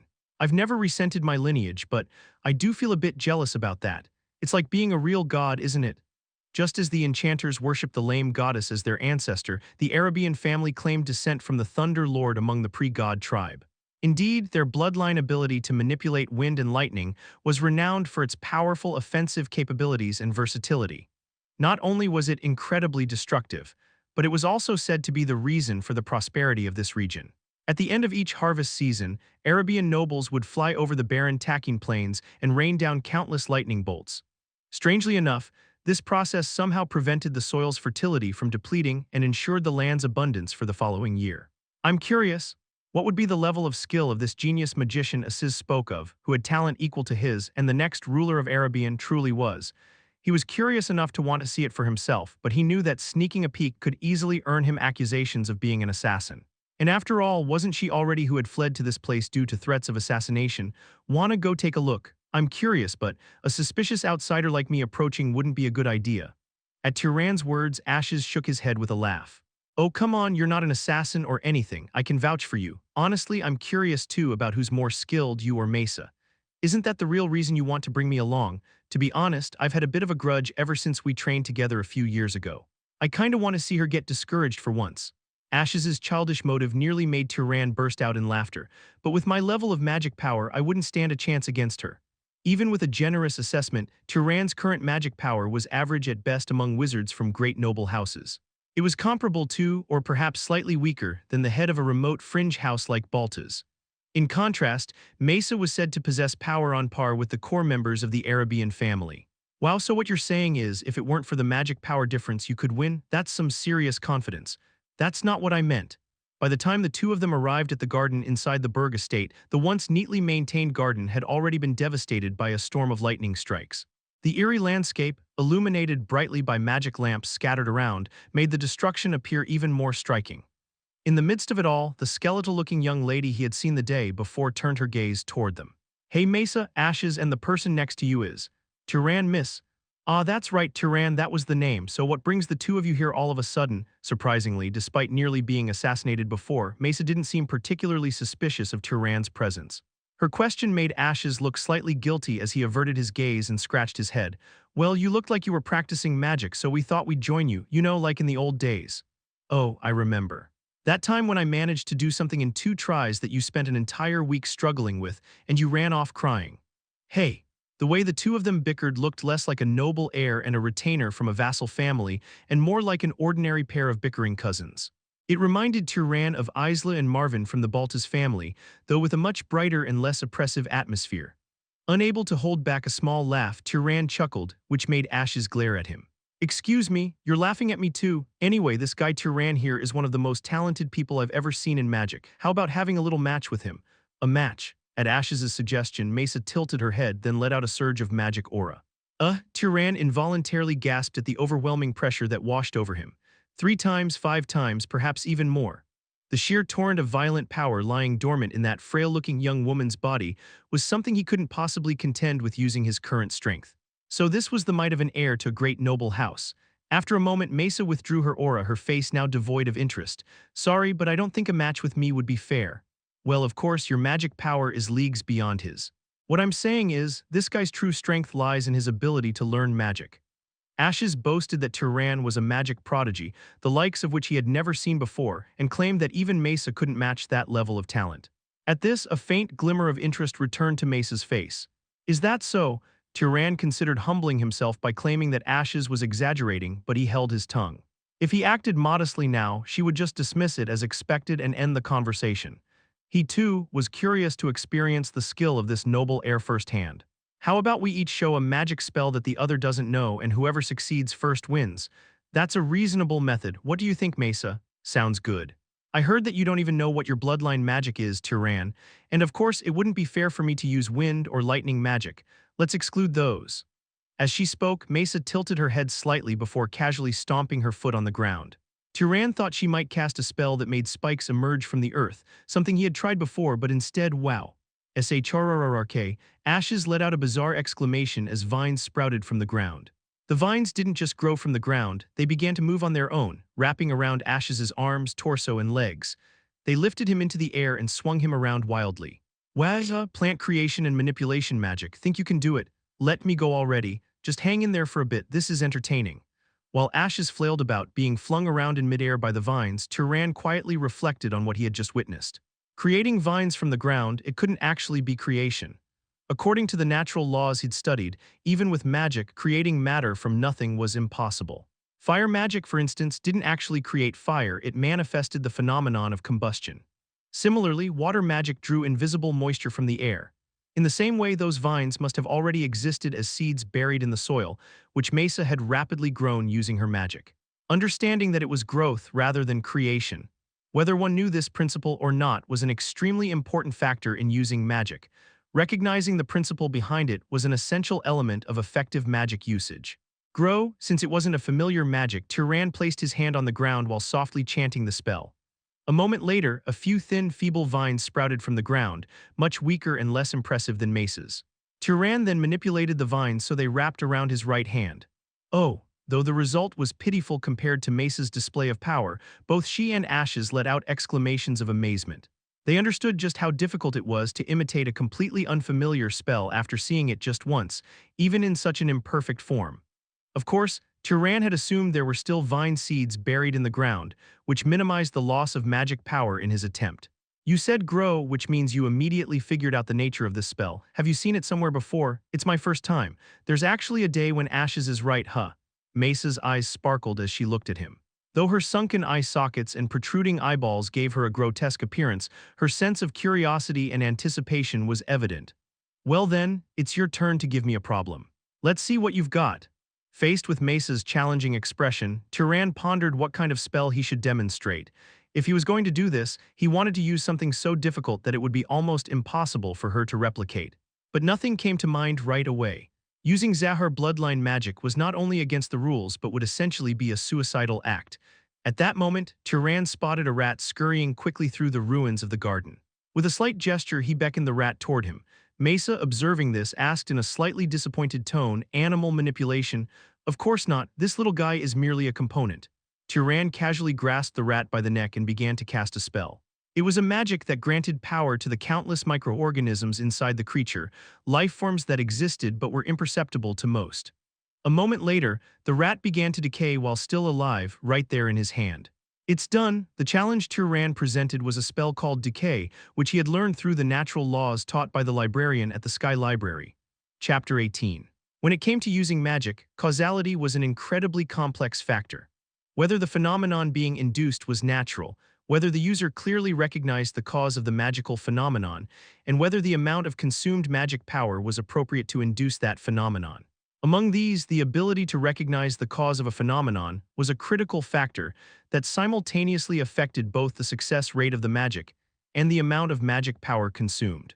Knowing or not knowing this made a significant difference. The problem was that decay was almost impossible to understand in principle just by looking at it from the surface. Wasn't it only after Turon magnified his vision, using magic learned from the librarian, that he became aware of the existence of microorganisms? On top of that, there was an unintended trap. Casting decay on a living animal was exponentially more difficult than using it on something like a piece of fruit. That was dangerous. Turon placed the decaying live mouse on the ground, realizing that more than a third of his magic power had been consumed. What was the difference between a living mouse and an apple? The lack of a continuous supply of life force. The difference between animals and plants. Because it was a spell he rarely used, it was difficult to accurately guess the exact reason. Perhaps he could learn more if he later tried using the spell on the corpse of a dead animal. For now, though, he had to act as if he had succeeded effortlessly without revealing any strain. All right, I guess it's my turn now. As Mesa said this, she made a light gesture and a gentle breeze began to blow over the garden. Moments later, a rat wandering near the edge of the garden was unfortunately swept up by the wind, flailing helplessly before landing squarely in her hand. Squeak, she too attempted the same magic as Turon, but the mouse twisted and squirmed in an attempt to escape, showing no significant reaction. Mesa held a mouse in each hand, her eyes darting back and forth between them as if trying to discern what difference lay between the two. Seeing her peculiar actions, Ashes, who had by now freed himself from the vines, spoke with a disgusted expression. Really, of all magic to use, you use that. It's disgusting. It's just the first thing that came to mind. Actually, the reason he chose this magic was because it was magic with little practical use. In most cases, when wizards fought each other, they wouldn't have the luxury of holding their opponent still for several seconds. Also, he wanted to gauge how much knowledge the House Arabian possessed about the laws of nature. Could it be that even a great family like Arabian doesn't know much about this? When Turan had learned ancient knowledge from the librarian, he had suspected that prominent wizard families might monopolize such information. A wizard who knew this knowledge would hold an absolute advantage over those who didn't. However, contrary to his expectations, Mesa didn't seem particularly well versed in this area. Was it because she was still young and inexperienced? Or was it something else? Looks like it's not working out, Mesa. How about we call it a win for Turan? While Turan was lost in thought, Ashes, with a teasing tone, spoke to Mesa, who was frowning while holding the struggling mouse. The moment she heard this, the perpetual gloom and languor in her eyes sharpened. I can do it too. Inhaling lightly, Mesa glared intently at the mouse as if her gaze alone could pierce it. One way to compensate for a lack of causality in magic was to pour in a massive amount of magic power, compensating for inefficiency with sheer quantity. In extreme cases, a powerful wizard, such as the head of a great family, could even kill an ordinary knight with nothing but a word, as if slaughtering an animal. Of course, the price for doing so would leave them almost completely drained. Just a little more. Mesa continued to focus her magic while clutching the mouse. Rot, rot, rot. While alive, she persistently willed the inefficient magic, which was unfamiliar to her and whose principles she barely understood. How much effort did she pour into it, ignoring the rapid drain of magic power from her body? Finally, the seemingly fine mouse began to rot. Though it was slower than what Turan had done earlier, it was unmistakably the same phenomenon. Oh, it worked! Next to Ashes, who exclaimed in admiration, Turan also widened his eyes in surprise. Could it be that she figured out that the secret of decay magic was the growth and strengthening of microorganisms that cause living things to rot? It's done. At that moment, Mesa uttered those words and then collapsed on the spot. As the mouse slipped from her hand with a shrill squeal and scurried away, Turan and Ashes quickly moved to support her fallen body. Mesa, what's wrong? Open your eyes. While Ashes shouted urgently, Turan examined her face and physical condition. What's the reason? Did she use too much magic power? But simply running out of magic power shouldn't make someone collapse. Turan recalled how, as a child, he had run out of magic power several times while practicing magic, but he had never passed out because of it. At most, he had only suffered from a sense of powerlessness because his body lacked the strength to reinforce itself. As he thought this and observed Mesa's frail body, a realization struck him. That's it, there isn't a wizard with the healer bloodline here, is there? No, there isn't. Then bring water and salt to her room. Call the adults too. After giving instructions, Turan promptly lifted Mesa into his arms. Her weight was comparable to that of 3 or 4 newborn lambs. It was clear that a body like this couldn't function properly without the assistance of magic power. Her body, which had been forcibly sustained through magic reinforcement, had collapsed after her magic power was depleted. Mesa, are you all right? Are you awake? Mesa Arabian opened her eyes with difficulty at the sound of a woman calling her name. Looking down at her with a face full of concern was Medela, the head of House Berg and her distant aunt. Why am I? Ashes said you collapsed while practicing magic with the guest. Is that true? At those words, fragments of memories she had momentarily forgotten began to resurface. The magic duel with that slick-looking man whom her cousin brother praised as both a lifesaver and a magic genius. The humiliation of watching him effortlessly perform what she couldn't, and the excessive magic power she poured into trying to replicate his feat.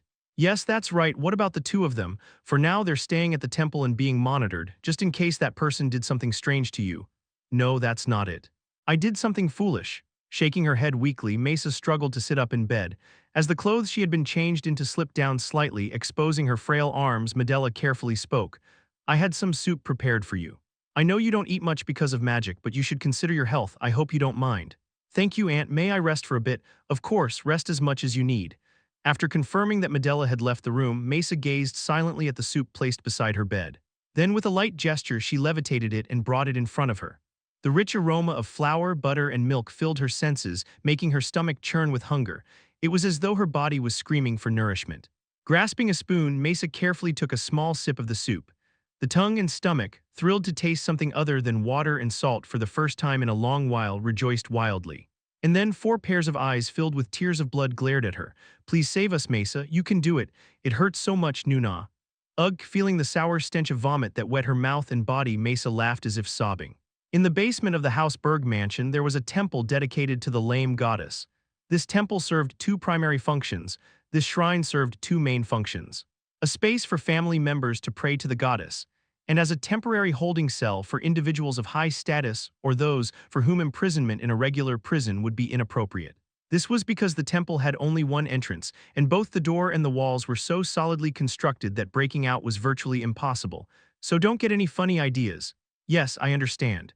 After taking Mesa to her room and explaining the situation, Turan was politely but firmly confined to the temple by Medela. Even though Ashes had testified on his behalf, there was still the possibility that Turan had done something underhanded to harm Mesa. In any case, since the truth would be revealed once Mesa woke up, Turan chose to quietly remain in the temple rather than protest and make a scene. It was understandable that Ashes, who was present during the incident, wasn't confined as well. After all, he was a member of the same family. Sitting against the wall, Turan stared at the guard stationed across from him. A broad-shouldered man with a sturdy build, wearing a large longsword at his side. His name was Haram Berg, a noble of the Guardian bloodline who had married into House Berg. With nothing better to do, Turan sat still, closed his eyes, and began to mentally replay the magic Mesa had performed earlier.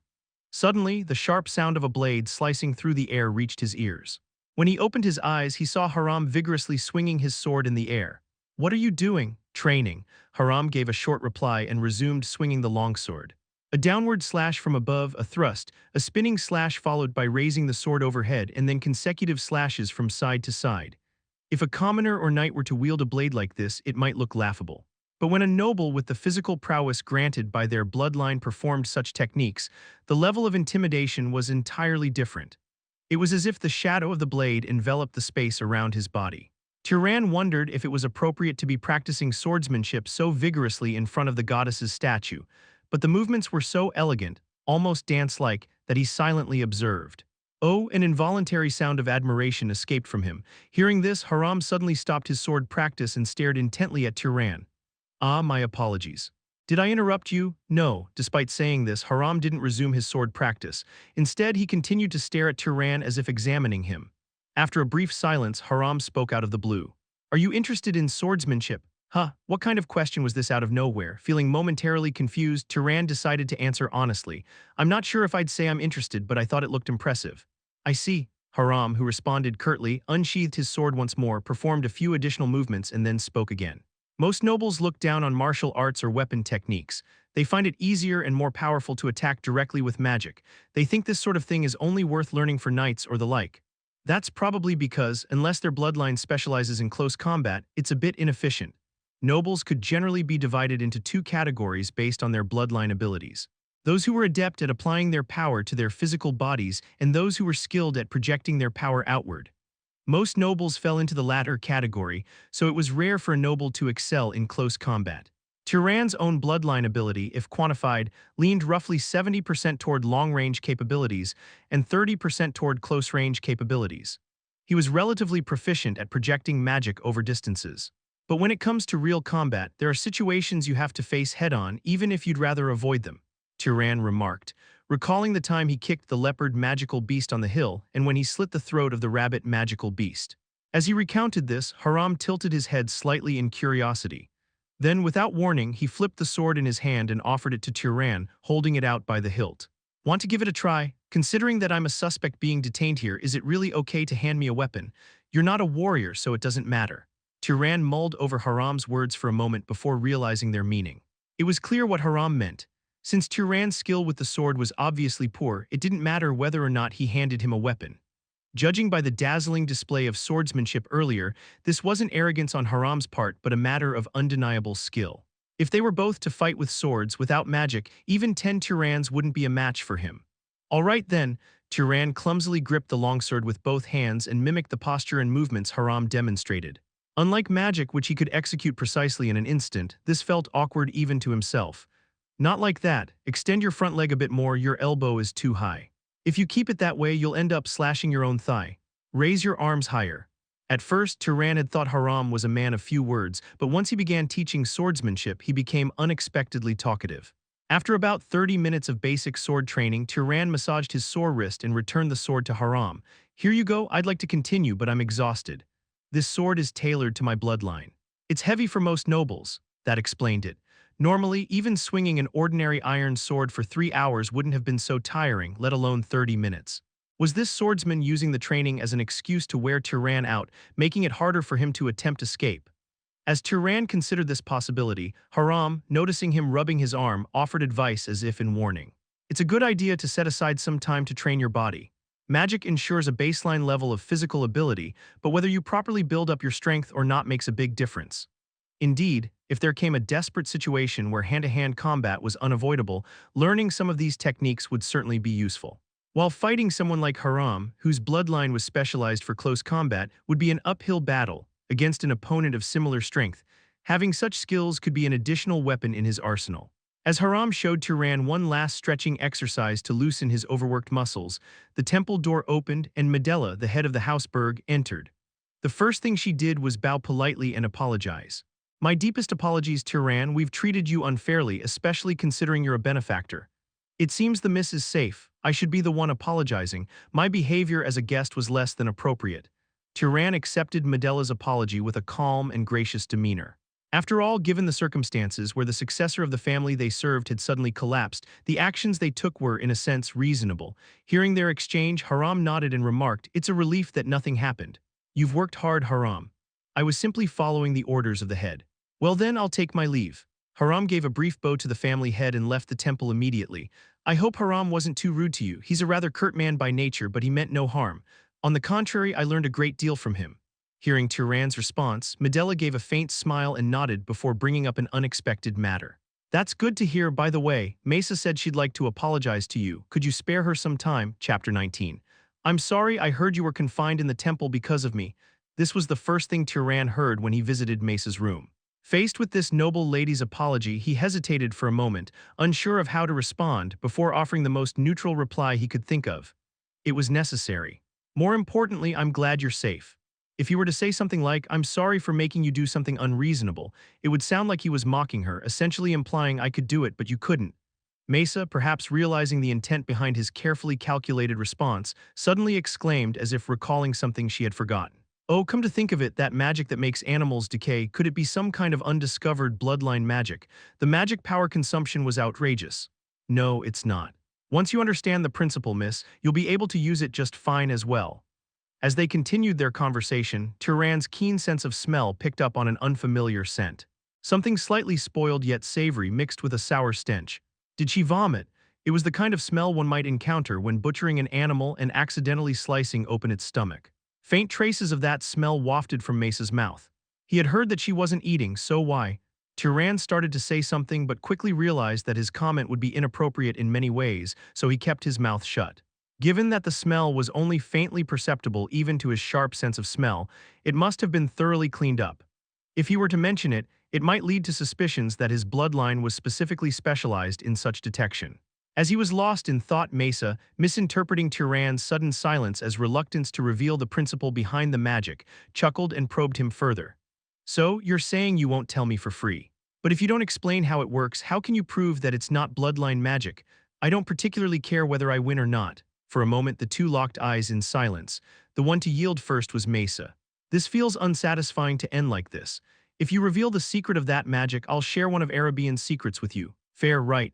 "All right." Then Turan explained the existence of microscopic organisms that couldn't be seen with the naked eye and how their activity, consuming larger organisms, was the process of decay. He went on to explain that the principle of the magic was to empower these tiny organisms and accelerate the decay process. Even with just that explanation, Mesa seemed to grasp the magic's principle, exclaiming, "Ah," in understanding. "So, fundamentally, it's a type of biological enhancement magic." "Yes. I thought so. Using it without knowing that is why the efficiency was so terrible. Hey, could you bring me a rat?" At Mesa's request, the maid, who had been standing respectfully in the background, responded with a startled expression. "Our rat? Yes. In a house this big, there must be at least one living somewhere." Not long after, Mesa placed a rat, now decayed and crumbling, on the table and nodded in satisfaction. The maid who had brought the rat looked as though she might vomit at any moment, but neither Turan nor Mesa paid her the slightest attention. "In that case, I guess I lost the contest. Even though I succeeded in the end, it was only by brute forcing my way through with power. I considered that part of the contest as well." "That's not right. When discussing proficiency in magic, we don't usually count the amount of magic power available, do we?" Having said this, Mesa suddenly looked slightly embarrassed and spoke. Could you call it a tie with ashes? I don't want to see that guy acting all cocky." "Understood. In that case, I need to fulfill my end of the bargain. Now let's see." "This should do." Mesa picked up a comb from beside her, brushed her long hair a few times, then held it up to show how the strands clung to the comb.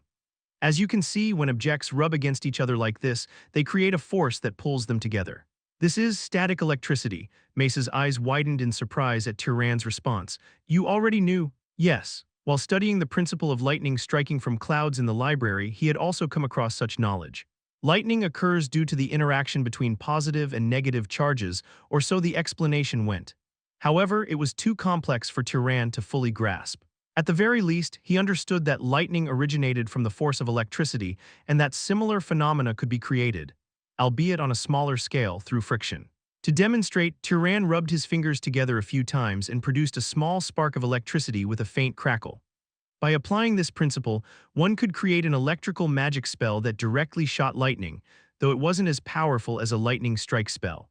For now, it wasn't fully refined for practical use in combat, so it was still at the practice stage. Even just this is a rather profound secret, Mesa muttered, looking troubled, before letting out a long sigh and speaking. Can I take some more time to think about how I'll repay you? Of course. Turon didn't say that he didn't need compensation. One of the lessons he had learned after leaving the hill was that if you give knowledge, you should also receive something in return. After a brief silence, Mesa shook her head and brought up something unexpected. In that case, how about we continue working together until I come up with proper compensation?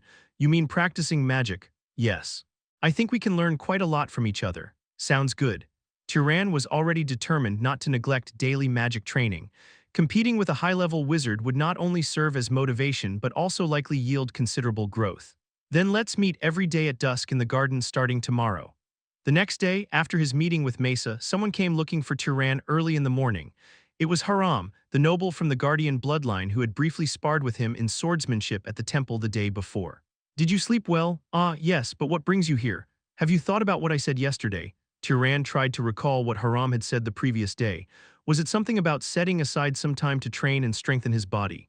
When he mentioned this, Haram nodded and declared, "Go where? Are you talking about training? Do you dislike the idea?" After a moment's hesitation, Turon eventually nodded and stepped out of his room. Ashes had suggested they go watch a play again today, but training seemed like a more worthwhile use of his time than playing around.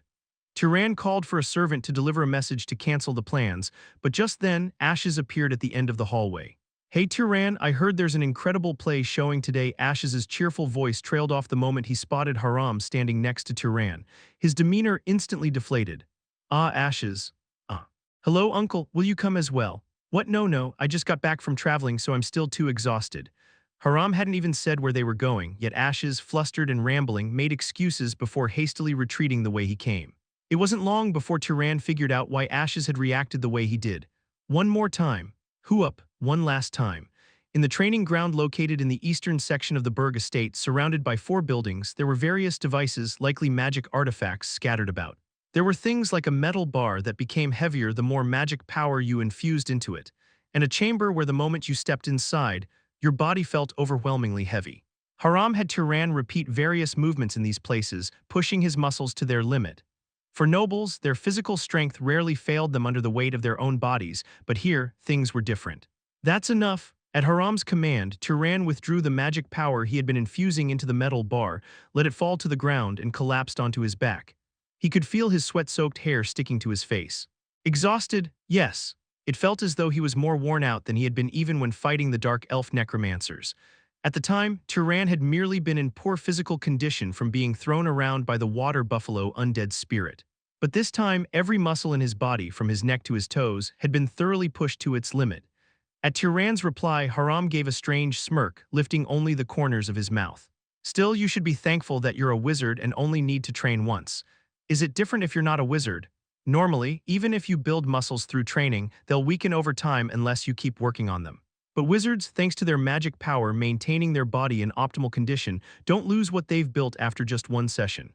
After saying this, Haram pointed to the sky and added, "Besides, doesn't exercising and feeling the breeze afterward feel refreshing?" "That's true." After hesitating briefly, Turon agreed with Haram's words. Indeed, lying there, drenched in sweat, he felt a strange sense of exhilaration. It was similar to the feeling he got when reading a book, a sense of accomplishment that he was becoming something better than before. As Turon lay sprawled on the ground, Haram grumbled for a while about how wizards, especially nobles, who neglected physical training despite their well-suited bodies were all fools. Then he stood up and gave another order. "You should be rested enough now." "No, I haven't. I know, you've rested plenty. From now on, I'll teach you weapon skills and hand-to-hand combat." After spending a hellish morning in intense training, Turon dragged his trembling legs to a small dining hall and asked the servants to prepare some food for him. Not long after, Ashes appeared out of nowhere, sitting across from him. How in the world did you end up getting caught by Uncle Haram? Well, when Turan explained the story of how Haram had decided to train him last night, Ashes let out a laugh that was equal parts disbelief and pity. You got baited. Baited. Uncle Haram believes that all nobles should have hand-to-hand combat skills. He uses the same trick every time. I fell for it when I was younger, too. According to Ashes, Haram's usual tactic involved showing off a flashy swordsmanship demonstration and saying something like, "Wouldn't you like to try this?" Then, he would drag his victim to the training grounds and subject them to grueling exercises. Ashes himself had been caught by Haram when he was younger, at the tender age of 25, and had endured harsh training. Ever since, even the suggestion of training made him avoid Haram entirely. But I've heard that just one session of his training has a lasting effect. Even so, it's way too exhausting. Magic training is way better. Besides, you're a guest here. You could just tell him you want to stop. At Ash's suggestion, Turan hesitated for a moment before shaking his head. No, I'm planning to continue for a while. Although Turan had spent his entire life walking, running, and throwing stones, he had never undergone structured physical training before. But something about Haram's methods felt remarkably systematic, and Turan's instincts told him this would be worthwhile. And then there were the training devices, artifacts created by the enchanters of the Hausberg, filling the training grounds. He couldn't pass up the opportunity to make use of such extraordinary tools. Why don't you join me? I'm too old for that now. Ashes, who outwardly looked like he was in his early 20s, chuckled awkwardly as he replied. For the next 3 weeks, Turan's daily routine became highly productive. He rose early in the morning to engage in physical training with Haram.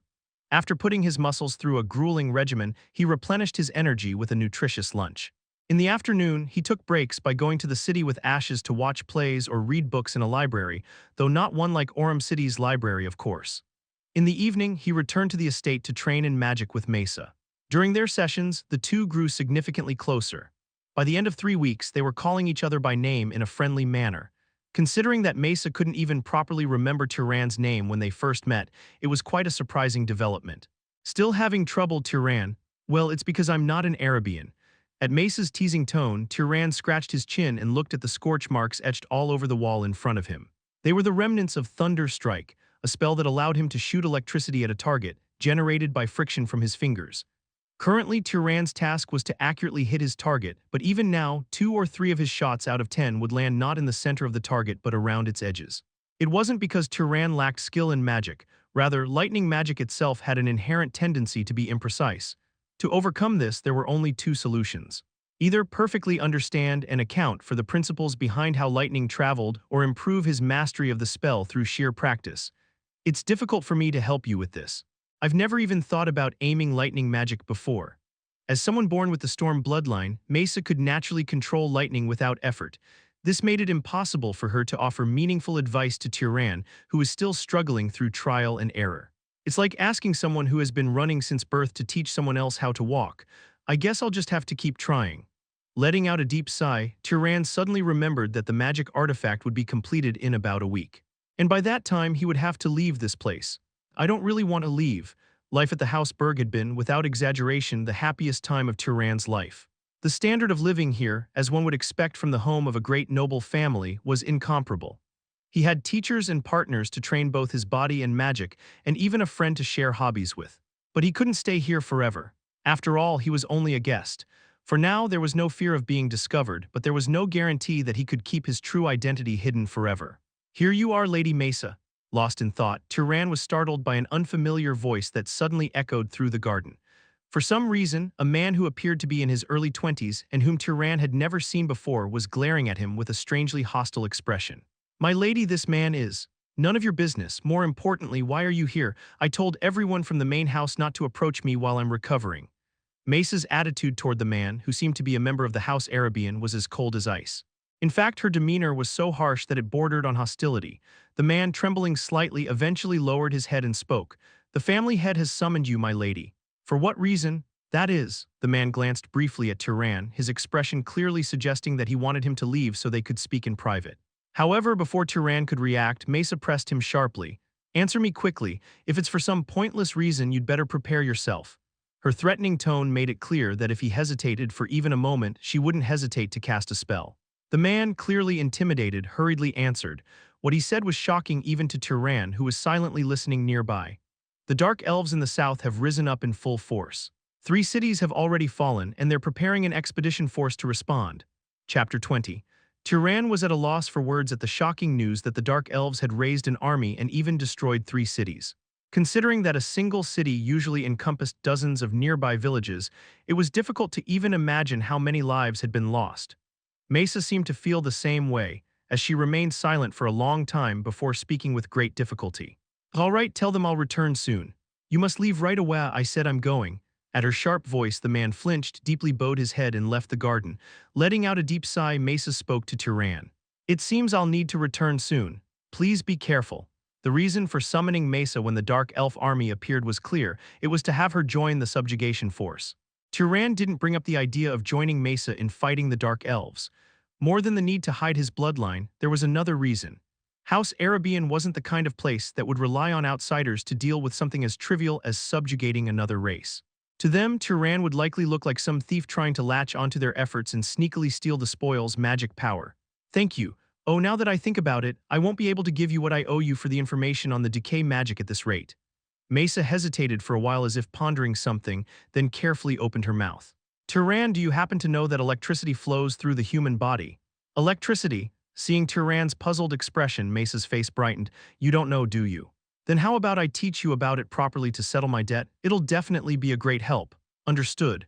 When Turon accepted, Mesa immediately began explaining the theory. When a person sees or feels something, that part of the body sends electricity to the brain. If they see something, the eyes send it to the brain. If they smell something, the nose sends it to the brain. The brain then understands the sensation through that electricity and sends electrical signals throughout the body to command it to move.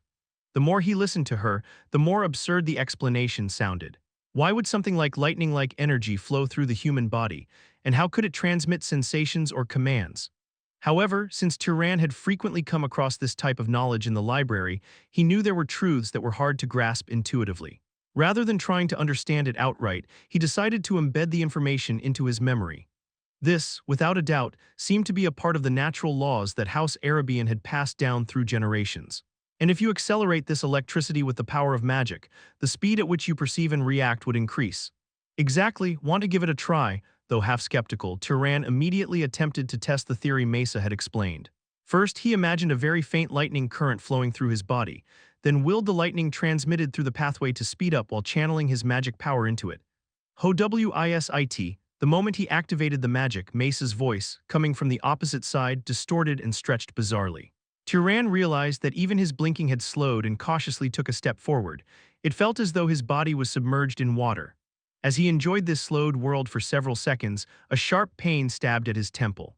Quickly canceling the magic, the world returned to normal in an instant. Did it work? Yes, this is. Even with just a brief attempt, Turon could feel the immense potential this magic held.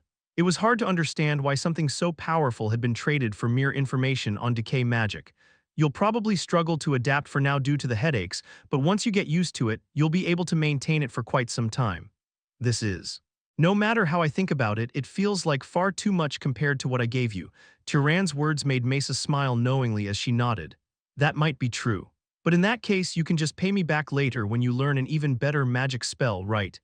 After saying that, Mesa flew out of the garden in a flash, leaving before Turon could respond. Only then did Turon realize that this was her way of promising their next meeting. In the distance, the voice of the Arabian family man who had left earlier echoed mournfully, calling out for the young lady. After finishing his magic practice alone, Turon was on his way back to his room when he ran into Ashes. From the fatigue evident on Ash's face, Turon guessed that his friend had just come from an uncomfortable or demanding event, such as a family meeting. "Turon, I'm not sure if you've heard the news. The Dark Elves? What? Where did you hear that? I only just heard it from my mother. I was training with Mesa earlier. Could it have been because of the 2 I killed back then? I don't know. It's not like those bastards go around explaining the reasons for their massacres."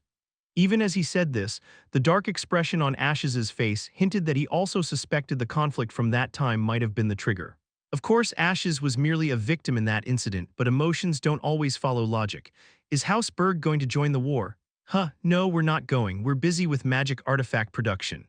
Uncle Haram is staying at the main house too. In other words, this meant that the production of the magic artifact Turon was waiting for wouldn't be delayed. More importantly, what are you planning to do now? Do about what? What do you mean, what? It's a war. Traveling alone on a pilgrimage in this situation is practically suicide.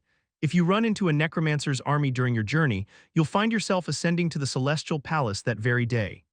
In other words, Ashes was suggesting that Turan remain a guest of House Berg for the time being, at least until the current situation was resolved.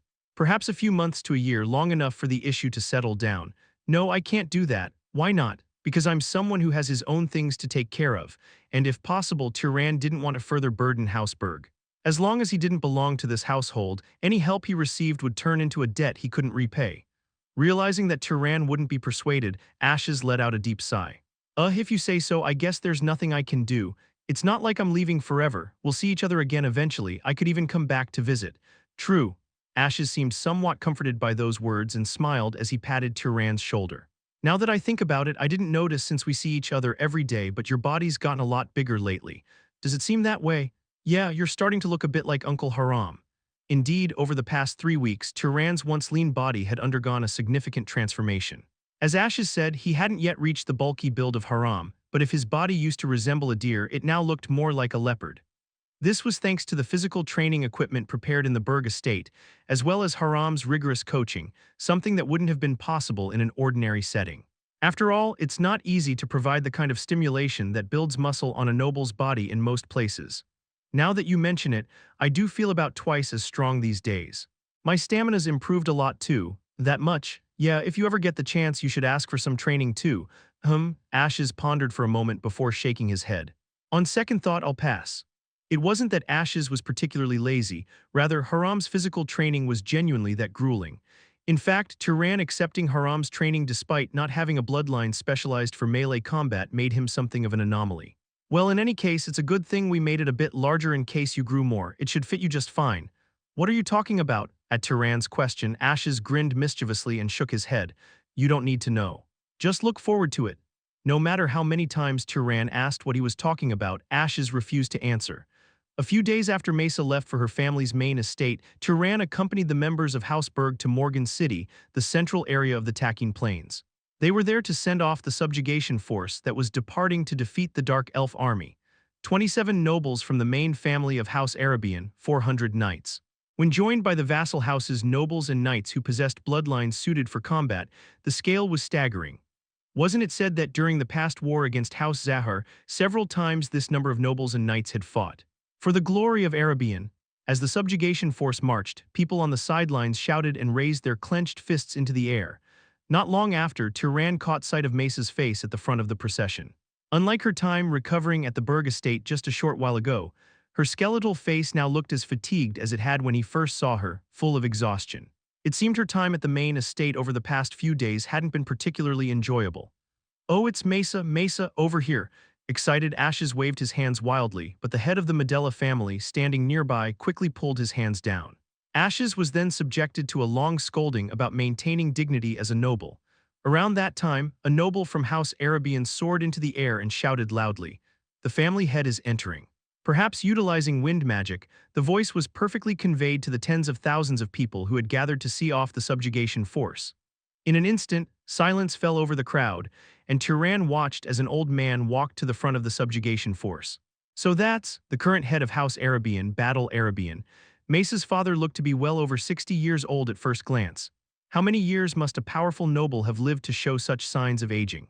And just how immense must the magic power he had accumulated over that time be? Ashes. What? The head of House Arabian doesn't look well. Is he in poor health? His face was unusually pale, not just due to old age, but pale enough to make it seem like he could collapse at any moment. At Turan's question, Ashes scratched his head. Well, I did hear that he got injured in a duel with the head of House Zahar a long time ago, but with his age, who knows? Shortly after, the head of House Arabian spoke in a weary, aged voice. Warriors of Arabian, you are now departing to protect humanity. I command you, do not return alive until you have slaughtered every one of those vile, inhuman beings for humanity. For humanity, everyone echoed the family head's words, anticipating a follow-up speech. But to their surprise, the head simply stared silently at the subjugation force, not continuing with his address. Could it be that this was all he had to say? With such a massive force gathered here, the murmurs of discontent rippled through the gathered crowd, as if Turan wasn't the only one who felt this way. But as soon as the family head raised his hand, silence fell over everyone. It was an instinctive reaction, everyone could feel it. Something extraordinary was about to happen. At some point the clear skies, once bathed in sunlight, began to darken, casting shadows over the crowd. Turan realized that the family head was manipulating the high winds in the sky to gather clouds. How skilled must one be in wind manipulation magic, and how much magic power must one pour into it for such a feat to be possible? After a moment the family head murmured quietly and lowered his hand. Move forward with the belief that I stand behind you. This is the power of Arabian. Rumble. From a distant horizon came the sound of thunder rolling. Soon the clouds in the sky turned pitch black and then bolts of lightning began to rain down one after another. Once, twice, three times what started as scattered strikes soon turned into a torrential downpour of lightning, as if the heavens were unleashing their wrath. Could the rage of celestial gods resemble this sight? Witnessing such a spectacle for the first time in their lives, the people descended into a kind of frenzy, shouting anything and everything. Yua, Arabian forever, for humanity, Thunder Lord bless your descendant, some shouted out of fear, others out of awe, and in the midst of their chaotic cries Turan too stood still, unable even to breathe, watching the raw display of power before him. Hadn't Kiorn once said that he saw the head of Arabian crush a small hill with just a gesture? This magical display was no less astonishing. The destructive energy imbued in each bolt of lightning could be felt even from where Turan was standing. It wasn't hard to guess why the family head was exerting such power despite his deteriorating physical condition. It was undoubtedly a show of force aimed at the various factions that might dare target Arabian, primarily those connected to House Zahar. It was his way of saying, I am still strong. Don't even think about targeting Arabian just because part of its forces have left. Not long after the skies cleared in ashes, his face half-dazed mumbled to himself. Wow, I don't think even the pre-god tribe descending would be this impressive. Turan agreed with his sentiment, but even as he nodded, another thought emerged in his mind. The words the spirit of the library had once told him, that he possessed a bloodline closest to the gods. One day I too, Turan, longed to become a being as mighty as this. Chapter 21. Even after Mesa and the Dark Elf subjugation team departed, Turan's daily life did not change much. He worked on building his body with Haram, practiced weapon skills and martial arts, rested and trained in magic. The only difference was that he no longer had a companion to train magic with during the evenings. Because of that, the evenings felt a bit lonelier. Thus passed 4 weeks and 2 days since Turan had stayed at the Hausberg.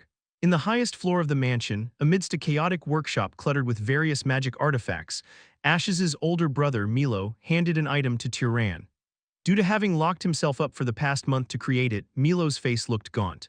Here it is. The magic artifact was in the form of a bracelet, made by braiding several long, thin leather straps like a plate, and wrapping them with a layer of dull blue metal.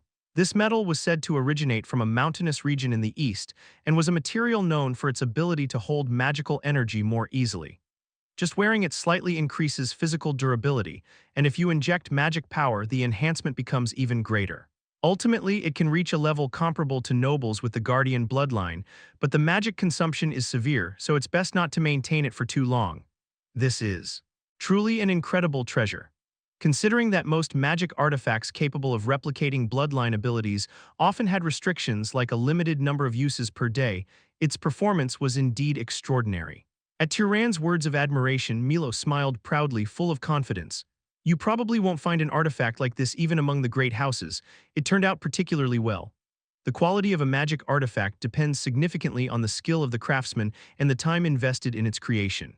Yet, even with the same skill and time, the final product could vary. Among such variations, this artifact was a masterpiece, the kind of item that might have been offered to someone as high-ranking as the head of House Arabian.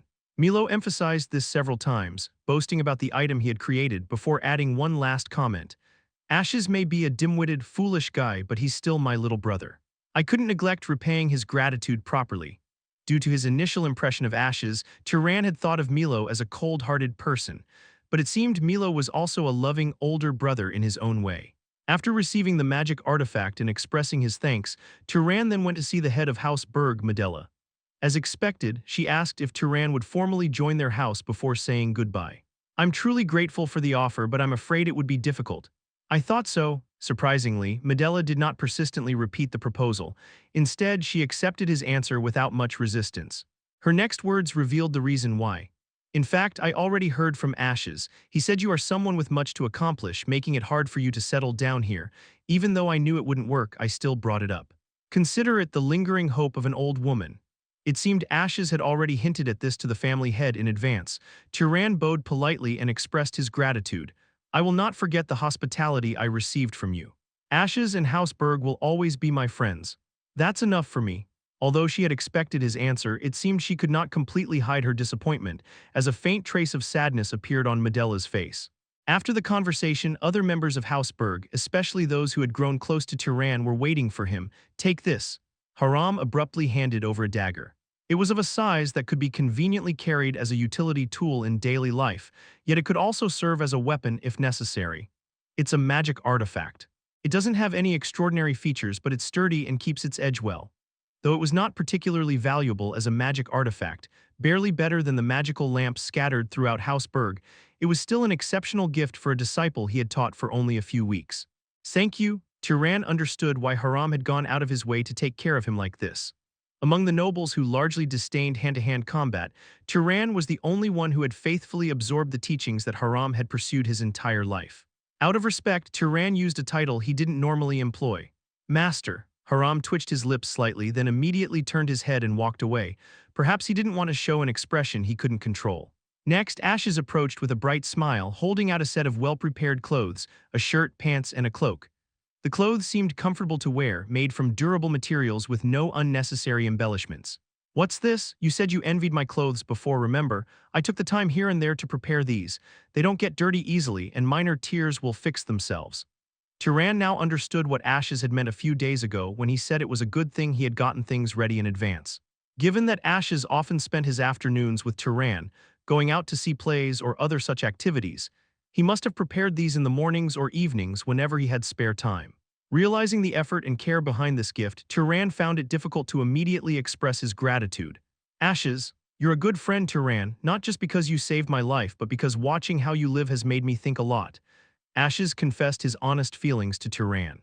At first, he had harbored a secret envy for Turan's exceptional talent, but he had also been deeply impressed by the way Turan, despite his talents, never wasted time and constantly worked to improve himself. Ashes admitted that he had realized how lazily he had been living his own life. He added that, starting with making these clothes, he planned to dedicate himself once again to mastering the art of crafting magic artifacts. And when the dark elf situation calms down, I'll go on another pilgrimage, this time to safer places. Turan nodded and mentioned another of Ashes's friends. When you leave again, don't forget to take Tilly with you. Of course, Tilly, the magical beast, was as intelligent as most humans and strong enough to rival a noble. Unless Ashes faced another extreme situation, he would likely not find himself in danger again. So where do you plan to go now? First, to the east. Carmen? Yeah. If you traveled eastward from the Tacking Plains, you'd eventually arrive at the port city governed by the House Carmen. Though smaller than the houses Arabian or Zahar, it was a great house with a long history and formidable strength, known for its bloodline abilities that controlled water and ice. I've been there once before. If possible, don't board a ship. I got curious and tried it once. Those waves are an absolute nightmare. At Ashes's warning, Turan chuckled and shook his head. Unfortunately, Turan had no choice but to board a ship and face those waves. His destination was the lands of Zahar in the Emerald Desert, far to the southeast across the sea. Well, you're no kid, actually you are a kid, but you're still more mature than I am, so I'm sure you'll manage. Stay safe. Don't die? All right.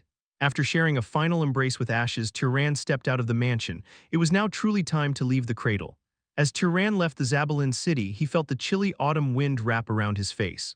The golden wheat fields of the Tacking Plains, which had once stretched endlessly, had already been harvested, leaving only the stubble behind.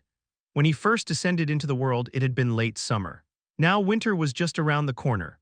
Running eastward, Turan used the breathing techniques he had learned from Haram, techniques suited for long-distance running. Exhale twice in rhythm with his steps, then inhale twice.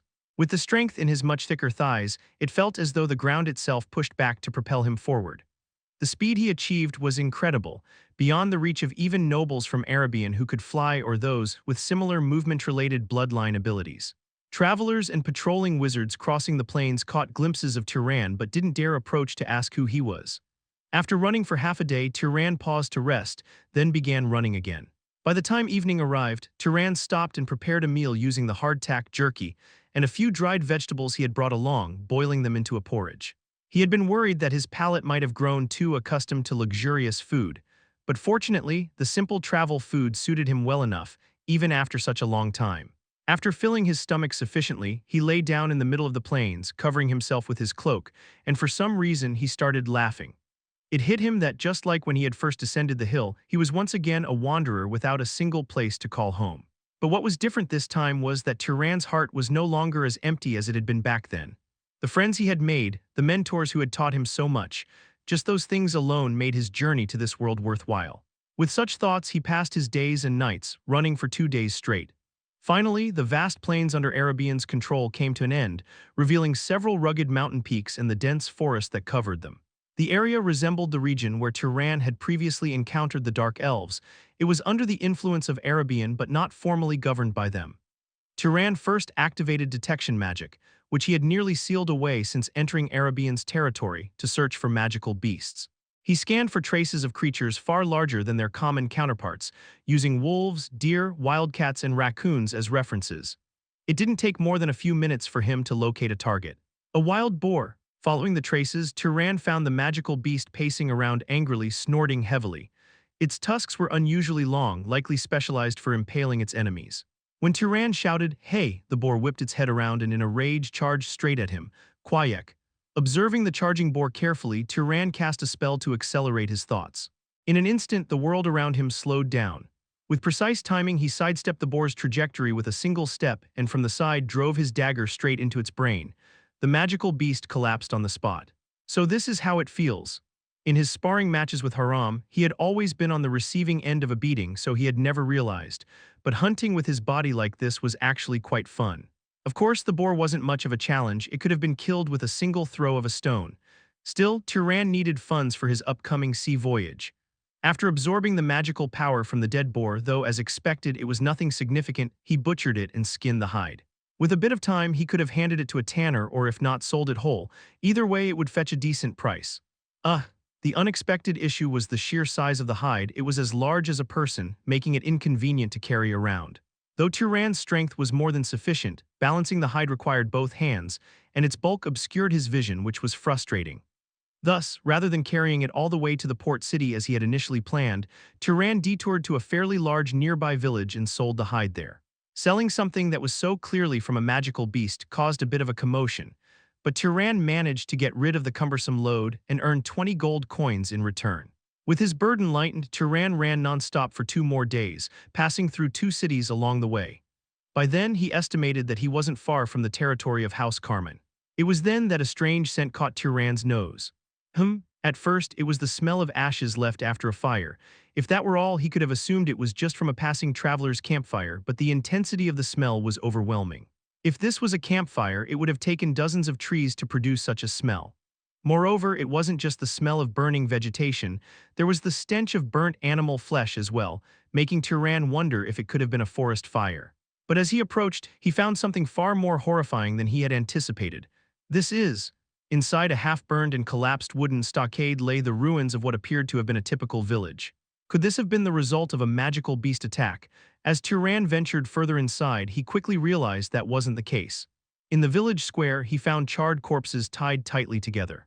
This was undoubtedly the work of humans or a similarly intelligent race driven by malice. I haven't heard any reports about dark elves advancing this far. If that were the case, Ashes, knowing Turan was heading east, would have certainly warned him about it. As Turan pondered how to make sense of the chaos before him, he detected a faint trace of a living person sent through the stench. Sweat, tears, urine. Here. Following the trail, Turan found a hidden attic door beneath a table inside one of the half-burned wooden houses.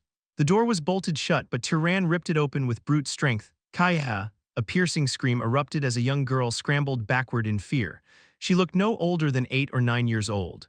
Her clothes were filthy and soot had darkened her face save for the pale streaks left by her tears. "Calm down, I'm not your enemy, I'm here to help." The trembling girl, still shaking with fear, gasped for breath and finally asked after hearing Turan repeat himself several times. "Really? Yes, do you know what happened to this village? Everyone died, that wizard, yes." At that, the girl collapsed, unable to continue. She had likely been trapped in the basement for a long time, both her body and mind completely exhausted. Turan carefully picked her up and carried her out of the basement. For now, he decided he would feed her well, let her rest, and then take her to a nearby village. Found him, surrounding the entrance of the wooden house in a half-circle, were 4 men and women. Among them, the woman who appeared to be their leader aimed a white, ice-like bow at Turan and shouted, "Get on your knees, you murderer." Chapter 22. It wasn't hard to guess what kind of misunderstanding the opponent had. People tightly bound and burned to death, and even the young girl who was about to become the final victim being carried out by the villain. Turan quickly observed the opponents. There were 4 of them.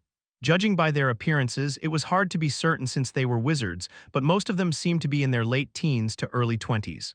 A notable feature was that all 4 of them emanated a strong scent of excitement and tension from their bodies, just like how Turon himself had felt during his first wolf hunt with his mother in his childhood. Presumably, they seemed to be rookies with little experience in real combat. Wait, just as Turon opened his mouth to explain, the wizard holding a flaming spear let out a gasp and suddenly threw it. Judging by the startled expression, it seemed the wizard had lost control due to excessive tension. Turon stretched one of the arms, holding the child forward to catch the spear, while pouring magic power into his bracelet at full force. The power of the guardian bloodline protected his entire body, and at the same time the flaming spear exploded, engulfing him in flames. "What the hell are you doing? There was a child." I didn't mean to. "It was a mistake." The woman holding an ice bow shouted sharply, watching as both Turon and the girl in his arms were engulfed in flames. However, moments later their expressions turned to utter shock, their eyes widening in disbelief. Turon, who had taken the magic directly, didn't even have a burn or any trace of being scorched. Not even the little girl in his arms was harmed. What in the world? How is that possible? It wasn't as if he had neutralized the magic with another spell, he had simply taken it head-on with his body. For those unaware of the existence of the guardian magic artifact, the only explanation was that Turon was either someone with a bloodline specialized in defense or someone with overwhelming magic power.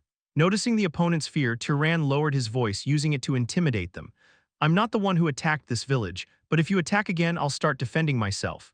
At his sharp glare, the flame spear-wielding wizard quickly lowered both hands, signaling he had no intention of resisting further. Moments later, even the woman with the bow lowered the weapon she had been aiming.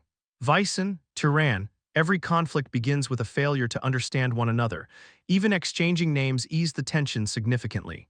The bow-wielding woman Vyson stared intently at Turon and asked, "How can I trust you? When this girl wakes up, ask her. She seems to have seen the real culprit." "She saw the pyro executioner, don't tell me you don't know." At Turon's questioning response, Vyson raised an eyebrow and asked again. "I don't?" At Turon's reply, she looked skeptical but began explaining. For the past few months, a deranged wizard had been periodically attacking remote villages in the area, tying people up and burning them to death. The wizard had even earned the nickname Pyro Executioner, and a lord from a nearby city had issued an extermination order. However, since there had been no survivors, not even the culprit's gender was known. That is, until today when Turon had saved one person. Then this girl might be able to tell us something. She's unconscious now, but when I first found her, she said it was a wizard who did this. After saying this, Turon laid the surviving girl beside the attic door and covered her with his cloak. The strange standoff among the group ended 30 minutes later when the girl opened her eyes. "Are you awake? Where is this? Your home?" Turon spoke gently so as not to alarm her and gave her some water from a leather flask. The girl, seemingly coming to grips with her situation, showed anguish on her youthful face. Soon, however, she began to recount in detail the appearance of the culprit she had seen, as Turon requested. A red cloak, a bearded face. He looked rough like a lumberjack. She explained that as people were being dragged away by the wizard, she had hidden in the attic, peeking through a small gap to watch the situation unfold. When she saw the culprit searching around to see if anyone was left, she had hastily shut the door and locked it. As he gently stroked the girl's head while she explained as best as she could with her limited vocabulary, tears welled up in her round eyes. But the girl bit her lips tightly and did not cry. Pain and hardship, after all, were the things that turned children into adults far too quickly. Just to rule out the possibility that the girl might have been coerced or threatened, Vyson brought her aside and asked her again. Once satisfied, she bowed her head politely and apologized to Turon. "I'm sorry, no matter how misleading the situation may have been." Turon looked down at her for a long moment before letting out a deep sigh and nodding. He was angry about being attacked first, but since it was impulsive and, more importantly, because they had been concerned about the child's safety at the time, he didn't want to lash out too harshly. It was rare to see nobles who cared so deeply about ordinary people like that. After receiving apologies from the other 3 as well, Turon asked the question that had been on his mind the most. "Were you perhaps here to catch this so-called pyro executioner?" "Yes. When we saw someone at a recently burned site, we thought we'd finally caught them this time, but..." Shaking her head in frustration at the wasted effort, Vyson added confidently that now that they had a detailed description of the culprit, they'd be able to catch him. "We have a born tracker among us." "A tracker?" When Turon showed a surprised expression, Vyson hesitated, then turned her head slightly as if regretting her words. Her gaze landed on a particularly small-framed woman among the 3 companions. "Wait a minute, are you all from House Zahar? Then why are you here?" The Emerald Desert was an unimaginably far distance from here, and going further west from here would take them into House Arabian's territory, wouldn't it? Could these people really be part of the infamous assassination group from Zahar, the ones who had once attempted to assassinate Mesa? But for such a group, they all seemed rather unpolished and amateurish. As if guessing Turan's thoughts, Vyson quickly shook her head. No, it's not like that. We're not, but Vyson faltered and couldn't continue her sentence. As Turan stared at her intently, she finally gave up and revealed her identity with an air of resignation. We're from Abacha. Abacha, you mean House Carmen's, Vyson Carmen, and these are friends from vassal houses. Turan found it an extraordinary coincidence that these people hailed from Abacha, the port city he was headed to, which was also the stronghold of House Carmen. Then again, considering that this village was largely under Carmine's sphere of influence, it wasn't entirely random. Aisha is a descendant of a family that intermarried with Zahar nobles several generations ago. Her bloodline manifested weakly, so while she's skilled in detection magic, she's not particularly adept at concealment. The bloodlines of great houses, formed through the fusion of various lineages, sometimes degraded over time, often resulting in the manifestation of only one ability from the original lineages. Such cases were called primitive bloodlines, and great houses usually didn't bother retrieving individuals with such diluted blood. After all, the likelihood of a degraded bloodline becoming powerful again through another fusion was extremely low. I don't know why the nobles of House Carmen would be hunting wizards here, but it doesn't seem like a very prudent decision, especially if you haven't even brought knights with you. If you're a noble, no matter how minor your house, wouldn't you normally travel with a group of knights? Whether as escorts or as Turan despised even as meat shields. At his words, Vyson's group made expressions of disbelief. Well, coming from someone who travels entirely alone, I can fully take responsibility for my own safety. Turan responded confidently to the timid remark of the man who had thrown the flaming spear earlier. Given how he had just taken the flaming spear head-on earlier, his words carried plenty of weight. Besides, the four of you, judging by your looks, you're not that old. Did you even get permission from your house to leave? Their flinching at his question confirmed his suspicions. It was now certain these four were runaway nobles who had left their house without authorization. What other reason would young nobles have for wandering around dangerous areas without even a single knight in tow? Give up on this wizard hunt and go back home. It's dangerous. The pyro executioner, from the looks of it, seemed to have mediocre skills, considering he only targeted defenseless rural villagers. However, this group was so unpolished that Turan couldn't help but worry if they might even lose to such a subpar wizard. If Turan were to fight these four, it wouldn't take him more than 10 minutes to take them all down.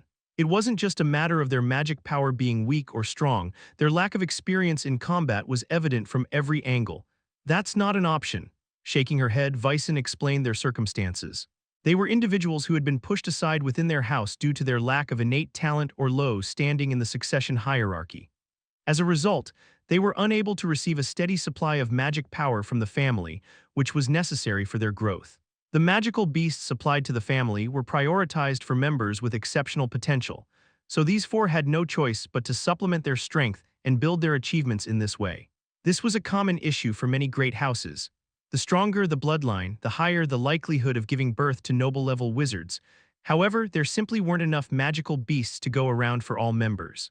Pilgrimages like the ones Ashes undertook were one solution, but considering the costs and safety issues, it wasn't feasible to provide such opportunities for everyone.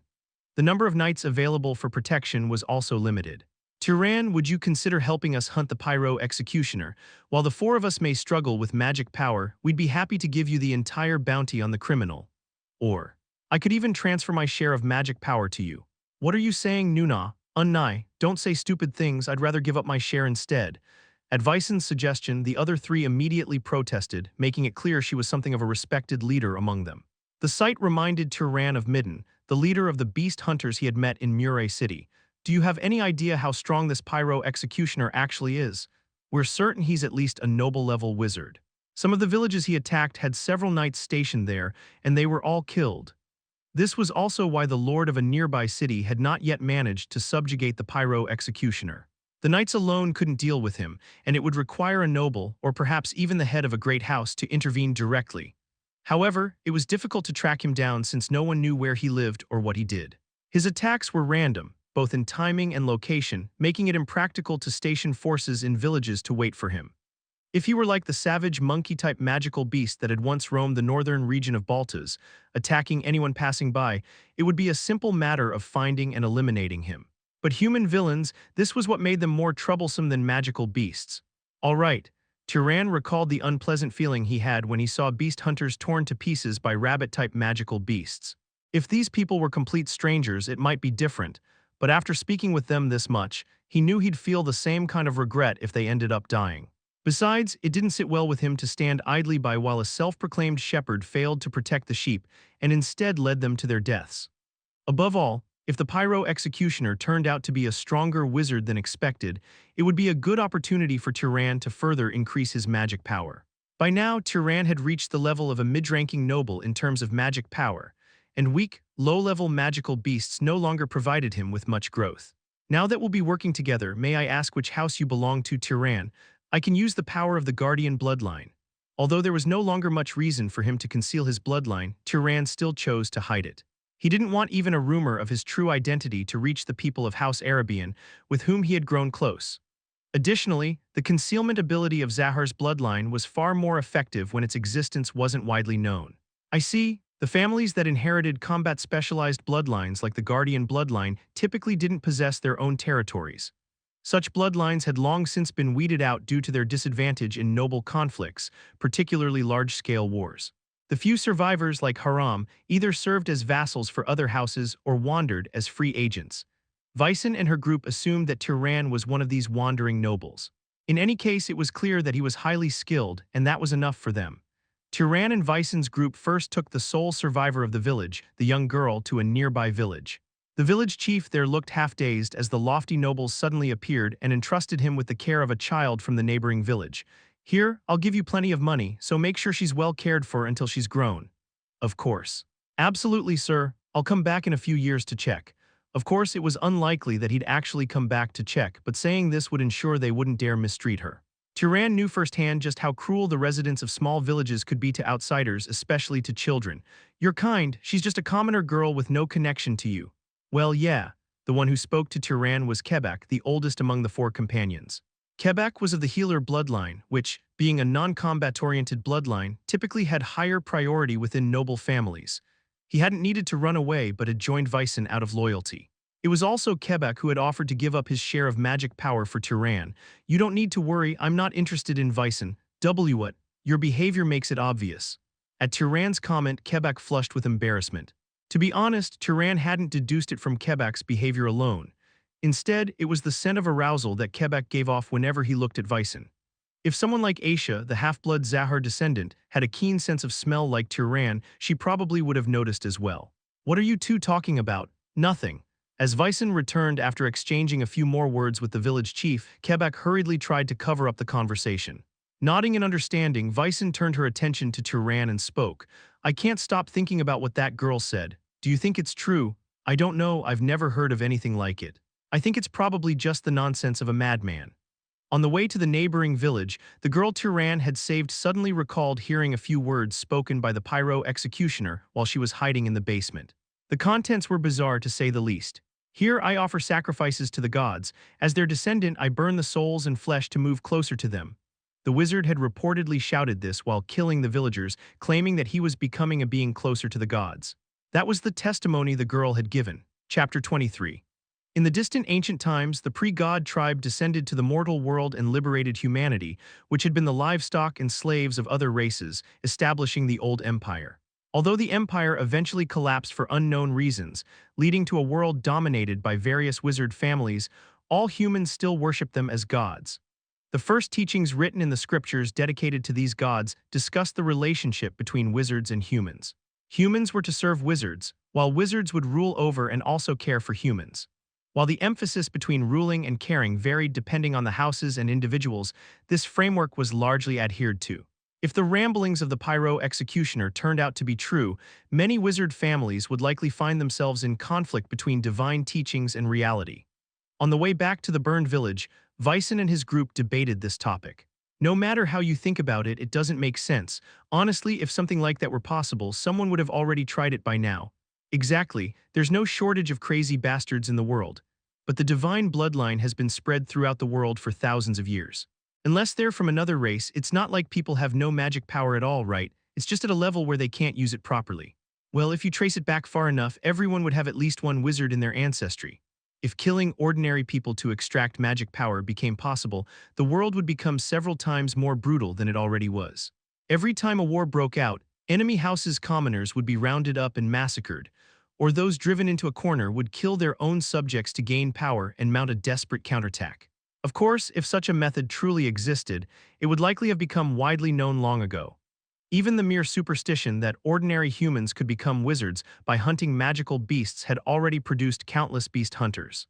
Eventually, Weissen's group became divided over two opinions. Two of them argued that there was no need to investigate something that was obviously bullshit and suggested killing the suspect immediately.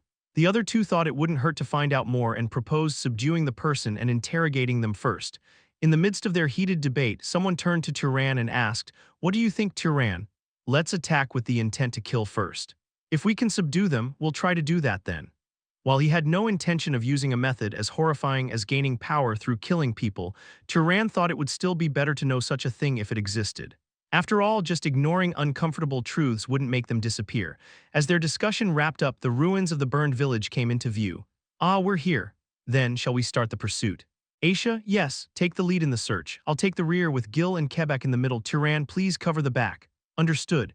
Responding to Weissen's request, Turon briefly glanced at Gil, the man who had earlier misfired the flame spear. Gil, who possessed the beast tamer bloodline that allowed him to tame magical beasts, didn't even have enough magic power to keep useful magical beasts at his side. Moreover, as evidenced by his mistake in firing the spear, he was the youngest and most inexperienced among the four. "I'll start looking now." Aisha widened her eyes and scanned the area. The most immediate search conditions that came to mind were likely footprints of a human male or red fabric. Turon thought the former would have too many traces within the village, while the latter wouldn't leave many clues unless the clothes had been snagged and torn somewhere. "How is it? I think I need to look around a bit more." "All right, let's move. Which way should we go?" Turon didn't take the lead but quietly followed behind them. He was curious about how effective the half-blood Zahar's tracking skills would be and also wanted to conserve his own magic power just in case. Fortunately, Aisha, who had begun the pursuit, displayed the cautious and seasoned demeanor of a skilled hunter, which contrasted with her small and youthful appearance. She first guided the group along a path, but upon noticing that it led to a main road, she shook her head and returned to the village. By the time this process was repeated 3 times, Turon posed a question. "How exactly are you conducting your search right now?" "I first track the footprints of a human male, and when it leads to a main road, I search for the scent of ash. If he didn't change clothes or anything, there should still be traces of ash on his clothing." Her method of tracking was quite professional. Why hadn't they been able to find the culprit like this before?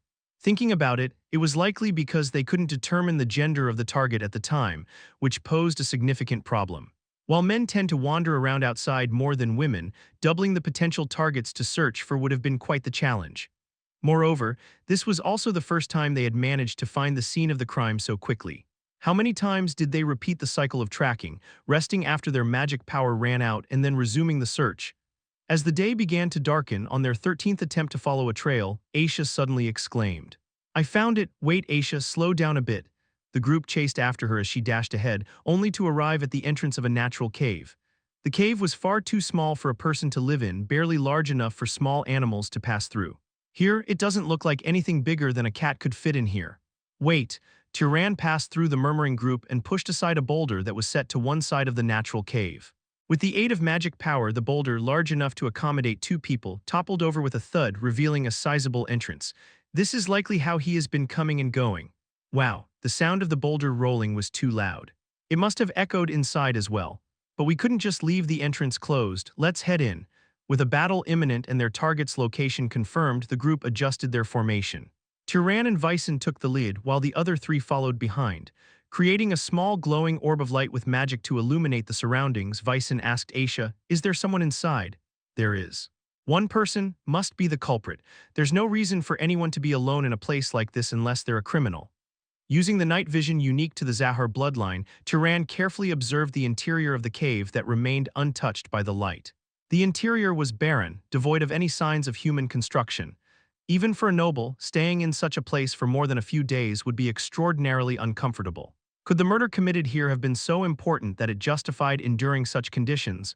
Soon after, they discovered an open space deep within the cave. The ceiling had a small hole, presumably for ventilation. In one corner, there was a primitive bedding arrangement made from blankets and wooden pieces, along with a few pots filled with some unknown liquid. On the walls, a few torches burned, dimly lighting the surroundings. At the center of this makeshift shelter, a man was sitting and staring at the group as though waiting for them. "What brings you to such a remote place, guests?" He wore a red robe with a hood. Aisha must have mistaken it for a cape, and had a rugged face adorned with a beard, exactly matching the description the girl had given.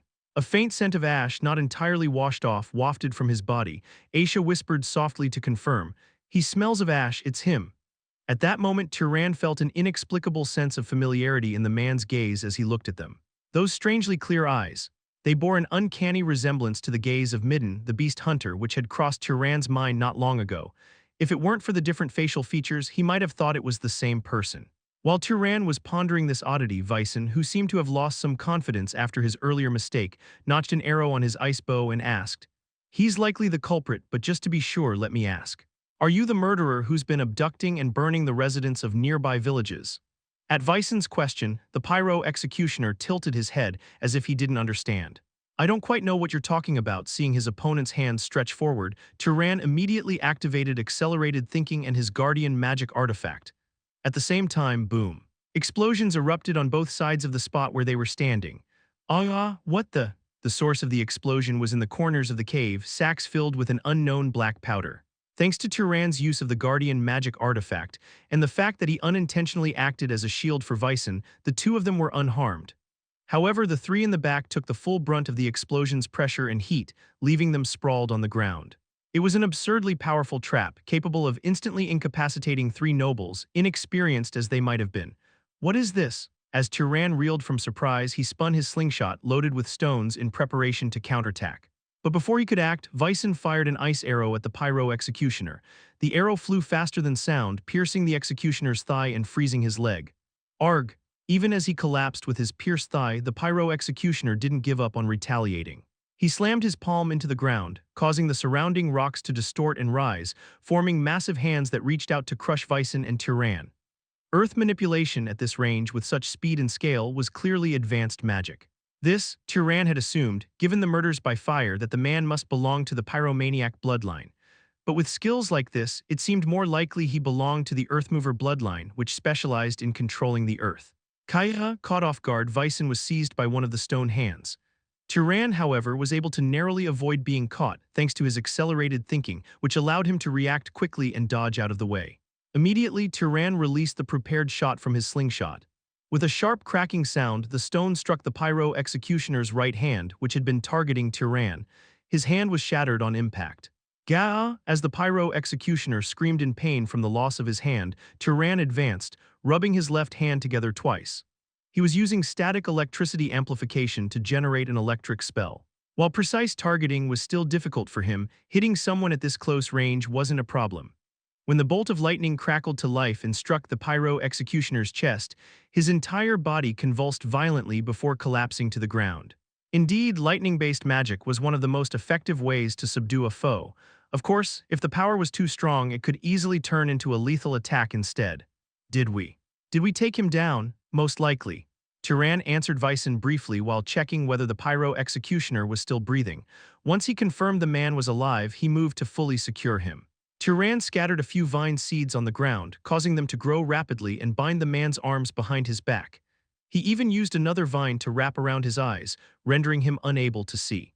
With his vision taken away and his arms restrained, it was impossible for the pyro executioner to offer meaningful resistance. If he tried to concentrate his magic to break free, Turan, who was controlling the plants, would immediately sense it and kill him. The only drawback to this method was that it consumed Turan's magic power to sustain the vines, making it difficult to maintain for an extended period. Now that he's secured, please take care of the three injured ones. Thank you. As expected, if Turan hadn't been with them, the four of them would have undoubtedly found themselves on a one-way trip to the Celestial Palace by now. It was clear the pyro executioner had thoroughly prepared to face intruders. While Vysen woke Quebec, the healer, to treat the injured three, Turan tapped the pyro executioner's cheek with the flat side of his dagger. "Hey, wake up! If you try to channel more magic, I'll kill you immediately." The pyro executioner groaned and instinctively tried to summon magic to remove the vines binding his wrists, but Turan pressed his blade to the man's neck and glared at him. The executioner seemed to understand the situation and reluctantly stopped resisting. Who are you people? How did you even find this place? There are ways to do that. Anyway, you're the pyro executioner, right? That is. Seeing the hesitation in his opponent, Turon immediately drove his dagger deep into the man's thigh. A rough scream echoed throughout the cave. Answer me. Quickly, what reason could there be to show mercy to a mass murderer who had burned hundreds of ordinary people alive? At Turon's growling voice, the pyro executioner began to cry, tears spilling from his eyes despite them being bound by vines as he nodded his head. At that moment, Vyson and the others, having finished their healing, approached from behind Turon. You subdued him with vines. I didn't know a noble with the guardian bloodline could do something like this. For now, let's focus on asking him what we need to know. Turon purposely refrained from mentioning that it was difficult to maintain the suppression for a long time. If the pyro executioner overheard that, he might simply try to stall for time. Fortunately, the man didn't seem particularly strong-willed, so the interrogation proceeded quickly. His name was Oval Craft, 78 years old, and he claimed to be a noble from the House Craft, which was located far to the south of this area. He said he had been wandering around after severing ties with his older brother, the head of his family. So why exactly is this wandering noble burning the villagers here alive? The god told me, if I burn the souls and flesh of these sinful people, I'll be able to draw closer to the gods. What? You shouldn't treat me like this. I am destined to become the founder of a great noble house. According to Oval, who was now rambling incoherently, one day a god had revealed to him various secret methods for obtaining the powers of different bloodlines. He even claimed that he had seen other nobles acquire new bloodline abilities using these methods. The specific ritual Oval was performing was one to acquire the pyromaniac bloodline. It required burning a large number of humans at once and then covering himself with their ashes. He insisted that he only needed to perform the ritual a few more times and begged to be released, writhing pathetically. This guy's just a crazy bastard, isn't he? Exactly. Oval's absurd and ridiculous story earned nothing but mockery from Vyson and the others, but Turon couldn't bring himself to laugh. Even ordinary people can gain power if they kill a magical beast. I've already seen wizards like that myself. A suspicious superstition, paired with claims that there were already several similar cases. It wasn't just the eerily familiar gaze. Oval's claims were strikingly similar in form to those made by Midden, the beast hunter, in the past. Chapter 24. Afterward, despite continued interrogation and torture, Oval only muttered incoherently and failed to provide any meaningful information. When asked which god had informed him, he repeatedly answered, it was a god. When questioned if there were others like him, he replied, I've seen many. He simply repeated such responses over and over again. It was clear that he was either mentally unstable or pretending to be in order to create an opportunity to escape. Turon suspected the latter was more likely. If he truly wasn't in his right mind, he would have instinctively used his magic power to break free from the vines, only to be killed by Turon in the process. In any case, regardless of which it was, there was no longer any reason to keep him alive. Moreover, maintaining his restraints had consumed a significant amount of magic power. After exchanging a brief signal with Vyson, Turon slit Oval's throat with a dagger and killed him. Watching the scene, Gil, the youngest among Vyson's group, frowned. What's wrong? No, it's just... Muttering about how killing a defenseless person tied up like that felt like slaughtering livestock, Gil looked uncomfortable. To this, Vyson sighed and rebuked him. Don't say something so stupid. If we'd made even the slightest mistake, we all could have died here. Do you feel sympathy now? And think about how many people that bastard killed. Even dragging him along alive and making him suffer more wouldn't have been enough. It's difficult enough dealing with nobles with this kind of skill level, Quebec added. As Quebec said, there weren't many ways to subdue a wizard, especially one who was a noble and certain of their death. Even if their eyes and hands were restrained, they could still light fires and shoot them in all directions. To prevent this, you would need to restrain them with a magic artifact that suppresses magic power, a very rare item, or have a noble several levels stronger directly suppress them. Alternatively, continually incapacitating them with lightning spells or physical attacks could work. The reason for subduing Oval in such a tedious manner, instead of immediately maiming him, was due to this. If they'd recklessly harmed his body, he would have concluded he wouldn't survive anyway and would have lashed out instead of answering their questions. While Vyson's group was talking, Turon wiped the blood off his dagger and opened a notebook he had picked up earlier next to the bedding. Inside, there were detailed notes about a map of the surrounding area, attack plans, and the number of people killed. It seemed Oval had been keeping track of how many people he had killed and how close he was to his goal. This notebook could serve as evidence to prove that he was a pyro executioner. If that wasn't enough, they could call upon the young girl they had rescued from the village as a witness. Additionally, toward the back of the notebook were several unknown formulas. Judging by the names of plants and minerals written there, it seemed to be recipes for the solutions placed in a corner of the clearing. When Turan had asked Oval about them, the answer was the same. A god told me. Hoping it might serve as a clue to deduce the identity of that god, Turan memorized the contents of the notebook. After reading through it, he slipped the notebook into his pocket and Vysen approached him. So now, let's absorb. Turan, Vysen, Gil, and Aisha gathered around the corpse of the dead pyro executioner. Only the healer, Quebec, sighed regretfully and stepped back. The four of them reached out their hands and a pale green glow began to emanate from Oval's body. Moments later, they could feel power coursing through their bodies, transforming their very forms. A stronger body, sharper senses, and greater magic power. Once the absorption was complete, they collected evidence from the pyro executioner, such as his severed head and robes, and exited the cave. The area where the pyro executioner had primarily been active was the outskirts of a city called Marov. Turan, Vysen, and the group headed to Marov City Hall the next morning to claim the bounty. When the officials saw a group of nobles arriving en masse, they panicked. Before long, the Lord himself came out to greet them. "Congratulations, Lady Vysen, a new star has risen in House Carmen. You're too kind." Ironically, when they actually arrived, the evidence proving Oval's identity turned out to be hardly necessary. The Lord of Marov had no interest in engaging in a dispute with a wizard from a powerful noble family residing not far from his territory. Perhaps the Lord calculated that, if the captured pyro executioner turned out to be a fake and more incidents occurred, it would serve as leverage to gain favor with the nobles. Thus, after spending a day as honored guests in Marov City, they received a bounty totaling 1,500 gold coins. Since they had agreed to divide the bounty fairly in exchange for sharing the absorbed magic power, Turan's original share was 300 coins. However, the distribution was adjusted slightly, and Turan ended up receiving half the total bounty, 750 coins. Although Turan had done almost all the fighting, the contribution of Aisha in the tracking phase and the importance of Vysen's reputation during the bounty claim were also considered. This is too much. The problem was the sheer volume and weight of the 750 gold coins. The old goatskin bag he had used when coming down the hill had long since been discarded. The one he currently carried was made from the hide of a magical beast purchased at a shop in Zabalin, but even the finest bag has its limits in capacity. At this rate, he needed to either find a place to offload the coins or hire someone to carry his load. Surely the cost of traveling to the Emerald Desert wouldn't require this much, so we're planning to wander around and hunt some magical beasts. What about you, Turan? I'm planning to head straight to Abacha.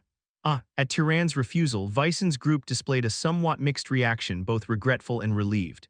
If Turan joined them, hunting would undoubtedly become much safer and more convenient.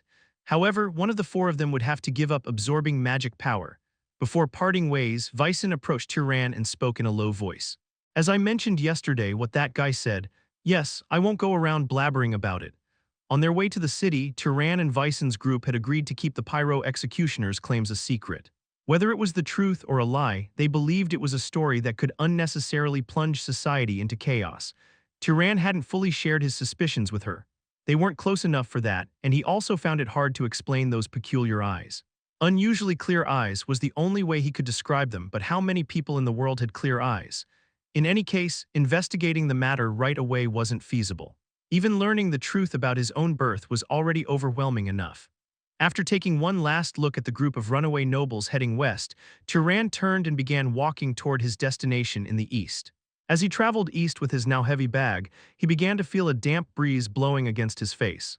He also noticed a peculiar salty, fishy smell he hadn't encountered before. It seems it'll be difficult to use fire magic here. As expected, when he conjured a flame in his palm, he found that the fire's intensity and the magic power consumption had both worsened. On the other hand, creating and freezing water in the air became surprisingly easy. Additionally, since he had heard that the North Sea was often cloudy, he increased his practice of lightning spells that could summon bolts from the sky. In the process, he accidentally startled a few passing groups who fled in a panic upon seeing him. Turan's steps finally came to a halt when an endless expanse of vivid blue water unfolded before him. The grand ocean known as the North Sea, called the ceiling of this world, came into view. Although he had seen illustrations of the sea in books before, seeing it in person made him realize that no illustration could capture even half of its majesty. The dazzling light of the sun, high in the sky, shimmered on the surface of the water in a breathtaking display. Turan stood there, stunned, staring at the ocean for a long time. Eventually, he snapped out of it and began walking along the shoreline. Not long after, a massive peninsula jutting out toward the east came into view, along with a harbor lined with dozens of sailing ships. Turan had arrived in Abacha, the stronghold of House Carmine and the largest port city along the North Sea. Hurry up and unload that. Yes, coming right away, you dumb bastard, I said unload it quickly, not carelessly. If you drop it and it breaks, I'll kill you. The harbor of Abacha was a place where the term full of energy felt like an understatement. Despite the weather edging closer to early winter, the sailors worked shirtless, sweating profusely as they carried cargo. Their shouts and curses echoed everywhere as if they were racing against time. As Turan wandered further, he noticed an enormous fish hanging from the side of one of the sailing ships. Judging by the harpoons embedded in its body, it seemed to have been hunted. Most likely, it was a magical beast that had evolved from a sea creature. Books claimed that the magical beasts of the ocean were far larger than those transformed from land animals, and this certainly seemed to prove it. After leaving the bustling harbor filled with hardworking sailors, Turan spotted a relatively quiet fruit stand. Because Abacha traded with distant regions, the stand displayed a variety of fruits Turan had never seen before. Welcome, what can I get you? Give me a handful of those. Recalling memories of Murray City, Turan chose small brown fruits. As the fruit vendor scooped them into a bag, he quoted a price of 1 silver coin for them. That's too expensive. This here's a date, they only grow in the far-off Emerald Desert. Of course they're expensive, they were shipped here by boat. The fruit vendor, who seemed to recognize Turan as an outsider immediately, spoke with a sly tone as he packaged the goods. Having no room to haggle over 1 or 2 silver coins, Turan handed over 1 silver coin he'd earned from hunting magical beasts in Murray City, along with 2 bronze coins, since the coin sizes were smaller compared to the local currency, and purchased the dates. He then asked, I've been wanting to visit Enril. Do you know where I can find a ship headed there? A ship to Enril, most of the ships going there are trading vessels. You'd have to ask the captains of those directly. But it won't be easy. Whether the vendor was a naturally kind person or simply in a good mood after selling the dates, he provided a detailed explanation. He explained that trading vessels typically filled their holds to capacity with goods, leaving no room for passengers. Allowing passengers aboard would mean less space for cargo, so captains would charge a steep price for the inconvenience. Where can I find these captains? I'm not sure, but they're probably busy during the day. Try looking for them in the evening at taverns. You might be able to get in touch with them through their crew. Thanks for the advice. Leaving the fruit stand, Turan wandered around Abacha City, sightseeing for a while. He even found a decent theater and watched a play, only to realize that the day had grown dark by the time he emerged. Time to head over.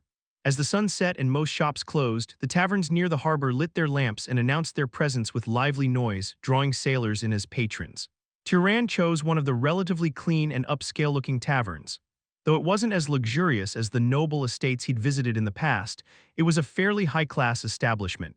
The well-maintained interior, polished staff, and neatly dressed patrons made it clear that the tavern catered to elite sailors. Welcome, customer. Turan sat at an empty table, ordered a glass of wine and a light snack, and quietly listened to the voices around him. The server, who had been looking at Turan with a questioning expression, as if unsure whether he belonged in such a place, immediately bowed deeply when Turan handed over the payment, accepting him as a customer.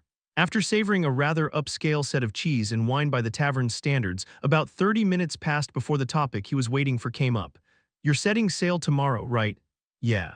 I've got to head back to that damn desert again. Mermaids show up along the route and those damn pirates are as aggressive as ever. Is it really that bad?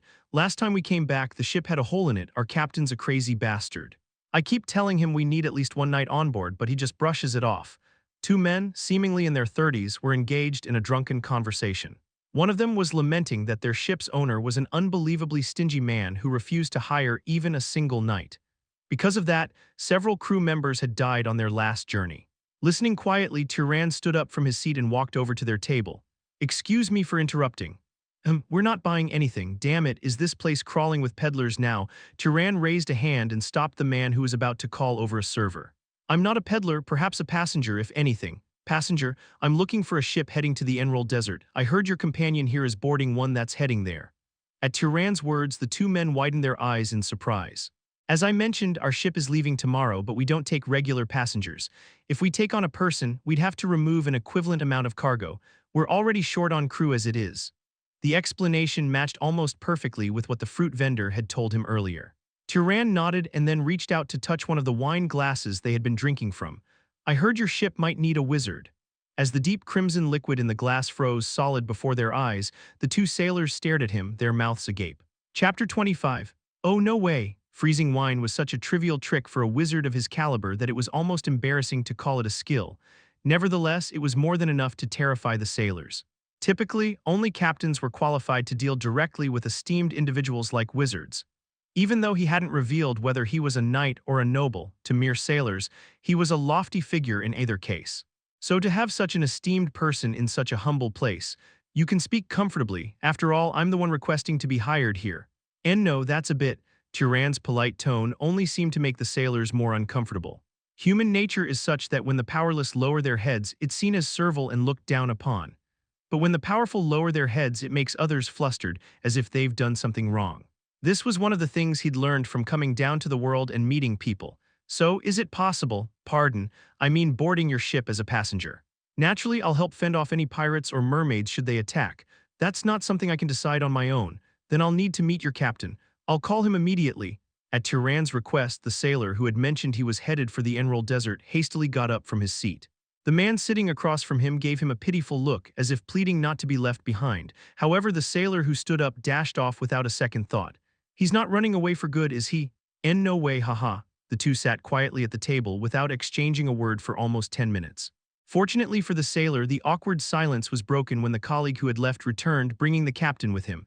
Well then, I'll get going. Let's have another drink next time. As the two sailors exchanged farewells, the one who had been called over sat across from Turan and bowed respectfully. A man in his 40s with an eye patch over his left eye, his sunburned skin and deep wrinkles reflected his years of experience. I'm Piers, captain of the Blue Marlin. I'm Turan. Judging by his rank, perhaps he had met many wizards before. Unlike the sailor, Piers didn't fawn over Turan but instead observed him with a scrutinizing gaze. After exchanging silent glances for a moment, it was Piers who spoke first. I hear you'd like to board my ship. Yes. Well, I'd prefer to discuss this somewhere quieter. Staff, is there a private room available? Yes, Captain. Familiar with the tavern, Piers asked the staff and moved to a small private room. Once seated, the first topic he broached was Turan's identity. So, are you a noble or a knight? I'm a knight. Turan downplayed his status, thinking the captain might get overly anxious otherwise. If a knight initiated a mutiny aboard a ship, dozens of armed sailors could potentially handle the situation. But for a noble, it would be no more than light exercise after a meal.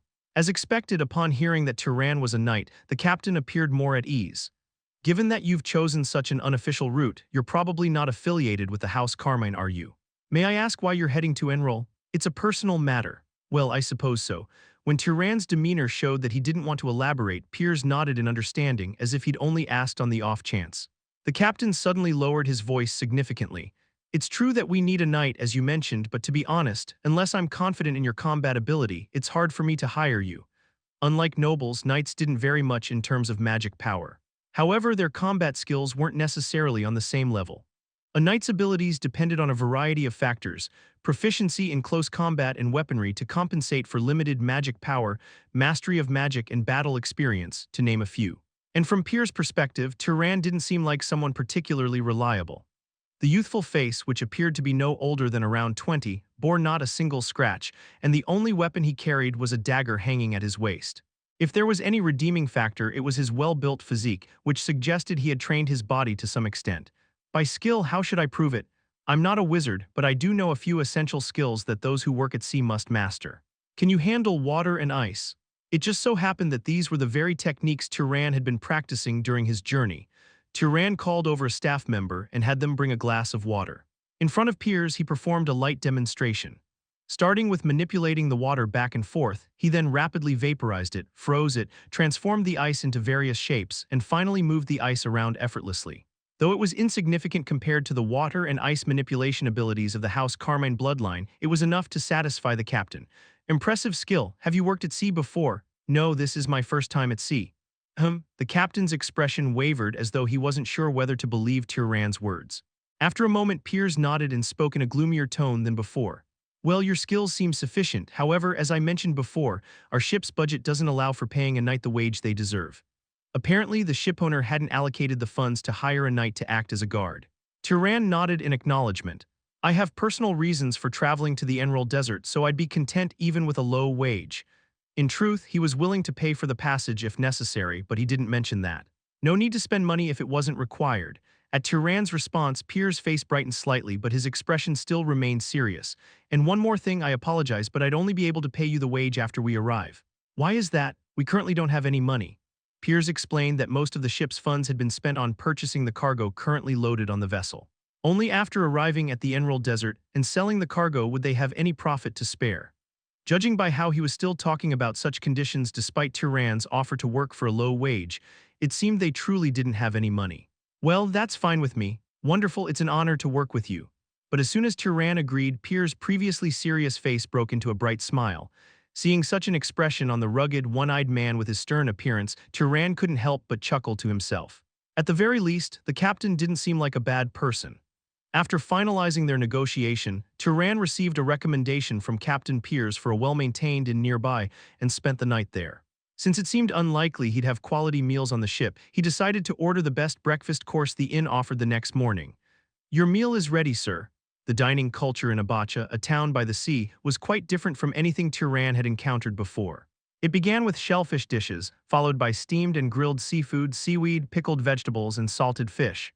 Oysters were far too pungent for his taste, but the grilled fish dishes were generally enjoyable. After finishing his meal, Turan had some time to spare, so he visited the bookstore he had scoped out the previous day and bought 2 books. One was a collection of various legends about mermaids, and the other was a rulebook detailing the regulations aboard sailing ships. By the time he tied the books to his bag using 2 leather straps, the agreed-upon time was approaching. When he arrived at the specified location, he saw a massive 3-masted sailing ship docked at the harbor. Turan scanned the surroundings and spotted the sailor he'd met yesterday, busy giving instructions to others. He approached him. "Put that on the very bottom. If you place it on top, the weight will mess up the balance." "Oh, welcome, Sir Knight. Can I board now?" Yes, according to the rules of sailing, the knight responsible for the ship's safety was considered equal in rank to the captain. Because of this, Turan spoke down to his counterpart. Judging by the other person's demeanor, he seemed to prefer it that way. "Now that I think about it, we didn't properly exchange names yesterday. I'm Ospen, the first mate, first mate. So does that mean there's a second mate and third mate too?" "That's correct." Turan had just made a passing remark, but the serious reply caught him off guard. Slightly flustered, he nodded and climbed the rope ladder. With just 2 leaps, he soared several meters into the air and landed on the deck. The surrounding sailors all turned to look at him. "Wow, did you see that, did you? Incredible. Quiet, does everyone have nothing to do? Want to scrub the deck again?" It seemed rare for knights to display such feats, as the junior sailors aboard the Blue Marlin were visibly amazed. However, their superiors' scolding quickly sent them scurrying back to their tasks. The man who had chased away the others, seemingly in his early 30s, grinned and spoke. "Nice to meet you, Sir Knight. I'm Renak, the bosun." His rough manner of speaking wasn't disrespectful, but rather gave off a frank and cheerful impression. Renak, with cheeks flushed as if from drinking, rubbed his face and welcomed Turan aboard. "Honestly, all the men who died during the last voyage were under my direct command. That fucking shipowner bastard treats hiring new crew as if it's the same as patching a hole in the ship. If it weren't for the captain, I would have quit a long time ago." Though his language was coarse, the affection he had for his subordinates was evident, and Turan gave him high marks in his mind. Continuing to vent his complaints about the shipowner, Renak guided Turan to the cabin where he would be staying. "Here it is." The cabin assigned to Turan was so narrow that he could touch both walls with his arms fully extended. It contained little more than a single bed placed lengthwise and a chest for storing belongings. The window was nothing more than 2 wooden panels connected by hinges. "It's a bit cramped." "Well, yeah, it is. To be honest, the captain's quarters are bigger, but that's because he's got all sorts of stuff he needs to manage." Even the previously jovial Renak looked slightly awkward at this point, unable to defend the accommodations. Still, Turan figured it was good enough as long as he had a place to lie down. He placed his bag into the chest, effectively unpacking his things. Lying down on the bed, he gazed at the sunlight streaming through the window and various thoughts crossed his mind. Originally, when Turan had first stayed with the Hausberg, his plan was to head south through the Tacking Plains and then walk east from the area near Matari City, where he had met Ashes, to reach the Emerald Desert. This route had been mentioned in Journey Around the World, the first book Turan had ever read. The problem was that the route had unexpectedly become a battlefield between the Dark Elves and the House Arabian. If caught by the Dark Elf army, he would likely be torn limb from limb and turned into a meal. And Arabian wouldn't be any more welcoming to an unidentified wizard wandering near their warfront. Under these circumstances, Turan had chosen an alternative route, heading straight east to the North Sea, then taking a ship southeast to land on the northern edge of the Emerald Desert. "I wonder how Mesa is doing." the princess of Arabian, who was likely in the middle of the war with the Dark Elves by now. That dry, skeletal lady was a powerful force that Turon couldn't even think of defeating in his current state. But no matter how strong a wizard might be, no one was invincible. Once he reached the Emerald Desert, he thought it might be worth gathering some news about that situation as well. Kia, in front of the burning fortress, the Arabian knight watched as the Dark Elf warriors let out bizarre screams and charged toward him. They were beings who, lacking spirit energy, could not wield undead spirits. In human terms, they were no different from commoners. However, their strength and agility were not much different from those of seasoned knights. This was due to the inherent gap in the physical capabilities of their respective races. That was likely why in ancient times they had trampled over humanity and reigned supreme before the pre-god tribe descended. Hap. As he infused his sword's speed and power with magic power, the body of one dark elf was split in half. The next one that leapt at him was scorched in the face by a burst of flame, and then he swung his sword again, but there were far too many of them to take down all at once. 2, 4, 6.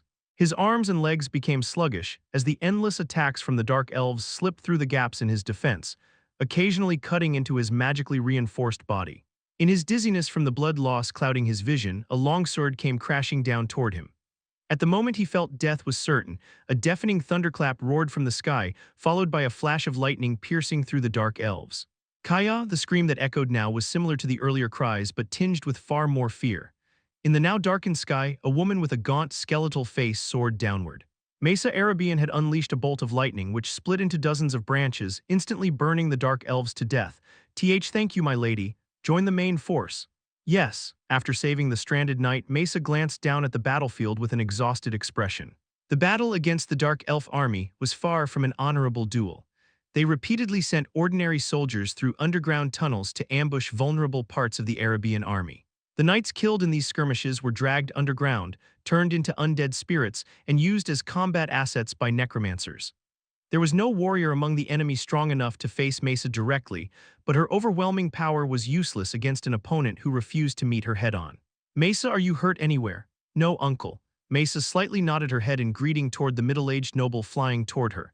His name was Cadram Arabian, the half-brother of the Arabian family head and the vice-commander of this punitive force.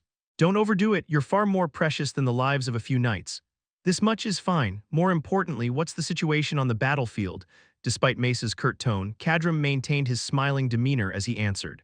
Not bad. At this rate, we'll likely recover this area soon, though we still haven't found their tunnels. Let me know when you do, I'll go deal with it myself. You should take a break. Before Cadram could even finish his sentence, Mesa used magic to lift herself into the air and swiftly flew off in one direction. Such a rude girl. Brother, you have raised her too carelessly. The gentleness from moments ago was gone as Cadram clicked his tongue and glared at the spot where Mesa had just disappeared. At this rate, she'll end up just like her mother and her siblings.